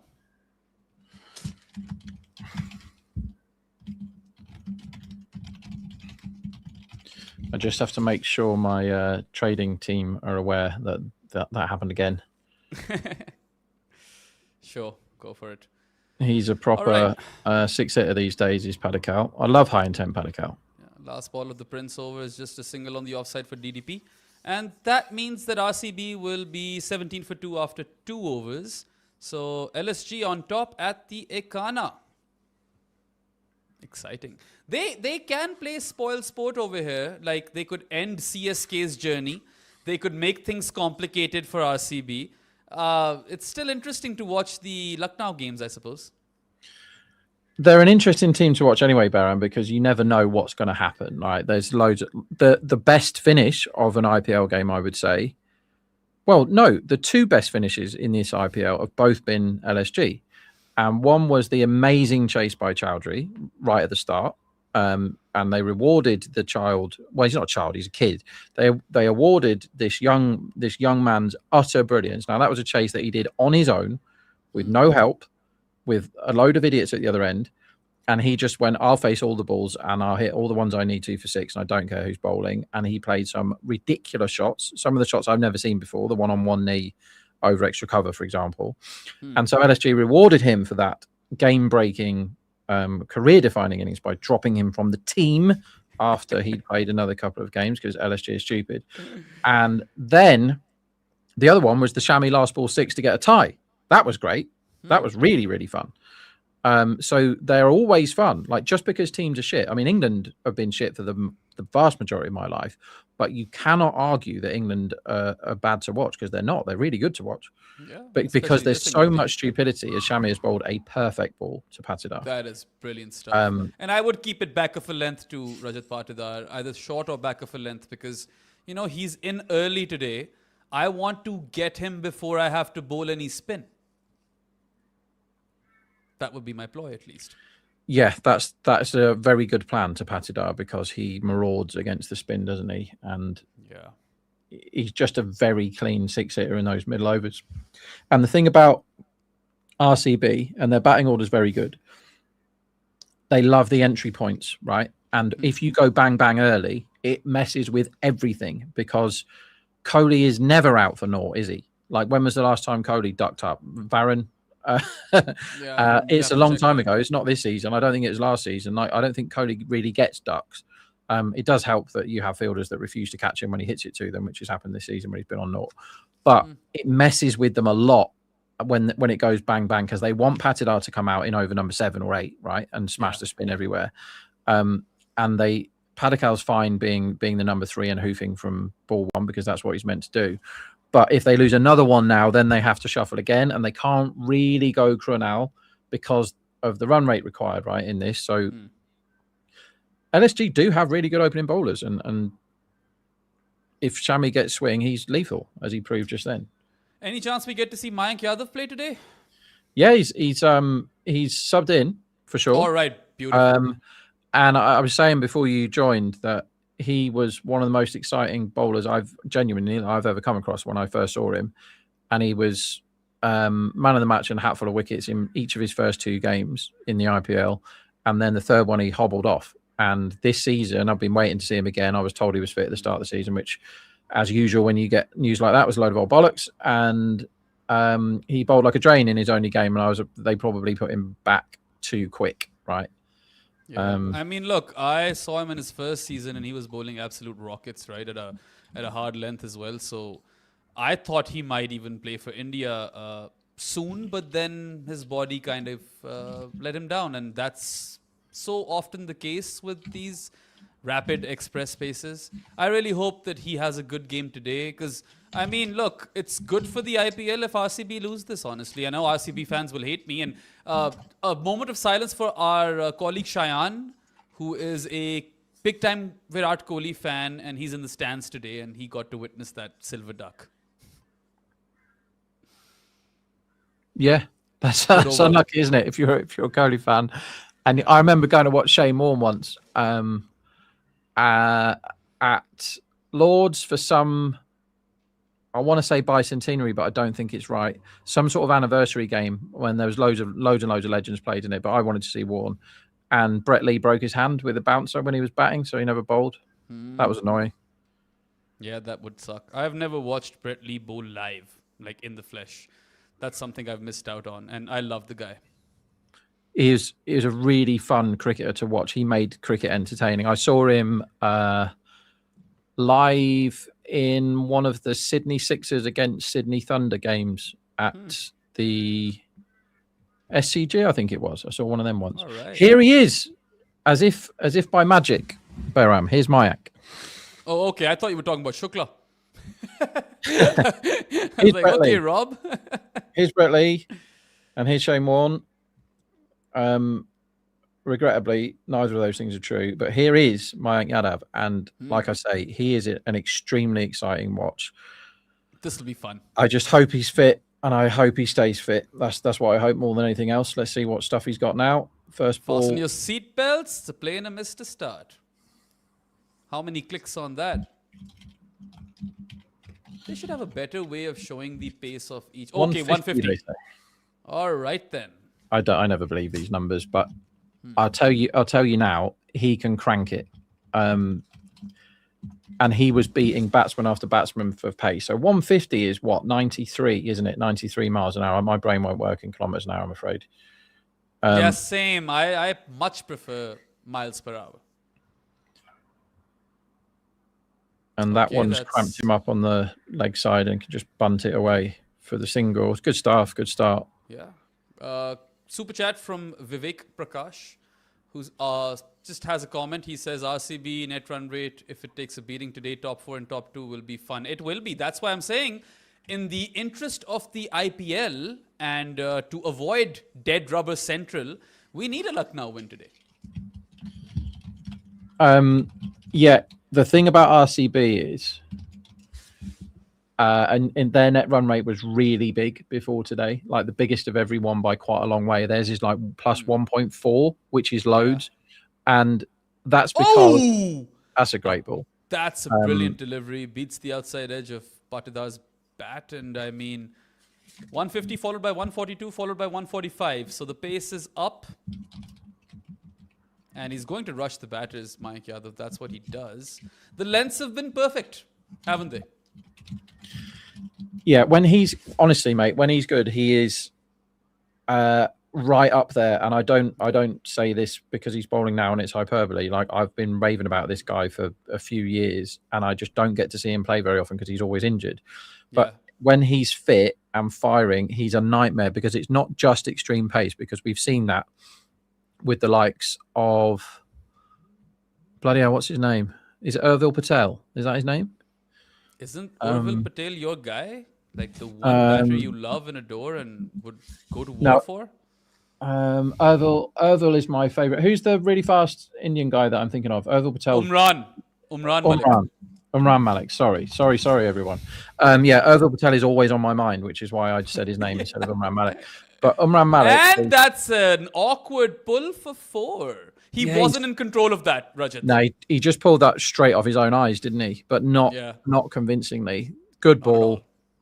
Very good hand speed there from Patidar, which turned a dot into a 4 there. That was a really good shot, actually, because he was late on the shot, but because he moved his hand so fast, away it went for 4. But yeah, going back to Imran Malik, right, who I've now got his name correct. When I first saw him, Kevin Peterson was like, this guy has to play test matches for India. Look how fast he's bowling. So yeah, good cricketers love extreme pace if it lands in the same spot every time. And Imran Malik has some of the worst power play numbers in the history of the IPL, right? It was something that I'd have to tell the trading people, like, just look at this man and look at the numbers that he is posting. And when he is bowling, you need to be on high alert for boundaries, because that's what's happening, right? Because he was just a bowling machine, cranked all the way up, which is fine, but every single ball was in the slot, apart from the short one, which can be, or if you don't get your short ball right when you're bowling really fast, you just got to get any kind of baton and it's 4 or 6, right? And then you watch this guy, and he's gone for 6 in his first over there, but that's a power play over against 2 hitters. And the boundary that was hit was high risk from Patidar. Good shot in the end, but high risk. Even the single off the last delivery was high risk. It was a quick single. So, I mean, they're behind the 8 ball over here, RCB. Shami is back to bowl a third. What's the power play looking like? Is it still 6 overs? It must be, if it's 19 overs. I don't, or do they do like... do they do like 5.4 or something like that? Yeah. Fuck me. They better not do that. Shot. All right, good shot, Patidar. Good shot. That's Bad just misfield, 4 runs. punched through the covers for 4, and Mayank didn't put in a dive. I'm glad he didn't. Yes, I agree with that. What a wonderful shot that is, by the way. Yeah, that was brilliant stuff. So the fielder tried to dive on top of the ball, which is nearly impossible to do. All you can do there is break your ribs if you're trying to dive on top of the ball. So what he should have done, and it's wet, is slide along the floor to stop that. But went for the dive.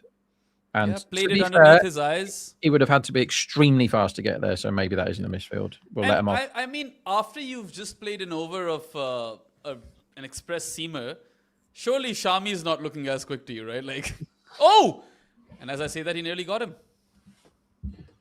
Patidar's been brilliant and on toast in this inning so far. Like, he's had 3 beat the bat now. And played a couple of really good shots. Speaking of toast, have you ever had a prawn pill? So in Spain, a lot of the starters were gambas pill. And my wife would eat that a lot, but I don't eat seafood. Oh, right. I can't have it.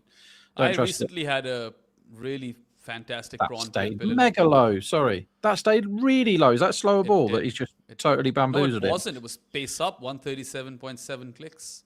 Okay, so that's pace, and that is just grubbed. That's almost like an off spinner, and it's grubbed. So they can't chase these now. If balls are misbehaving like that, they can't chase. Watch this ball again. That is on a runner ball 11. Yeah, just bowl at that length. That's a nightmare. That kept extremely You cannot low. play variable bounce like that. Imagine if Mayank is on, and you get that sort of variable bounce. You could break your knee. I mean, that's 2 bounces before it gets to the keeper, right? And that is shot along the floor. Yeah, that's just under his knee. That you can't chase it. If they chase it, it's a miracle. New ball spell, great new ball spell by Shami as well, because the first over was full of wides, but then he got a wicket, and now he's only gone for 15 runs in 2.4 overs, and so he's definitely bringing his experience to the fore, and needs a better transplant person. That I'll say. That trip to Turkey didn't turn out too well. We should do that. We spoke about that the other day, didn't we? Like a transplant 11. You and I should do that for sure. I think we I can mean, make a solid one thing I team. do have going for me, I don't have much, but my hair is still alive. A lot of my friends of my age don't have any hair anymore. And he's used his feet, TDP, and he struck that up and over the covers for a 1 bounce 4. What an end to the over. Oh, actually, there's a ball to go. But that's a brilliant shot. Yeah. Yeah, lovely shot. Yeah, that will take RCB to 35 for 2 and 4.5 overs. So yesterday, or last night, my mum, Eliza and I, we watched a movie on Netflix in which Charlize Theron was fighting a cannibal and Seen it. charting incredible, unpeakable peaks. I watched it the other day with my wife. It was an interesting movie. I called it, by the way. I was like, the bald guys just doesn't look right to me. It looks quite shady. And everyone was like, no, the other guys are shady. This guy looks all right. And turned out to be a fucking cannibal. So he's called Egerton, isn't he? He's very good. He's a very good young actor, and he will be huge. If he's not already, he will be absolutely huge. There's a guy in England. I'd be really surprised if you've heard of him. He's like an English cultural icon called Eddie the Eagle Edwards. Have you heard of him? I've heard the name. So he was a downhill skier, right? And basically there was no money. He's not from the upper classes. He just wanted to take part in the Olympics and was too shit at everything to do the real Olympics. So then he was like, well, I'll do something in the Winter Olympics then, see what I can qualify for. And just decided somehow to like borrow kit and do his absolute best to do, which is the maniacs do the downhill skiing, right? The one where, the ski jump, where you go down the hill and then you jump. And hang in the air or whatever. And anyway, he did that. And Egerton played Eddie the Eagle in the film. And Hugh Jackman played the ski coach or whatever. It's quite a fun watch. But that Egerton guy will be massive. I thought that film was strange. Really, really disgusting bit, which I enjoyed, when the guy's face like melts on the cliff. Well, that was quite good. The only twist I really enjoyed in that entire movie was when we find out, what his cave looks like and how he's making his beef jerky. I called that. That's the one bit I did call was the beef jerky is definitely going to be made out. We've totally spoiled it for everyone, but I wouldn't say it's really worth your time as well. I mean, it was okay. It's not going to be a film I remember for very long, I don't think. But it passed an hour and a half of like moderate entertainment. I think it's fair enough, isn't it? That swung loads. It's gone up in the air. Aerial flick and good. Oh, that's lucky. That's gone into no man's land from Paddock. Yeah, quite lucky. He'll pick up a double. I think that was late swing, Bayram, and Paddock thought he was just gonna flick it off his legs for 6. And it's ended up swinging late, I think, and hence it's gone more up than straight. Yeah, I think the ball just did him. I mean, he is vulnerable to this kind of shot, the way he kind of swings his bat. And he's a flair, right? That's how he plays cricket. So every now and then you'll see him hole out in the deep. Yeah. It's the way he plays. And if you have a high intent number 3, sometimes they're going to get out when they play shots like that. And that's part of the game. All right. This time it's a shot down to third man for a single. It hasn't been particularly enterprising by RCB thus far. 39 for 2 and 5.3 overs. And is that the end of the power play? I can only say I don't know, which doesn't help you, but I do not know whether that's the end of the power play or not. I think that 5.3 seems like a weird number for it to be if they've only lost one over. I mean, if you've only lost one over and the previous team has had a 6-over power play, just give the other team a 6-over power play. Yeah, I tell you what, it causes absolute chaos with your bets, the 19 overs. So a friend of mine would have won approximately £50,000 if that was a full innings. Well, that's a lot of money.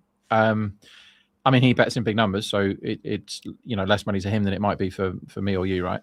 But he backed over 203 for the 20 over runs for loads of money, and they scored 209, and he doesn't win anything because it's only 19 overs, so the whole lot gets voided. Well, that sucks. And Yeah, like I had a load of bets. Like I backed, for example, today I backed LSG, which I definitely wouldn't have backed if I knew the kid was playing. So don't like pile on in the comments or whatever.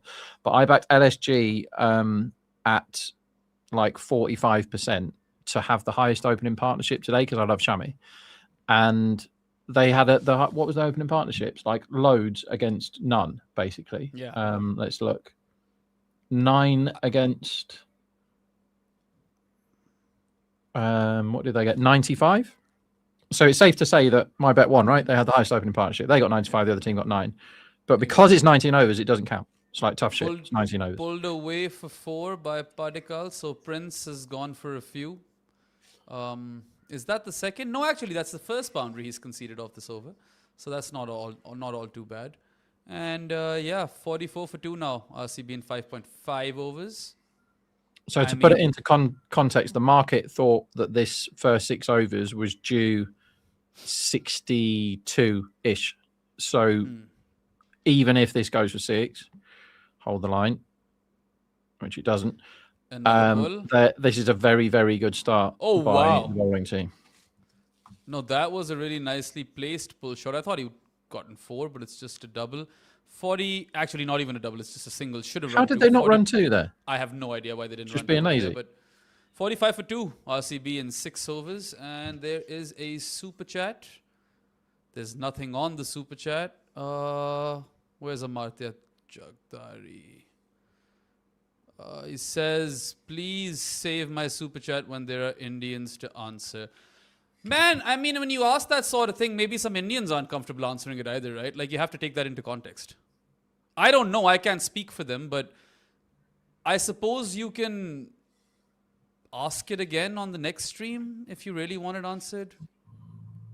Varun, can you answer that one? Varun You're can't. around, Varun's a British boy. Yeah, but Right, he knows more about the caste system than we do, doesn't he? Saurabh, maybe? You know? Maybe he could answer that for you. I don't know much about it, right? I don't like attempting to answer questions I don't know the answer to. I'm not one of those. I've read a bit of Arundhati Roy, so I know some things, but this particular question I have no answer, no idea how to answer. Anyway, screw that. Let's watch cricket. All right, late cut. Well fielded. Is that Prince again? Yeah, he's in the game, isn't he, Prince? Yeah, he's Prince in it.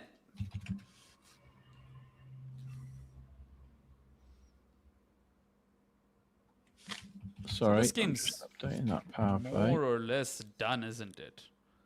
Like, they'd need to chase down, what, 160 odd in 13 overs? Actually, it's not done. We could still get some surprises. All right, rock back and pull by Rajat Patidar for 6. He loves facing spin, and Digvesh Rathi has been taken to the cleaners on that occasion. Yeah, he bowled basically seam up. That was like a medium pacer.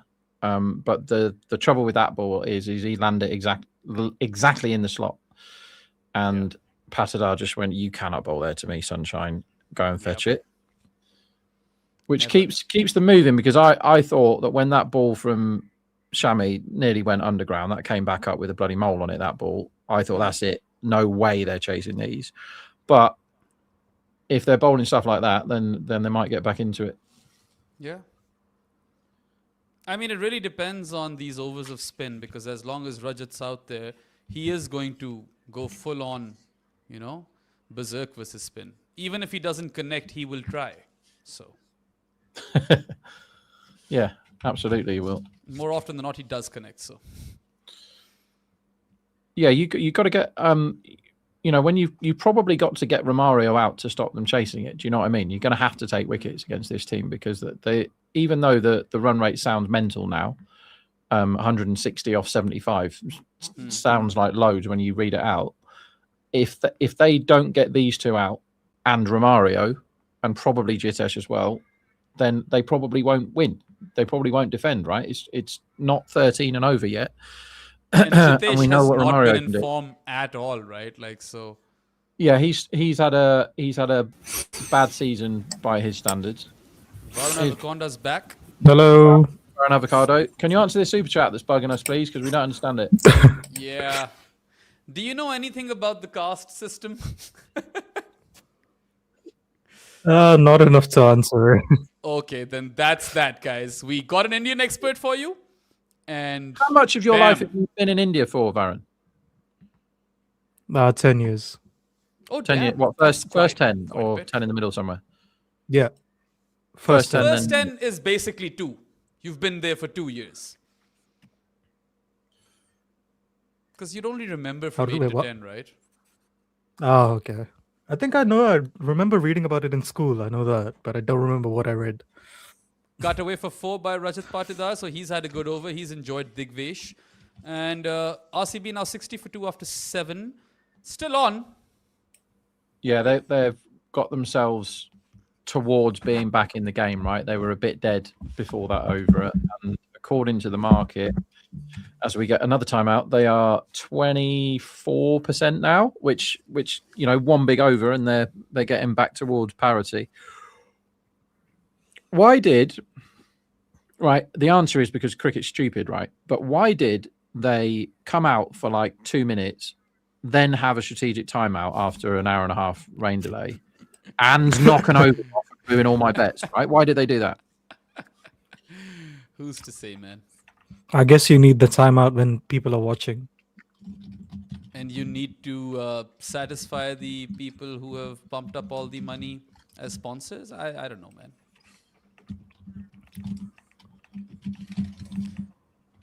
Tra586 is saying, never knew Varun is British. He always sounded weird. I actually quite enjoy his Yeah. accent.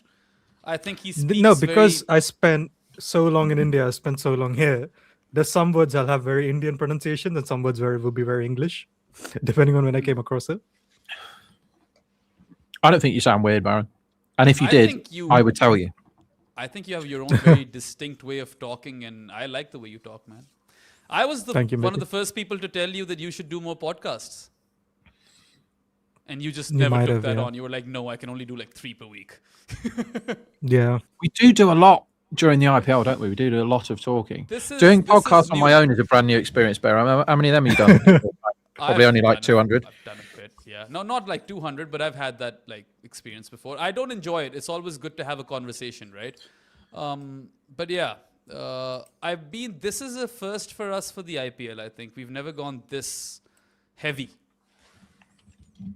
Like these watch-alongs are definitely new. I Yeah. liked the we did watch-alongs sat next to each other, Jared and I, and usually with one or sometimes two others, and some great people involved with that, and that was really, really fun. Also, there's a guy, Brooke, who runs Cricket 8, who off camera there was always an enormous selection of drink available and ordering insanely good food in constantly as well.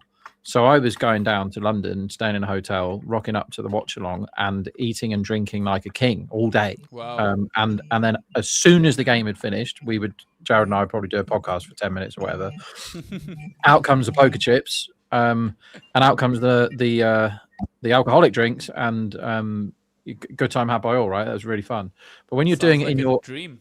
own office in the middle of nowhere, and then the game finishes and it's like, now do a podcast by yourself.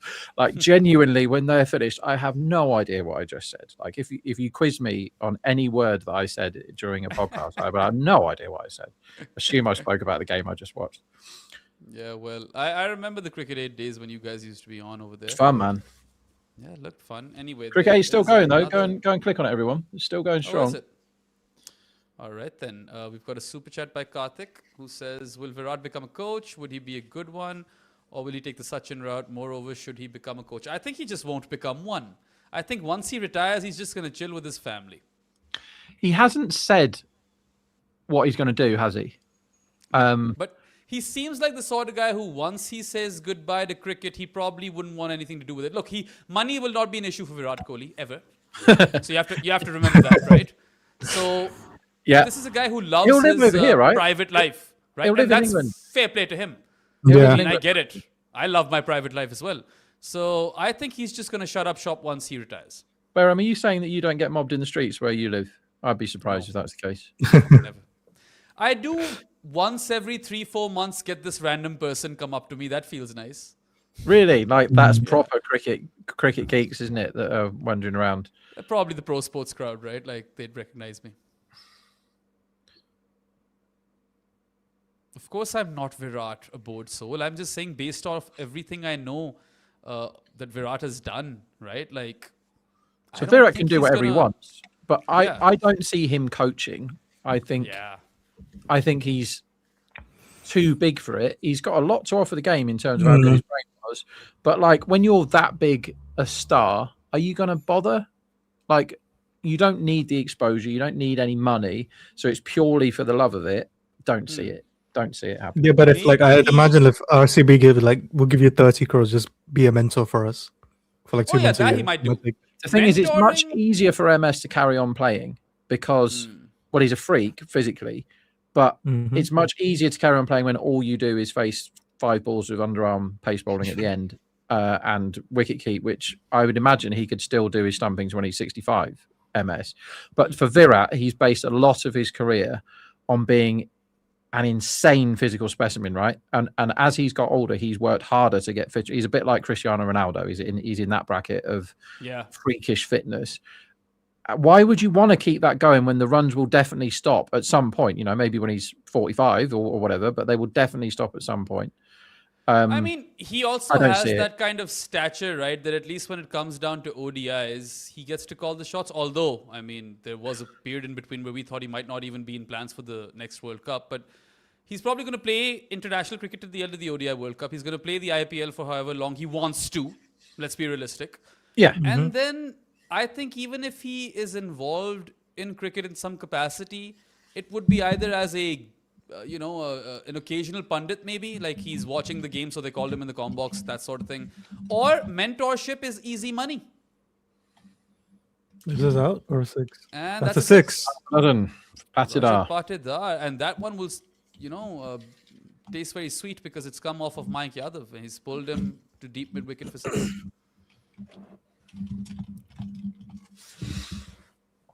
What do you think, Varun? What do you think about what Virat? Yeah, I think we just go off. That's what I think as well. You think we won't see him away from the limelight? Yeah. That's what he said, right? That he'll just go off limelight a bit, because I got the impression that Sachin didn't particularly like the limelight. I'm quite happy to lead a relatively quiet life. It's nice to see him popping up at various cricket things, right? I hate it when you see in England particularly that a lot of people in England, for reasons unknown, are obsessed with like celebrity culture and people being famous, right? It's a shit country, England, for that. And you get the not particularly good cricketers just popping up on like shit TV shows, dancing programs and stuff. And it's like, it would be very funny if somebody of Virat stature like went around that. Well, Strictly Come Dancing.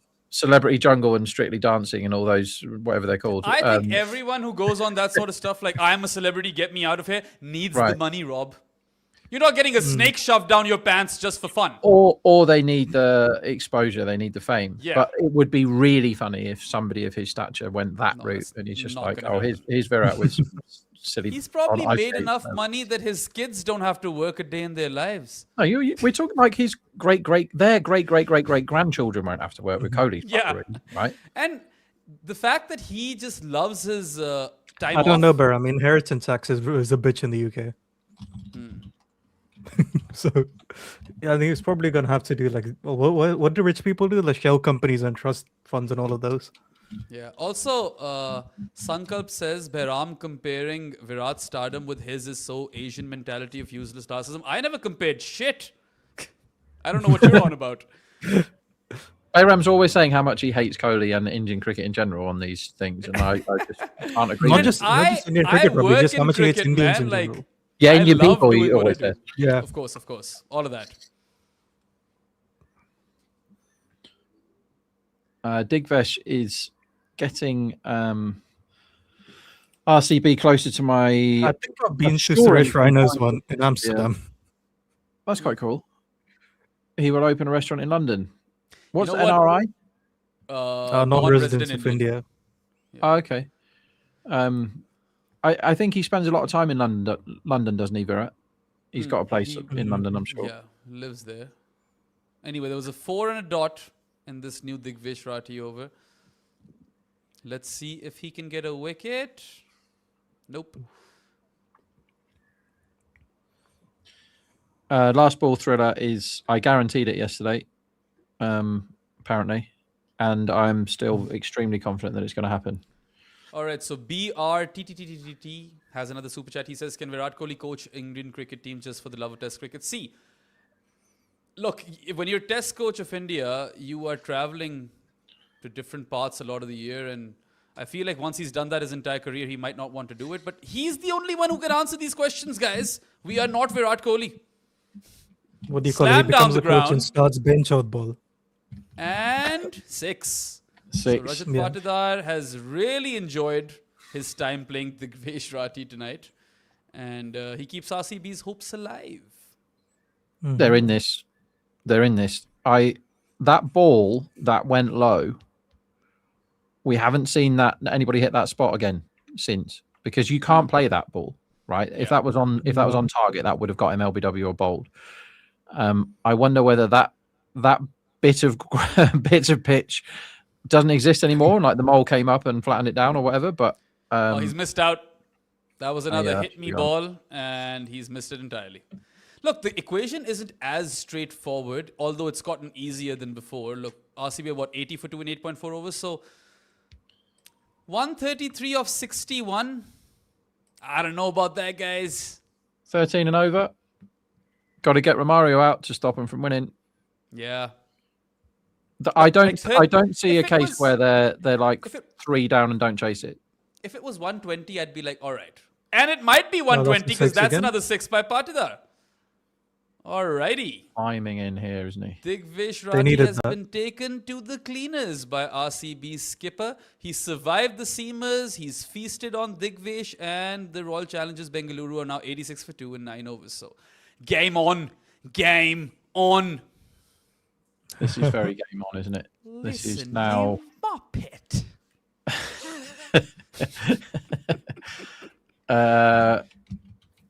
Let's see what price they are. 63% the defense now, and that is the biggest number it's been. Well, the smallest number it's been, I guess, for a long time, right? Look, I mean, it was what, 60-40 at the start of the innings, and then I'm sure it dipped more in, or increased in favor of LSG.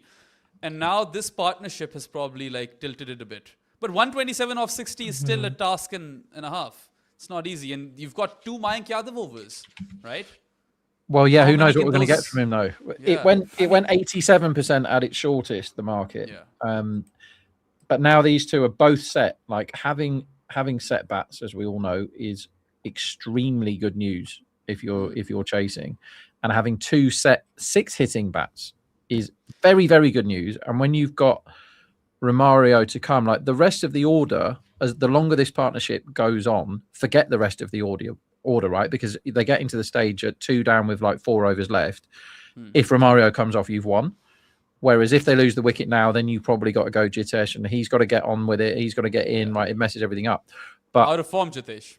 yeah, a very out of form Jitesh. So if these two can just keep trundling along like they are and keeping that rate below 13, 14, I think they'll be Is fine. that a wide? Yeah, that big is a wide. The previous ball that Mayank delivered was at 112 clicks, by the way, and I was like, what the fuck are you doing, bro? Like, don't go change your pace. And That this one one- was 135 clicks. So has he lost a bit of steam over here, guys? I think the pitch took a lot out of that pace. Okay. Very, very short, that one. And also, you've forgotten Tim David. He's going to come around at some point. That's completely true. I had forgotten about him. Yeah. He's going to be the impact sub, most likely. So they have Yeah. Jitesh too, right? Yeah. We've said I And just totally Romario. forgot about that. I totally forgot that Tim David existed. Mm. Sorry, Tim. All right. Here's Mike once again. And he tees off Rajat Patidar. I think he's got enough of Is that. it? 6 again? That is a 6. Yes, he has. And it's a Swings for the 50. hills. What a 50. I mean, he didn't have a good start, man. He was like 11 off 11. What was it? I think it was 27 or 20 in the end. Before going crazy, yeah. Yeah. 46% RCB. 26 ball half century by Rajat Patidar, and it's been quite enterprising ever since he's gotten going. This is one for you. All right, Bart says, how would each of you handle Stuart McGill style meltdown in a live situation? Would you actually move on or enter the fight? I mean, I would be lucky if I could ever get to replicate that, but if there's a test cricketer who I have pissed off, I would probably... Oh my God. And that's another 6. Another mighty 6. That one's probably the furthest it's gone. You know, that was a big one. Into New Rosie. favourites. Yeah, pick up shot. Bam. Up and over deep mid wicket for 6. But like, given how I'm not like a stuck-up dude like Menas, I suppose, I'd probably go on the back foot and I'd not want to piss off the former test cricketer more.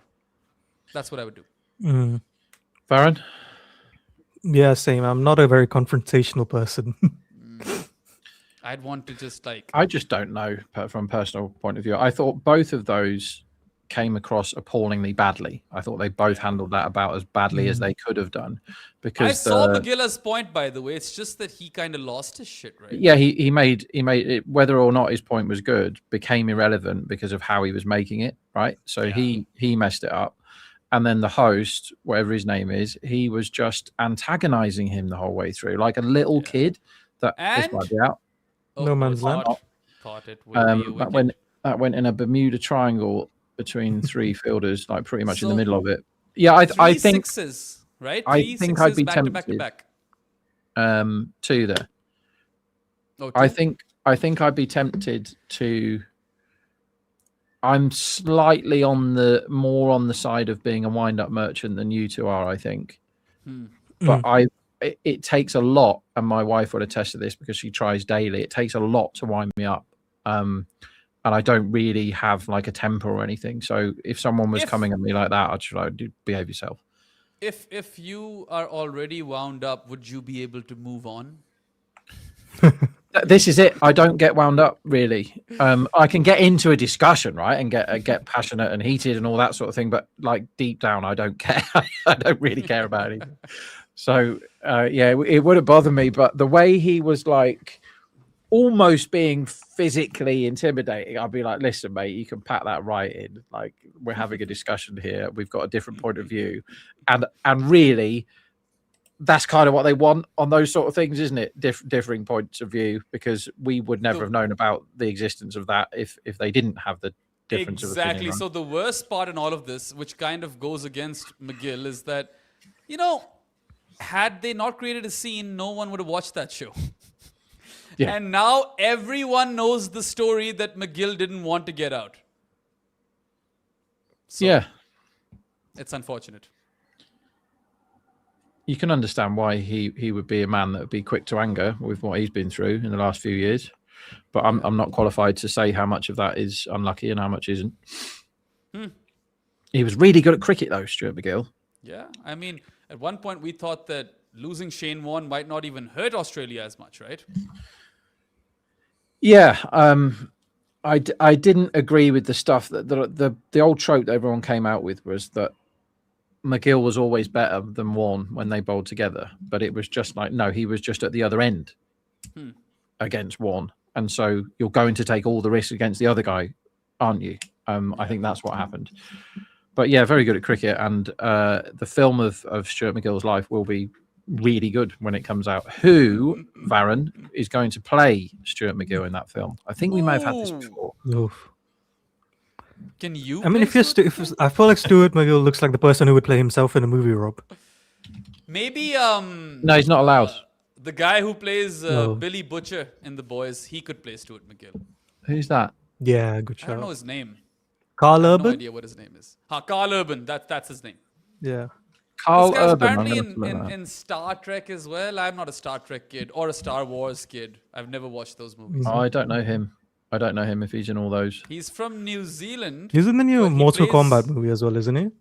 Oh, is he? I haven't watched the new Mortal Kombat movie. Tell Is you it who out? I'm Gone. Oh, Yeah. wow. caught and bowled. And the Prince has struck not a good knock by Padikkal, honestly. He's way better than this. 34 of 25. And what a timely wicket for the Super Giants. Yeah, Booth had a caught and bowl like that he dropped in the first innings, and you got to take your catches, and they were outsiders, and now it's flipped all the way back round to 60%, and that's because he caught that ball right.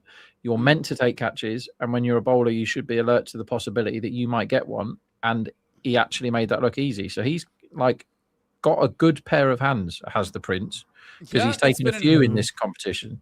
It's been an interesting evening for him. He had a misfield, Also been a good bowler misfield to start off. I mean, that was the sort of misfield that even Varun wouldn't do, right? Like, and then he takes a splendid catch to remove Bethel. Then he uproots Virat's off pole, and that was a sensational delivery, like one of the best wickets I've seen ever since I've started these watch-alongs. And then he went for bowled another shit over, if I can remember. And now he's come and removed DDP. So, up and down. Joel Edgerton, do you know who he is? Isn't he the guy we just discussed a while back with Charlie's Theron? Oh, that guy was Egerton. No, he's something else. Joel Edgerton is the guy. He was in Warrior with Tom Hardy, which is a great film. He was. They remade that into a Bollywood movie, like a Hindi movie. Very good. He kind of looks like Stuart McGill. He could play the part. He's been in loads, but he looks like Stuart McGill, and he's an Aussie. I saw a film with him in not that long ago where he was actually an Aussie, and he was superb in it. I can't remember what it was called, which doesn't help anybody, does it? It was really, really good, though. Look it up. Just watch all of his films and tell me which the good one was, and then I'll go and watch it again. Jitesh now at number 5 is interesting because I would not send him now. If he does a shit 10 off 12, they're nearly dead. Like they cannot afford, he cannot scratch, right? He cannot scratch at all because they have Tim David and they have Romario. So they do not have a problem with the run rate if they have enough balls for those two to face, right? So he cannot chew now. I don't care if he gets out this ball, but he cannot be 10 off 12. He can't, there's no time for that innings today. Get on with it, Jitesh. Got another super chat. Gyanded is back with another one. And he is saying, let me quickly bring this up. We are bowling well, which means we will lose. I think that this is still 50-50, even after this Patidar knock. Yeah, it's not an easy chase. Yeah, things could go awry pretty quickly. Let's see.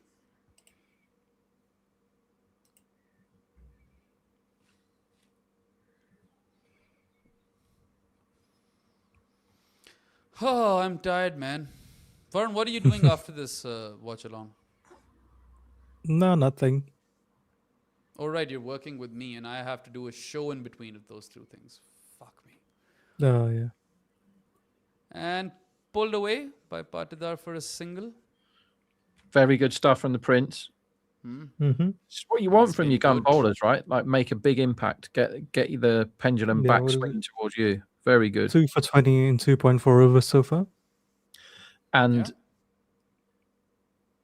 LSG were, for a bit there, ruining the fact that they let Kulkarni chew up 24 balls for his 17. That will be the difference if they lose. Yeah. It's that decision of playing him because they could have got Markram at the top of the order. And that's a top edge. I think Jitesh is a goner. Yes, he's out. Yeah. Prince with a third. Second wicket in the over for him. He's bounced out Jitesh Sharma. And RCB now 4 down for 106 in 10.5 overs. They are losing the plot, but they've got their skipper out there in some fine touch. And as Rob has been mentioning, comes in now, right? Yeah, David and Romario to go. Although, like, I want to say 70 or maybe 65-35 LSG now. So it's gone about 75-25. And I think that's moved too much for Jitesh because I don't think he was going to be the guy that won in that game anyway. Yeah. So when the market overreacted there, I was like, well, that's a bit short. Also, like David's not a fast starter, is he, Rob? He likes being 3 or 5 basically before he gets going. Yeah, which is why you should have batted him ahead of Jitesh because even though he's out, he has still ruined 3 balls for his team there, hasn't he? He's only got 1 off 3. And you'd rather David be 1 off 3 than Jitesh be 1 off 3 anyway, wouldn't you, if you're going to chase this? Yes. This is, this is what I said is when they lose Kohli, this fluid batting order and entry points thing is going to be tested because they don't usually lose Kohli for 0. Particularly when the other guy's gone as well, because Bethel's not an opener, as we know, but presumably RCB don't. So they lost both openers early. Then they had to get the entry points right, and they got the Jitesh one wrong there. It's not terrible, though. It's only 3 balls. I kind of disagree because I think this is his best entry point. I don't know if we were sent him in though, but he can't bat either side of this, if it makes sense. Yeah, okay. Yeah, but if Jitesh chew 10 balls there, they're dead. Yes. I think that's why I wouldn't have sent him in, yes. But I do think if you have to send him in at some point, it's this point. Yeah, okay. Oh, no, you don't want him 24-3, right? We're back. The X is the impact sub. Okay, my bad. Yeah. Anyway, there's a single for David. He's off the mark first ball, and that'll be over. Good one by Prince. What an 2 over. wickets in the over. 107 for 4 RCB in I think 11 overs. Prithvi with the super chat. He says, I want to fight whoever decided that we need an ad for SUV which keeps blasting. You Are Beautiful bit from James Blunt's song in every ad break on loop. It's That'd be annoying. I couldn't cope with that. You're beautiful.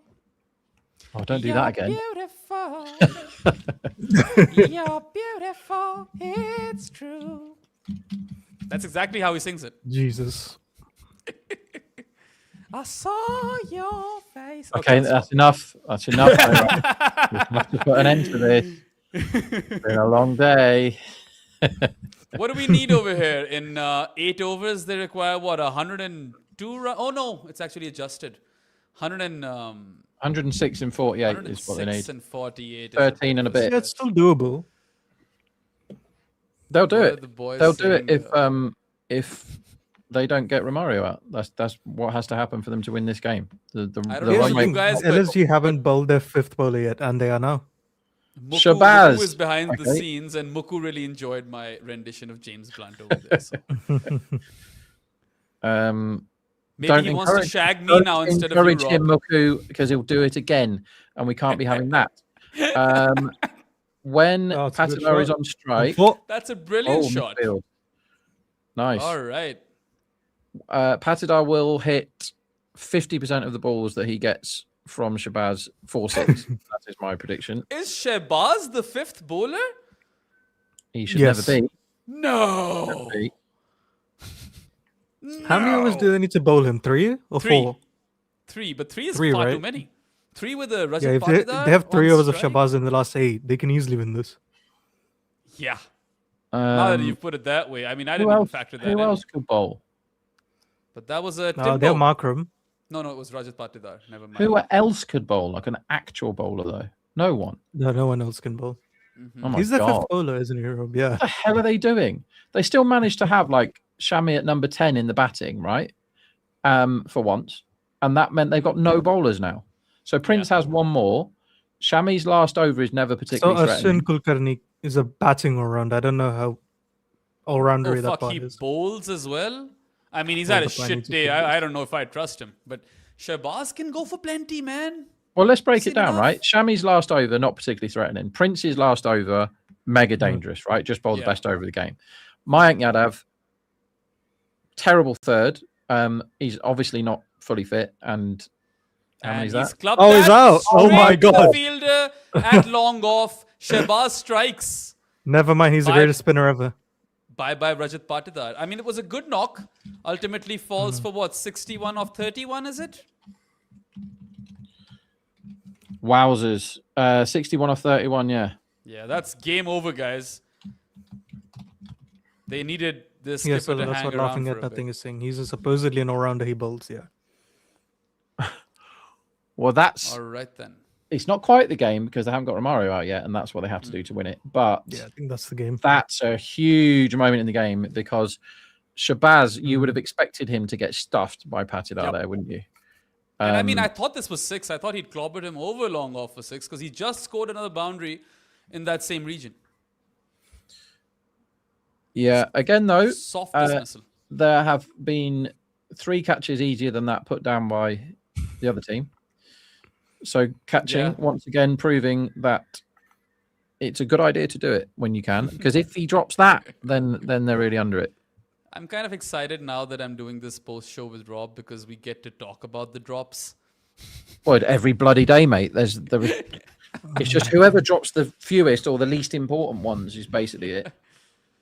All right, Krunal is in. They've saved Krunal now, bro. Romario.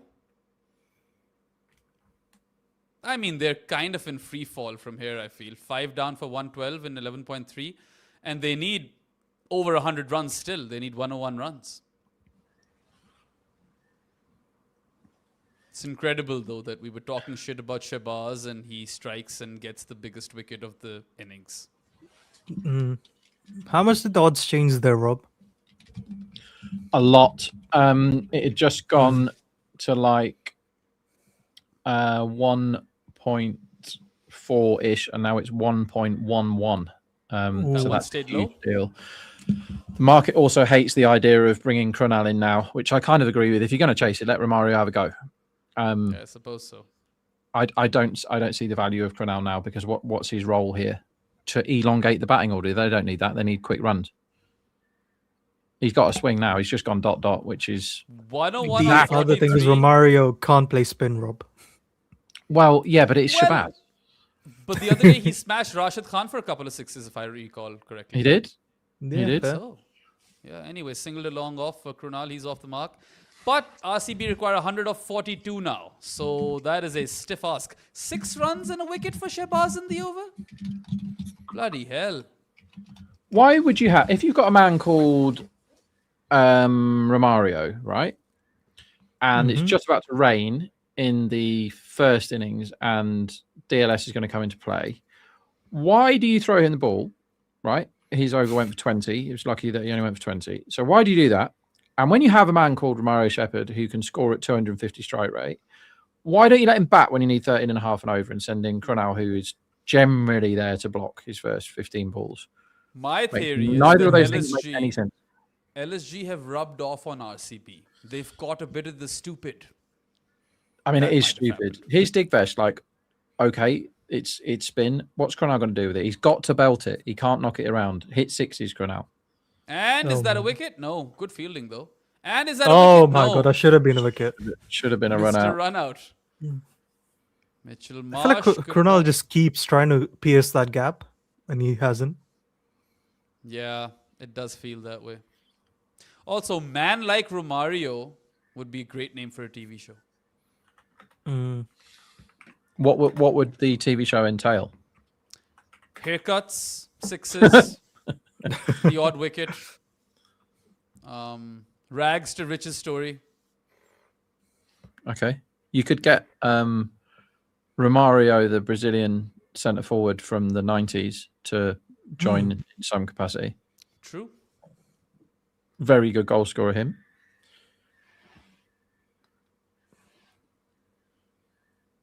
All right, that is a bonus boundary for Tim David. Drifts down the pads. He's just clipped it down to fine leg for 4. So they're going to keep it alive, I suppose. 95 required now of 40.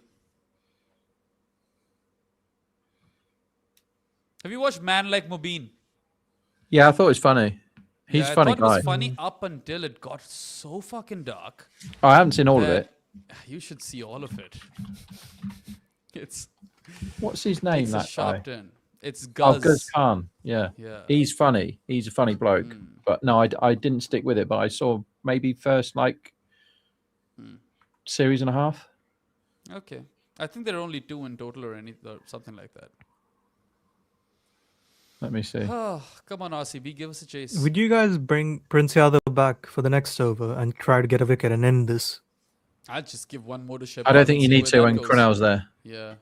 Save him when they've got guns firing, not when they've got Would you save Krunal him? Let's say if swinging Krunal down. gets out and Romario and David are batting. Is that when you'd bring Prince on? Immediately. Yeah, Okay. because I don't want Romario to be 20 off 6 when I bring on Prince. I want him to bomb it. Get rid of him. He's the biggest threat now, right? With the ball. What would you do, Varun? Yeah, I think I'm with you. I think although I wouldn't mind trying Prince in the next over. Put I pressure think on I just RCB. get done with the other Shahbaz over because it's not going all the way to 19 anyway. I think if they start to attempt to chase this down, they're going to lose wickets as well, right?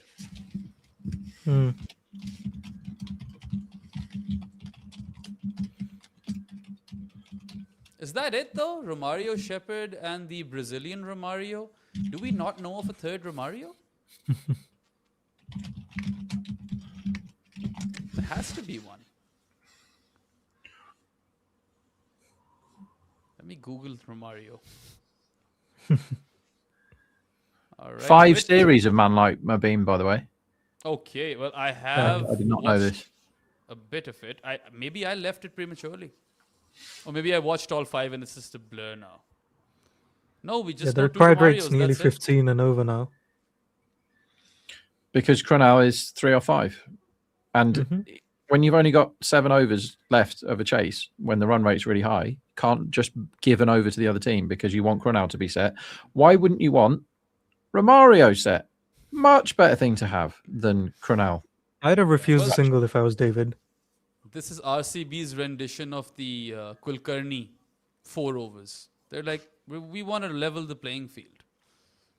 Hmm. Anyway, strategic timeout. 122 for 5, RCB in 13. They require 91 runs in 6 overs.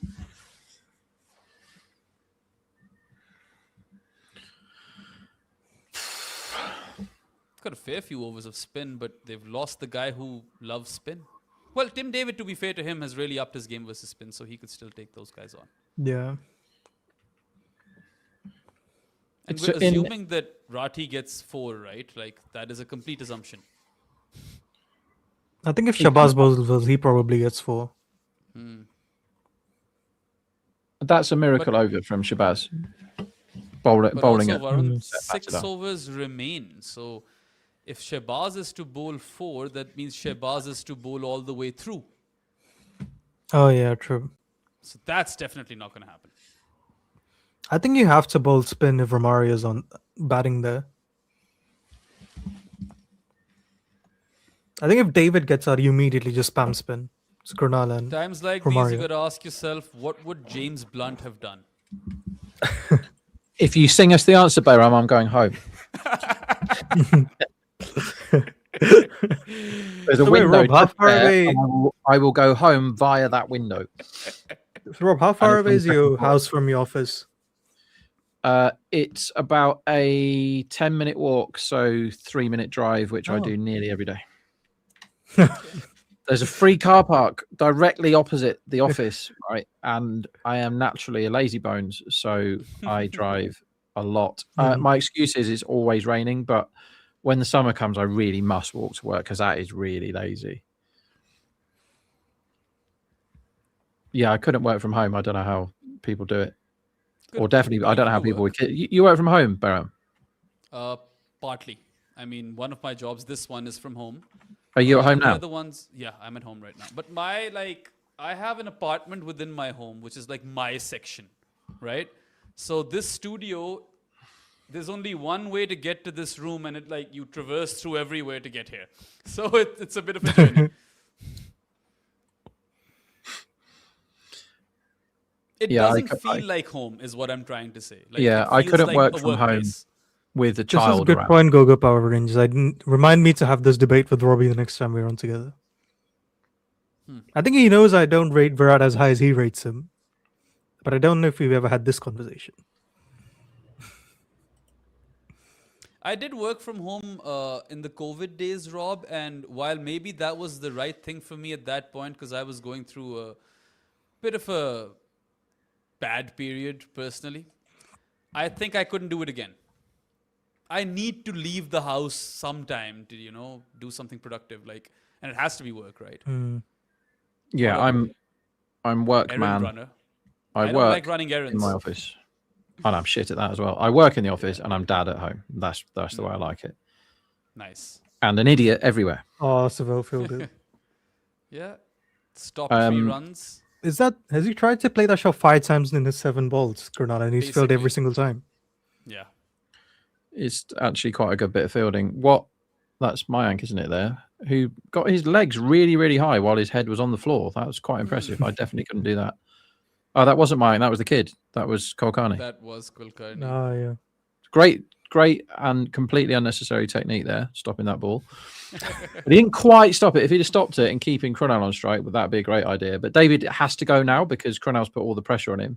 So Shabazz might end up with freakishly lucky figures here. And Okay, is might be that a out. wicket or a 6? Nope, It's a 6. 4. Is that a 4? I think it just dropped inside the rope. Well, he's bumped it down the ground, probably toe-ended it down the ground, and they're doing a boundary check, which we can barely see. Yeah. One I think bounce 4. 4. All right, so finally some impetus. It's not like beyond the realms of possibility, but for that, Tim David will have to play an absolute blinder, and Romario will probably have to come in and aid him a bit. But We've nobody seen crazier watching this things. game, nobody watching this game thinks Krunal's the man for this job. Nobody watching it. Absolutely not. Anyway, here's Timbo versus Shabazz. RCB 127 for 5 and 13.2 overs. They require 86 of 34. They need at least 3 more boundaries in these 4 balls, don't they? They need 2 sixes in this over. Wide. That'll help. It's close. I think I need more than that. No, so Varun, if you are telling me that Tim David and Romario Shepherd have scored 70 odd runs in the last 5 overs, I'd believe it. You know? That's fair. And that might have been another wide, but he's cut it away for a No, single. but my logic is you have to question target match. the shit bowlers, don't you? Yeah, no, you're not wrong. Yeah. Shehbaz needs to go for runs. Because I they think have that- one each of Shami, Prince, and Mayank, right? That's bad batting from David, by the way, that last ball. Because I That think it was would so have been a wide. creepy. AI Mitch Marsh just nodded at me. Yeah, you don't need that in your dreams, do you? No. Come on, Krunal. Don't go for the same shot again. He doesn't. It's a reverse or attempted reverse. Straight to For the fielder. 0, Dot. this is a match-losing innings, but they shouldn't have sent him out to bat. Yep. 5 Like- of 8, Krunal Pandya. If Romario is still in after 8 balls, they're a decent chance of winning this game. And what are they now because of this Krunal innings? They are a 9% chance of winning this game. This has to be 6. And it's not. He's done it again, Varun. He's cut the ball to the Oh fielder. my god. Another dot. Another one. This is so Well- painful to watch. 5 off 9. This is what happens when you mess the batting order up. All right. Abhay says, Rob can't stop backing long odds. Any solutions? All you need to do is back odds that are bigger than they should be and trust Finally! the And universe finally, via a He has midfield. He nailed gets one the through that cut. man. Yeah. On what? His 8th attempt? He's finally got a 4 off the cut shot, Varun? yeah, Something feels like like that. that. But like, look, RCB, they require 80 runs in 5 overs, and Romario isn't even out there batting, so it's going to be tough work. Yeah, all you have to do is back prices that are bigger than they should be and trust that the universe doesn't kill you. And I am being tested by the universe at the moment because I am backing prices that are too big, and I understand what prices that are too big means because I've been doing it for many, many years, but nothing is winning at the moment. And today I had lots of bets that won, and then they all got voided. Mayank's because come it was on. only 19 overs. So here's Mayank. Yeah. They have to get 18 off this over because 16 is no good when Prince is lurking, right? They've got to get more than 16 off this over. Keep an eye And- out for on his pace, because I feel like Yeah, he but might there will able be to a crank it up Shabazz again. or Digvesh over Rob. They have to be 2. Yeah. 2 of those. You got to, guys. you can't let the rate go up to 20. Yeah, It yeah, doesn't that's really matter fair. who bowls then. I Get on don't think with they it. need 18 in this one. I think even 16 is more than enough against Mayank. I think you give Shehbaz the over before Digvesh, because then you can make the decision whether or not you want to bowl Shehbaz out. Yeah, I think that depends on this over, doesn't it? If this goes, you have to Yeah. bowl Prince now. Well, Mayank, I thought, had lost a bit of steam in that previous over. Let's see how his pace is in this one. Mm. If he can crank it up, well, Tim David, I don't think he's ever faced him before. Tim David is telling him to get on with it. And that's 4. It's a slap on the offside in David's arc, and that'll help. RCB moved to 137 for 5 and 14.1. So now 76 required in 29 balls. Like I said, guys, we've seen crazier things. I think they may retire Cornell out and let We're probably Romario really go. close to that They point. can't do it now, I think, because he's the last batter, isn't he? No. Well, how many balls do you want Cornell to face with getting them further and further away from the finish line? Ideally, he'd chip one rather than them needing to retire him out. Oh, that one looked quick. What happened there? Fair play. Hands nuts. So we now have a stage of the game where the man that they sent in has faced 10 balls, and the other guy is telling him to bugger off and not To be letting fair, him. Rob, I think So they're now I think turning he's down. refused because that was a tight single. No, he's refused because he's like, I'm not letting you face this, Cornell. Yeah, maybe. Either way, I mean, it's still tough because Krunal's going to face something, right? He's basically got to hit his next 3 balls for 6, Cornell. He's got. He can do it. Yeah. Cornell can whack, but It needs to be in the 60s after this over is done, and that's a dot. Oof. Well bowled. Don't review it. Do not review it, Tim. That's good though. Back of a length, wide of off stump, and Tim David's trying to hit down the ground, so that's why he hasn't been able to connect on that occasion. Deep in your crease, no? Isn't that what he should do?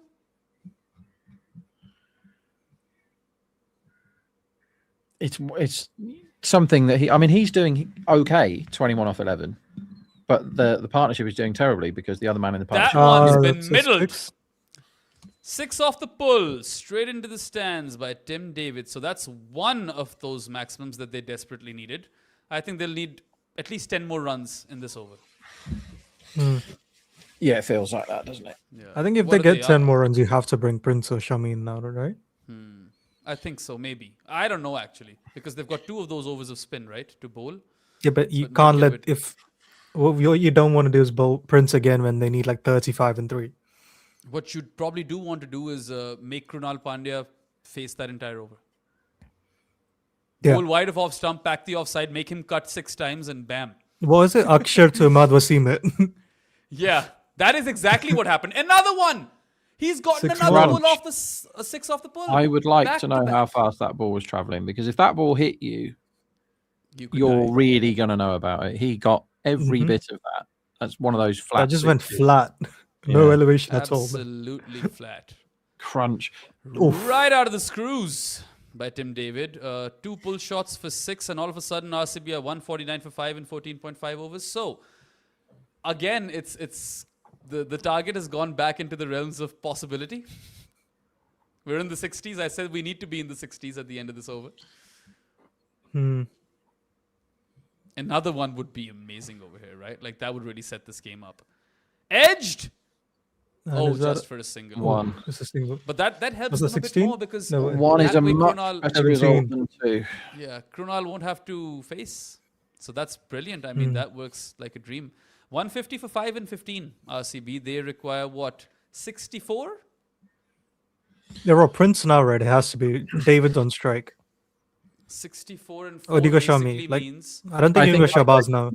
I think I go Shami. I don't think Yeah. I go Prince. I think two, I 220 run overs. Is all when they need this, right? When they need Mhm. 16 and over, just under, you can afford to keep your big card back when it's Fair. 16 and over.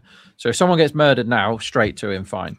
But when it's 16 and over, like all Shami's got to do is bowl an over for 12 and they're under it, right? Shami can do that. Yeah. Let's see what they go with. Oh, so it's 63 off 24. They're going not spin. 64. The Shahbaz path to it the is. finish line here is narrow for the batting team, but it can be This done. might be the over that sets this up for RCB. It's wide of off stump. So He David, refuses Yeah, to single. now he's second refusing single, singles. he's turned down. So, so this is a batting order crime, right? That we've just seen. Yeah. The guy at the crease is basically saying to the dugout, "You idiots! You have put somebody that I don't trust in with me now." And Shabazz is going to keep bowling on the wide line, and David is either going to hit it out the ground or slog it to one of the fielders on the rope. That's all right. That's a wide. And his judgment needs to be bang on here, David, because he can't afford a couple of dots in this over. Even if he hits the rest of them for 6, he can't afford it. So Shabazz is going to bowl on this wide line, and David needs to work out what he's going to do with it. Yeah. Well, that should be Oh, wide so as well well. I would think that's review fine. that. Oh, no, he's Oh. just given it. No, I would have given that wide as well, Varun. I close. don't know. I think it fell inside. I know it was just outside. I just saw it again. It's close. Ah, though. fair. Anyway, 2 wides and a dot in this over by Shabazz. So what's the equation now? 62 off 23. Oh, that's right. Yeah, you're right. 61 off 23, actually. My bad.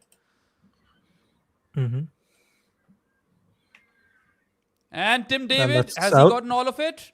No 6. Yes, he has. Bloody hell! He's a Robbers strong the boy, isn't ball up and over long on for 6. he? He is one And I mean, strong this is boy. one hell of a knock already by Tim Daddy David. Daddy he is. Timbo. Up to 40 now. And he Of didn't even 16. middle it. He literally toe-ended that one. Yeah, it felt like it was out off the bat, didn't it? But with zero help at the other end, he is Yeah. hauling his side back into this, Somehow. having to turn Is down it another singles one? to do it. He's cut it away. He's Oh, he's gone. out. Oh Yeah, my and god. Digvesh tried to pull off a stunt unsuccessfully, but it doesn't matter because Tim David has fallen for a 17 ball 40. Take a bow, top knock, and had he had some help, maybe this would have been a better equation for RCB. But such is not the case. They are 158 for 6 now Oof. in 15.3 overs.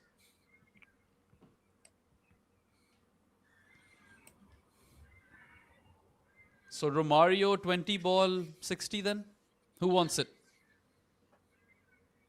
I mean, he can do it. He can do it, but it would have been a lot better if he was at the other end and David wouldn't have had to face every single ball, which is what he was doing then. I think he's just told Romario that, yo, farm strike. You better. I like how fucking all of farm us were strike. like making fun of Shabazz and he's got the 2 best batters out. Yeah.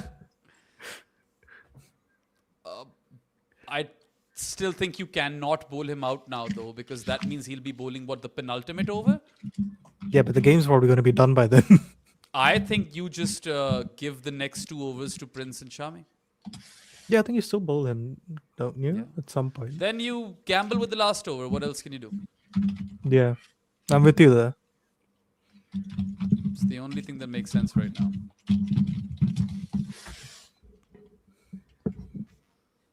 It's been 2 batters for RCB who've literally turned up today, man. It's just Patidar and Timbo.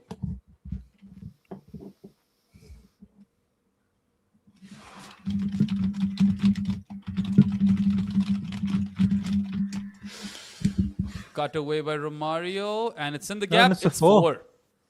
Off the Good mark with stuff. boundary. Romario Shepherd, and that means that now 51 runs are required of 20 balls. Yeah. 50 How balls. easy was that, by the way? Just a sort of lazy, soft cut, but You know because what? he's got wrists like steel girders, it just pinged off and went where it went. Like Cronell played that Adds- shot 30 times in his 10 balls, right, and not got any runs. And Adds Romario insult played it to once. injury for Krunal. And it's Wow, another back to 4. back. Now he's done it again. Back to back See, boundaries off the This is cut. why. This is why Romario should have batted when Cronell did, because he got those exact Yeah, balls fair. Cronell did, and all he Yup. did was slap them to fielders. And Romario has had to try particularly hard to score 8 off 2 there. Yeah. And it's now 50 off 20. And we've seen, Suryavanchi's got 50 off 15 3 times in this IPL. 50 off 20 can be done. I'm not sure it can be done by Cronell. He's going to get pelters after this game. So Shepherd should now definitely try and score a 5. That would be my advice. So to him. Shami or Prince next year, Rob? Shami, because they're still miles behind. Yeah. Don't need your big Agreed. card yet. Still 15 and over, isn't it? All And right, you've still got Cronell to bowl at as well. I don't think you need to panic just yet. And Shami's not rubbish. He's just not very good at the death. Like, he's not a positive death bowler, No. is he? He's like a flat one, or maybe slightly I mean, minus. if he goes for 12 runs in his over, that's a success, right? So. Huge success. Yeah. Oh, that Oh, wasn't did wide, that buddy. again. That was not wide. And Romario, do not review Oh, it. they're going to review It's this. already been a long day, bro. Anyway, 47 now required of the last 3 overs. Krunal will face, which is a worry.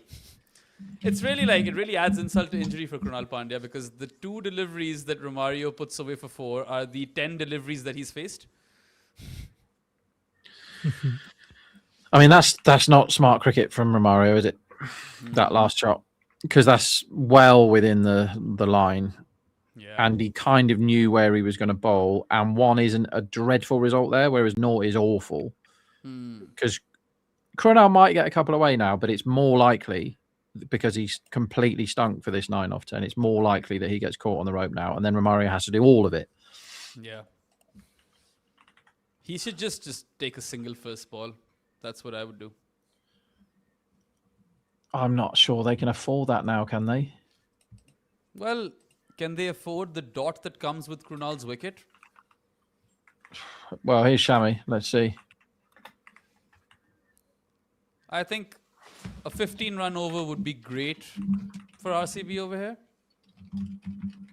Oh, he's played the ball in the same area again for a single, so there you go. Romario on strike, 46 required of 17. This should be fun. Yeah. No I'd drop like to see him. catches for Lucknow, by the way. Did we not have one? No, I don't think so, man. We had a Prince misfield. We did. I don't think we That's had a it. drop catch. I think you're right. That's incredible. Oh! The lead. Rose. Big broad Romario lets it go. Bumper for a dot. So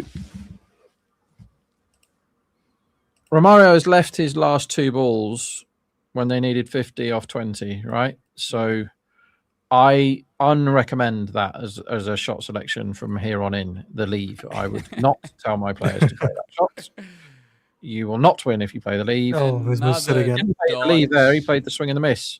Yeah, that's a swing and a miss, but it's 2 dots in a row, and 46 of 15 is now looking quite difficult for RCB. Good job, Shami. It's done well today. It's bowling into the pitch. I think that was a cutter as well. So, smart stuff. This one's surely a 6, right? Oh! Good ball. Shipped it. Top ball, that. They can't even run 2, can they? So that means Krunal Pandya will have strike again. 2 balls to go in the over. And that's game, set, match. Surely. Yeah. JL is not looking happy. Got your batting order wrong, JL.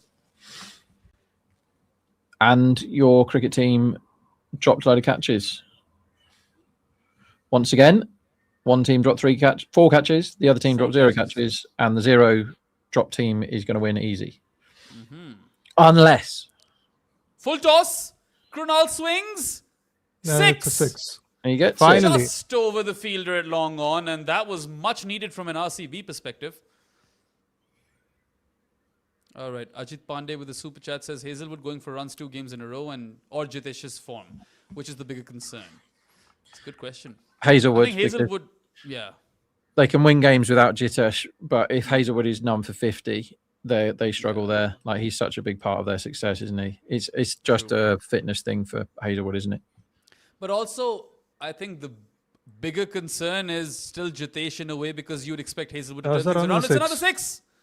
Back-to-back 6s Oh, wow. for Krunal Pandya. Hello. The corpse twitches. They win 1 in 6. Corpse is more than twitched over here, Rob. 1 in 6 they win from here, apparently. 3 a ball. Well, it's not 3 a ball now, is it? Slightly less. Yeah, 3 a well, ball this before over that has 6. gone for 14 now. So that's just about enough, I suppose, from an RCB perspective, because they are 180 for 6 and 17, needing 33 of the last 2 overs. And one of those overs is going to be an over of spin. I don't think you go Prince now. I think it's Really? a bit of a gamble. I don't think you go Prince now. What do you think, I Baron? think I you think go- you do. You I go Prince. ASAP. Yeah, I go don't think I Prince as do. I think I wait. I mean, it is a penultimate over, Robbie. Go for your best bowler. Yeah. Yes, all right. those are the Yes, rules. sorry. Yes, you do. Yes, you do. Yeah. You go Prince. I was being silly there. You go Prince.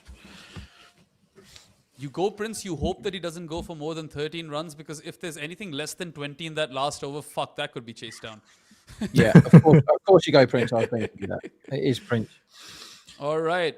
Yeah. Here comes royalty. Full toss. Oh, wow, Oh my God, that should have been 6, and it's a single instead. that should have been 6. That could have been 4. It Oh my should God. have been 4 at the very least. You tickled that defined leg for 4. Yeah, At the or very any bat least. on it, and that was a 4. Yeah, man, that's a let off. Like any He'll be one of kicking us himself. accidentally gets 4 off that ball. Any Yeah. one of us. Yeah. 'Cause you're just Absolutely. flapping wildly, aren't you? And it probably hit something. Go to the fence, because that's a leg side filthy full toss, literally on the thigh pad, right? So all you have to do is get some flappy bit of something on there, and it's 4. And Bro, what's the odds for a super over? yeah, sure. Let's look that up. 30, 30, Okay. if you fancy it. don't And hate he's it. connected the pull once again. Four It's of gone them. It's a for 4. 4. Krunal has turned things around. What do you know? Maybe all that time spent in the middle. And now has the come to try is fruition. 20 from 30. Yeah, I mean, who would have thunk he would be 26 of 14, Krunal Pandya? I wonder if this is just a set batter pitch. I mean, we only saw one of those balls completely die, right, Rob? We never saw that again. Yeah, that's true. Yeah. Anyway, this is Here a we very go. crucial delivery, and What Krunal just happened can there? only get a single off of it. The So- cut shot is the shot that I would put away if I was Krunal, because it's not working. It is not working, that shot. Was that a cut That's it. drive for a single? I don't even know what that was. It was like a push, a weird push. That single takes RCB Have you to had- 186 Baram, you for play 6 cricket and 26, 70.3 right? overs. Yeah, I mean, I haven't played in a bit, man. I had a kid, so No, I mean, have you ever tried to cut a full ball and actually look like an idiot getting bowled? yeah, of course. Yeah, I think that's what he looked like he was about to do that. Oh my that a god. Mario. That is the ball, Prince. Wow. So laughing He's at done. nothing as a He's done the question. business, because now he needs to go for like 2 6s for this game to be interesting, or at least 10 runs for this game to be interesting. So laughing at nothing is asking, is last time with Digwesh, Shabaz or Kulkarni, wild card? You don't go Kulkarni if it's a lot of runs, right, Rob? No, definitely not. You go Kulkarni if Yeah. you're defending 7 or whatever. Yeah. But if you're defending loads, which it is now, whatever happens, it's at least 15 and it's probably 20, then you just go with whoever you think your best Full bowler is. That's it. toss. He's swung It's a big 6. and it clears the ropes. Beyond Oof. deep mid wicket for 6. This game does not want to die. He did call a last over finish, Rob Barron, and we've basically gotten one. Last ball finish, I said. Last ball. It's going to be a finish last might ball be- No, we need a thriller. 6 Is next what ball. I guaranteed yesterday. So we just need the Might 6 be here a- and we're away. Tad optimistic, but now that I've said this, it surely will be. 192 for 6, RCB in 17.5 overs. They require 21 off 7. And they've got 2 guys who can bat out there. Romario needs to smash this. This needs to go. Agreed. I think we can answer this after this over. Yeah, let's just take our time. Prince is running All right, in. Prince, what do you have for us? Ooh. Oh, good ball there. One. Yeah, that. So can could be game. Romario get 20 off an over? He can. No. Off a spinner. He can get 20 off an over, but will he? According What to the does market, Prince end up with? He's done really well. He was the best bowler on display today. Easily. 3 They for are- 33. any arguments with a 13% chance of knocking these off? No, I think LSG will bowl flat. I'd say maybe And, 20. I think 1 in 5 they get this. Wait a minute. I think. Wait a minute. It's 23%. Oh, Ooh. I was looking at a different page. I must have been looking at tie or something. I don't know what I was You looking know, at. if I'm Yeah, that feels right. Shahbaz, I'm trying to bowl wide Yorkers with a third man over here. Bowl flat. Bowl like Maxwell. Make sure the batter can't get underneath the ball. Because Krunal is now dangerous because he's faced 15 balls and started getting them away. So it's not just a one-man show here. I think Digvesh has bowled quite poorly so far. Oh no, not him. It has let's to be answer Shahbaz. this. Yeah, I think it is Any Shabazz, data? yeah. Yeah, Akshay says or asks any data about first half of the over versus second half. Does he mean 1, 2, 3 versus 4, 5, 6? Yeah, that's what he means. Well, Rob, you have those, right? What do you want? So like balls 1, 2, 3 versus balls 4, 5, 6. I assume it's today's game. No I have idea. it. I have it forever. Mhm. But I'm not loading that up now with an over to go when this is going to be a last ball thriller, I'm afraid. Because I by the almost time I've never loaded look that at up, that, so I don't have it. Have they given it to Digvesh? they don't know Oh, are what they to going do to because Digvesh? they're LSG, remember. I think what they did then is they played scissors, paper, stone, and then they didn't know whether it was the winner or the loser that gets to bowl the last over. That's what just happened. So still Is nobody that knows what who's they gonna call it bowl in England? Scissors, paper, stone, not rock, paper, scissors. I don't know. I've would heard call both. it stone. Okay. I'm quite good at that game though. If you want to run, just get your money out.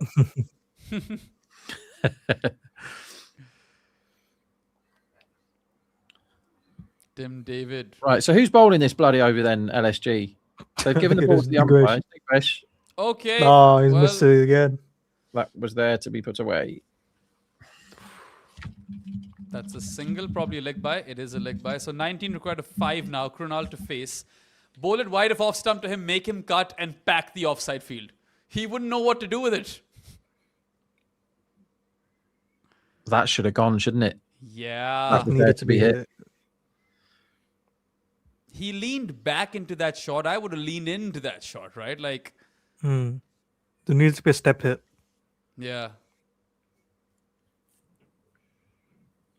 Anyway, What you got, Cornell? there's something remarkable going to happen. He's cut it away for And a it's a single. single. And now they need 18 of 4, so they need like 3 sixes. It's going to be tough Yeah, work. I think it's probably done now. 10%. Pooran tried to misfield that, by the way. But what he did that Prince didn't do earlier is he long buried it because he missed it with his hands and it hit him on the back leg and then popped back into his hands. That could have been very funny if that went before. Come on, Emma Mario, what you got? Okay, Oh that's my god, that needed to be hit. game done. So 18 of 3 now after that dot. Romario's missed 2. And 3 sixes required of the last 3 balls. This looks highly improbable. But mathematically, win still this, on, fair still play. on. If they win this, it's going to be incredible. Yeah. It's 1.3% that he does it. Give us like a couple of sixes like Gurbaz at least. Make it fun. Yeah. Here's 6 number 1. No, it's a wide. Is They it not? stumped it. And a stumping chance. Surely they review that. Surely. Oh, it's been. That was- Oh, it's a wide. It was wide, yeah. It was wide. It's just whether or not he's been So- stumped. He was hopping around a bit there, Romario, but I don't think he has been.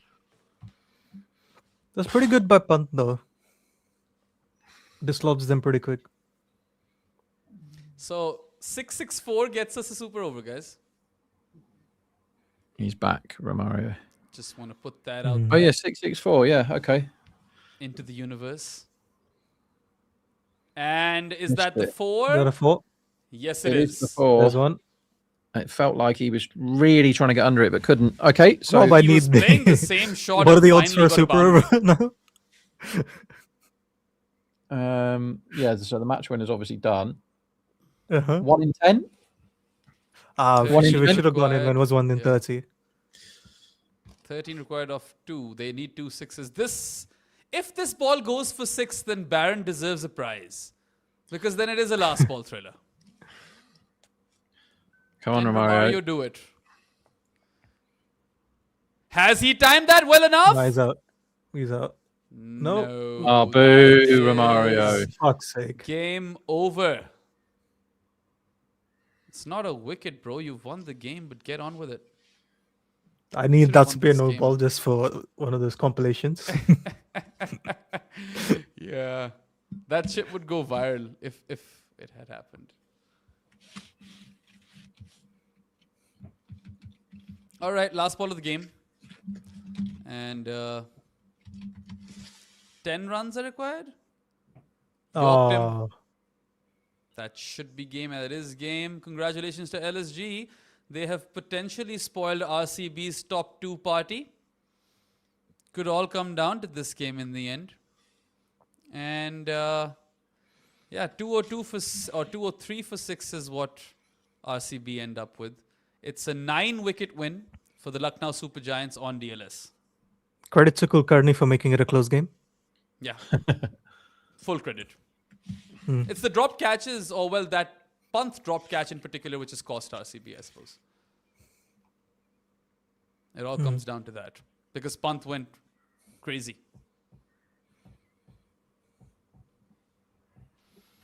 All right. So that's this game done. LSG could ruin the party for CSK as well. They could knock them out. So there's something, I guess, for them to pay for. Commiserations to RCB fans. Commiserations to Cheyenne, who was in the crowd and witnessed a Kohli duck. And then his team lost as well. So that sucks for him. Serious Bart fan is also thinking about Cheyenne. He's not a Lucknow fan. I think that's the joke. I think there was a point where everyone kept making fun of him for being a Lucknow fan.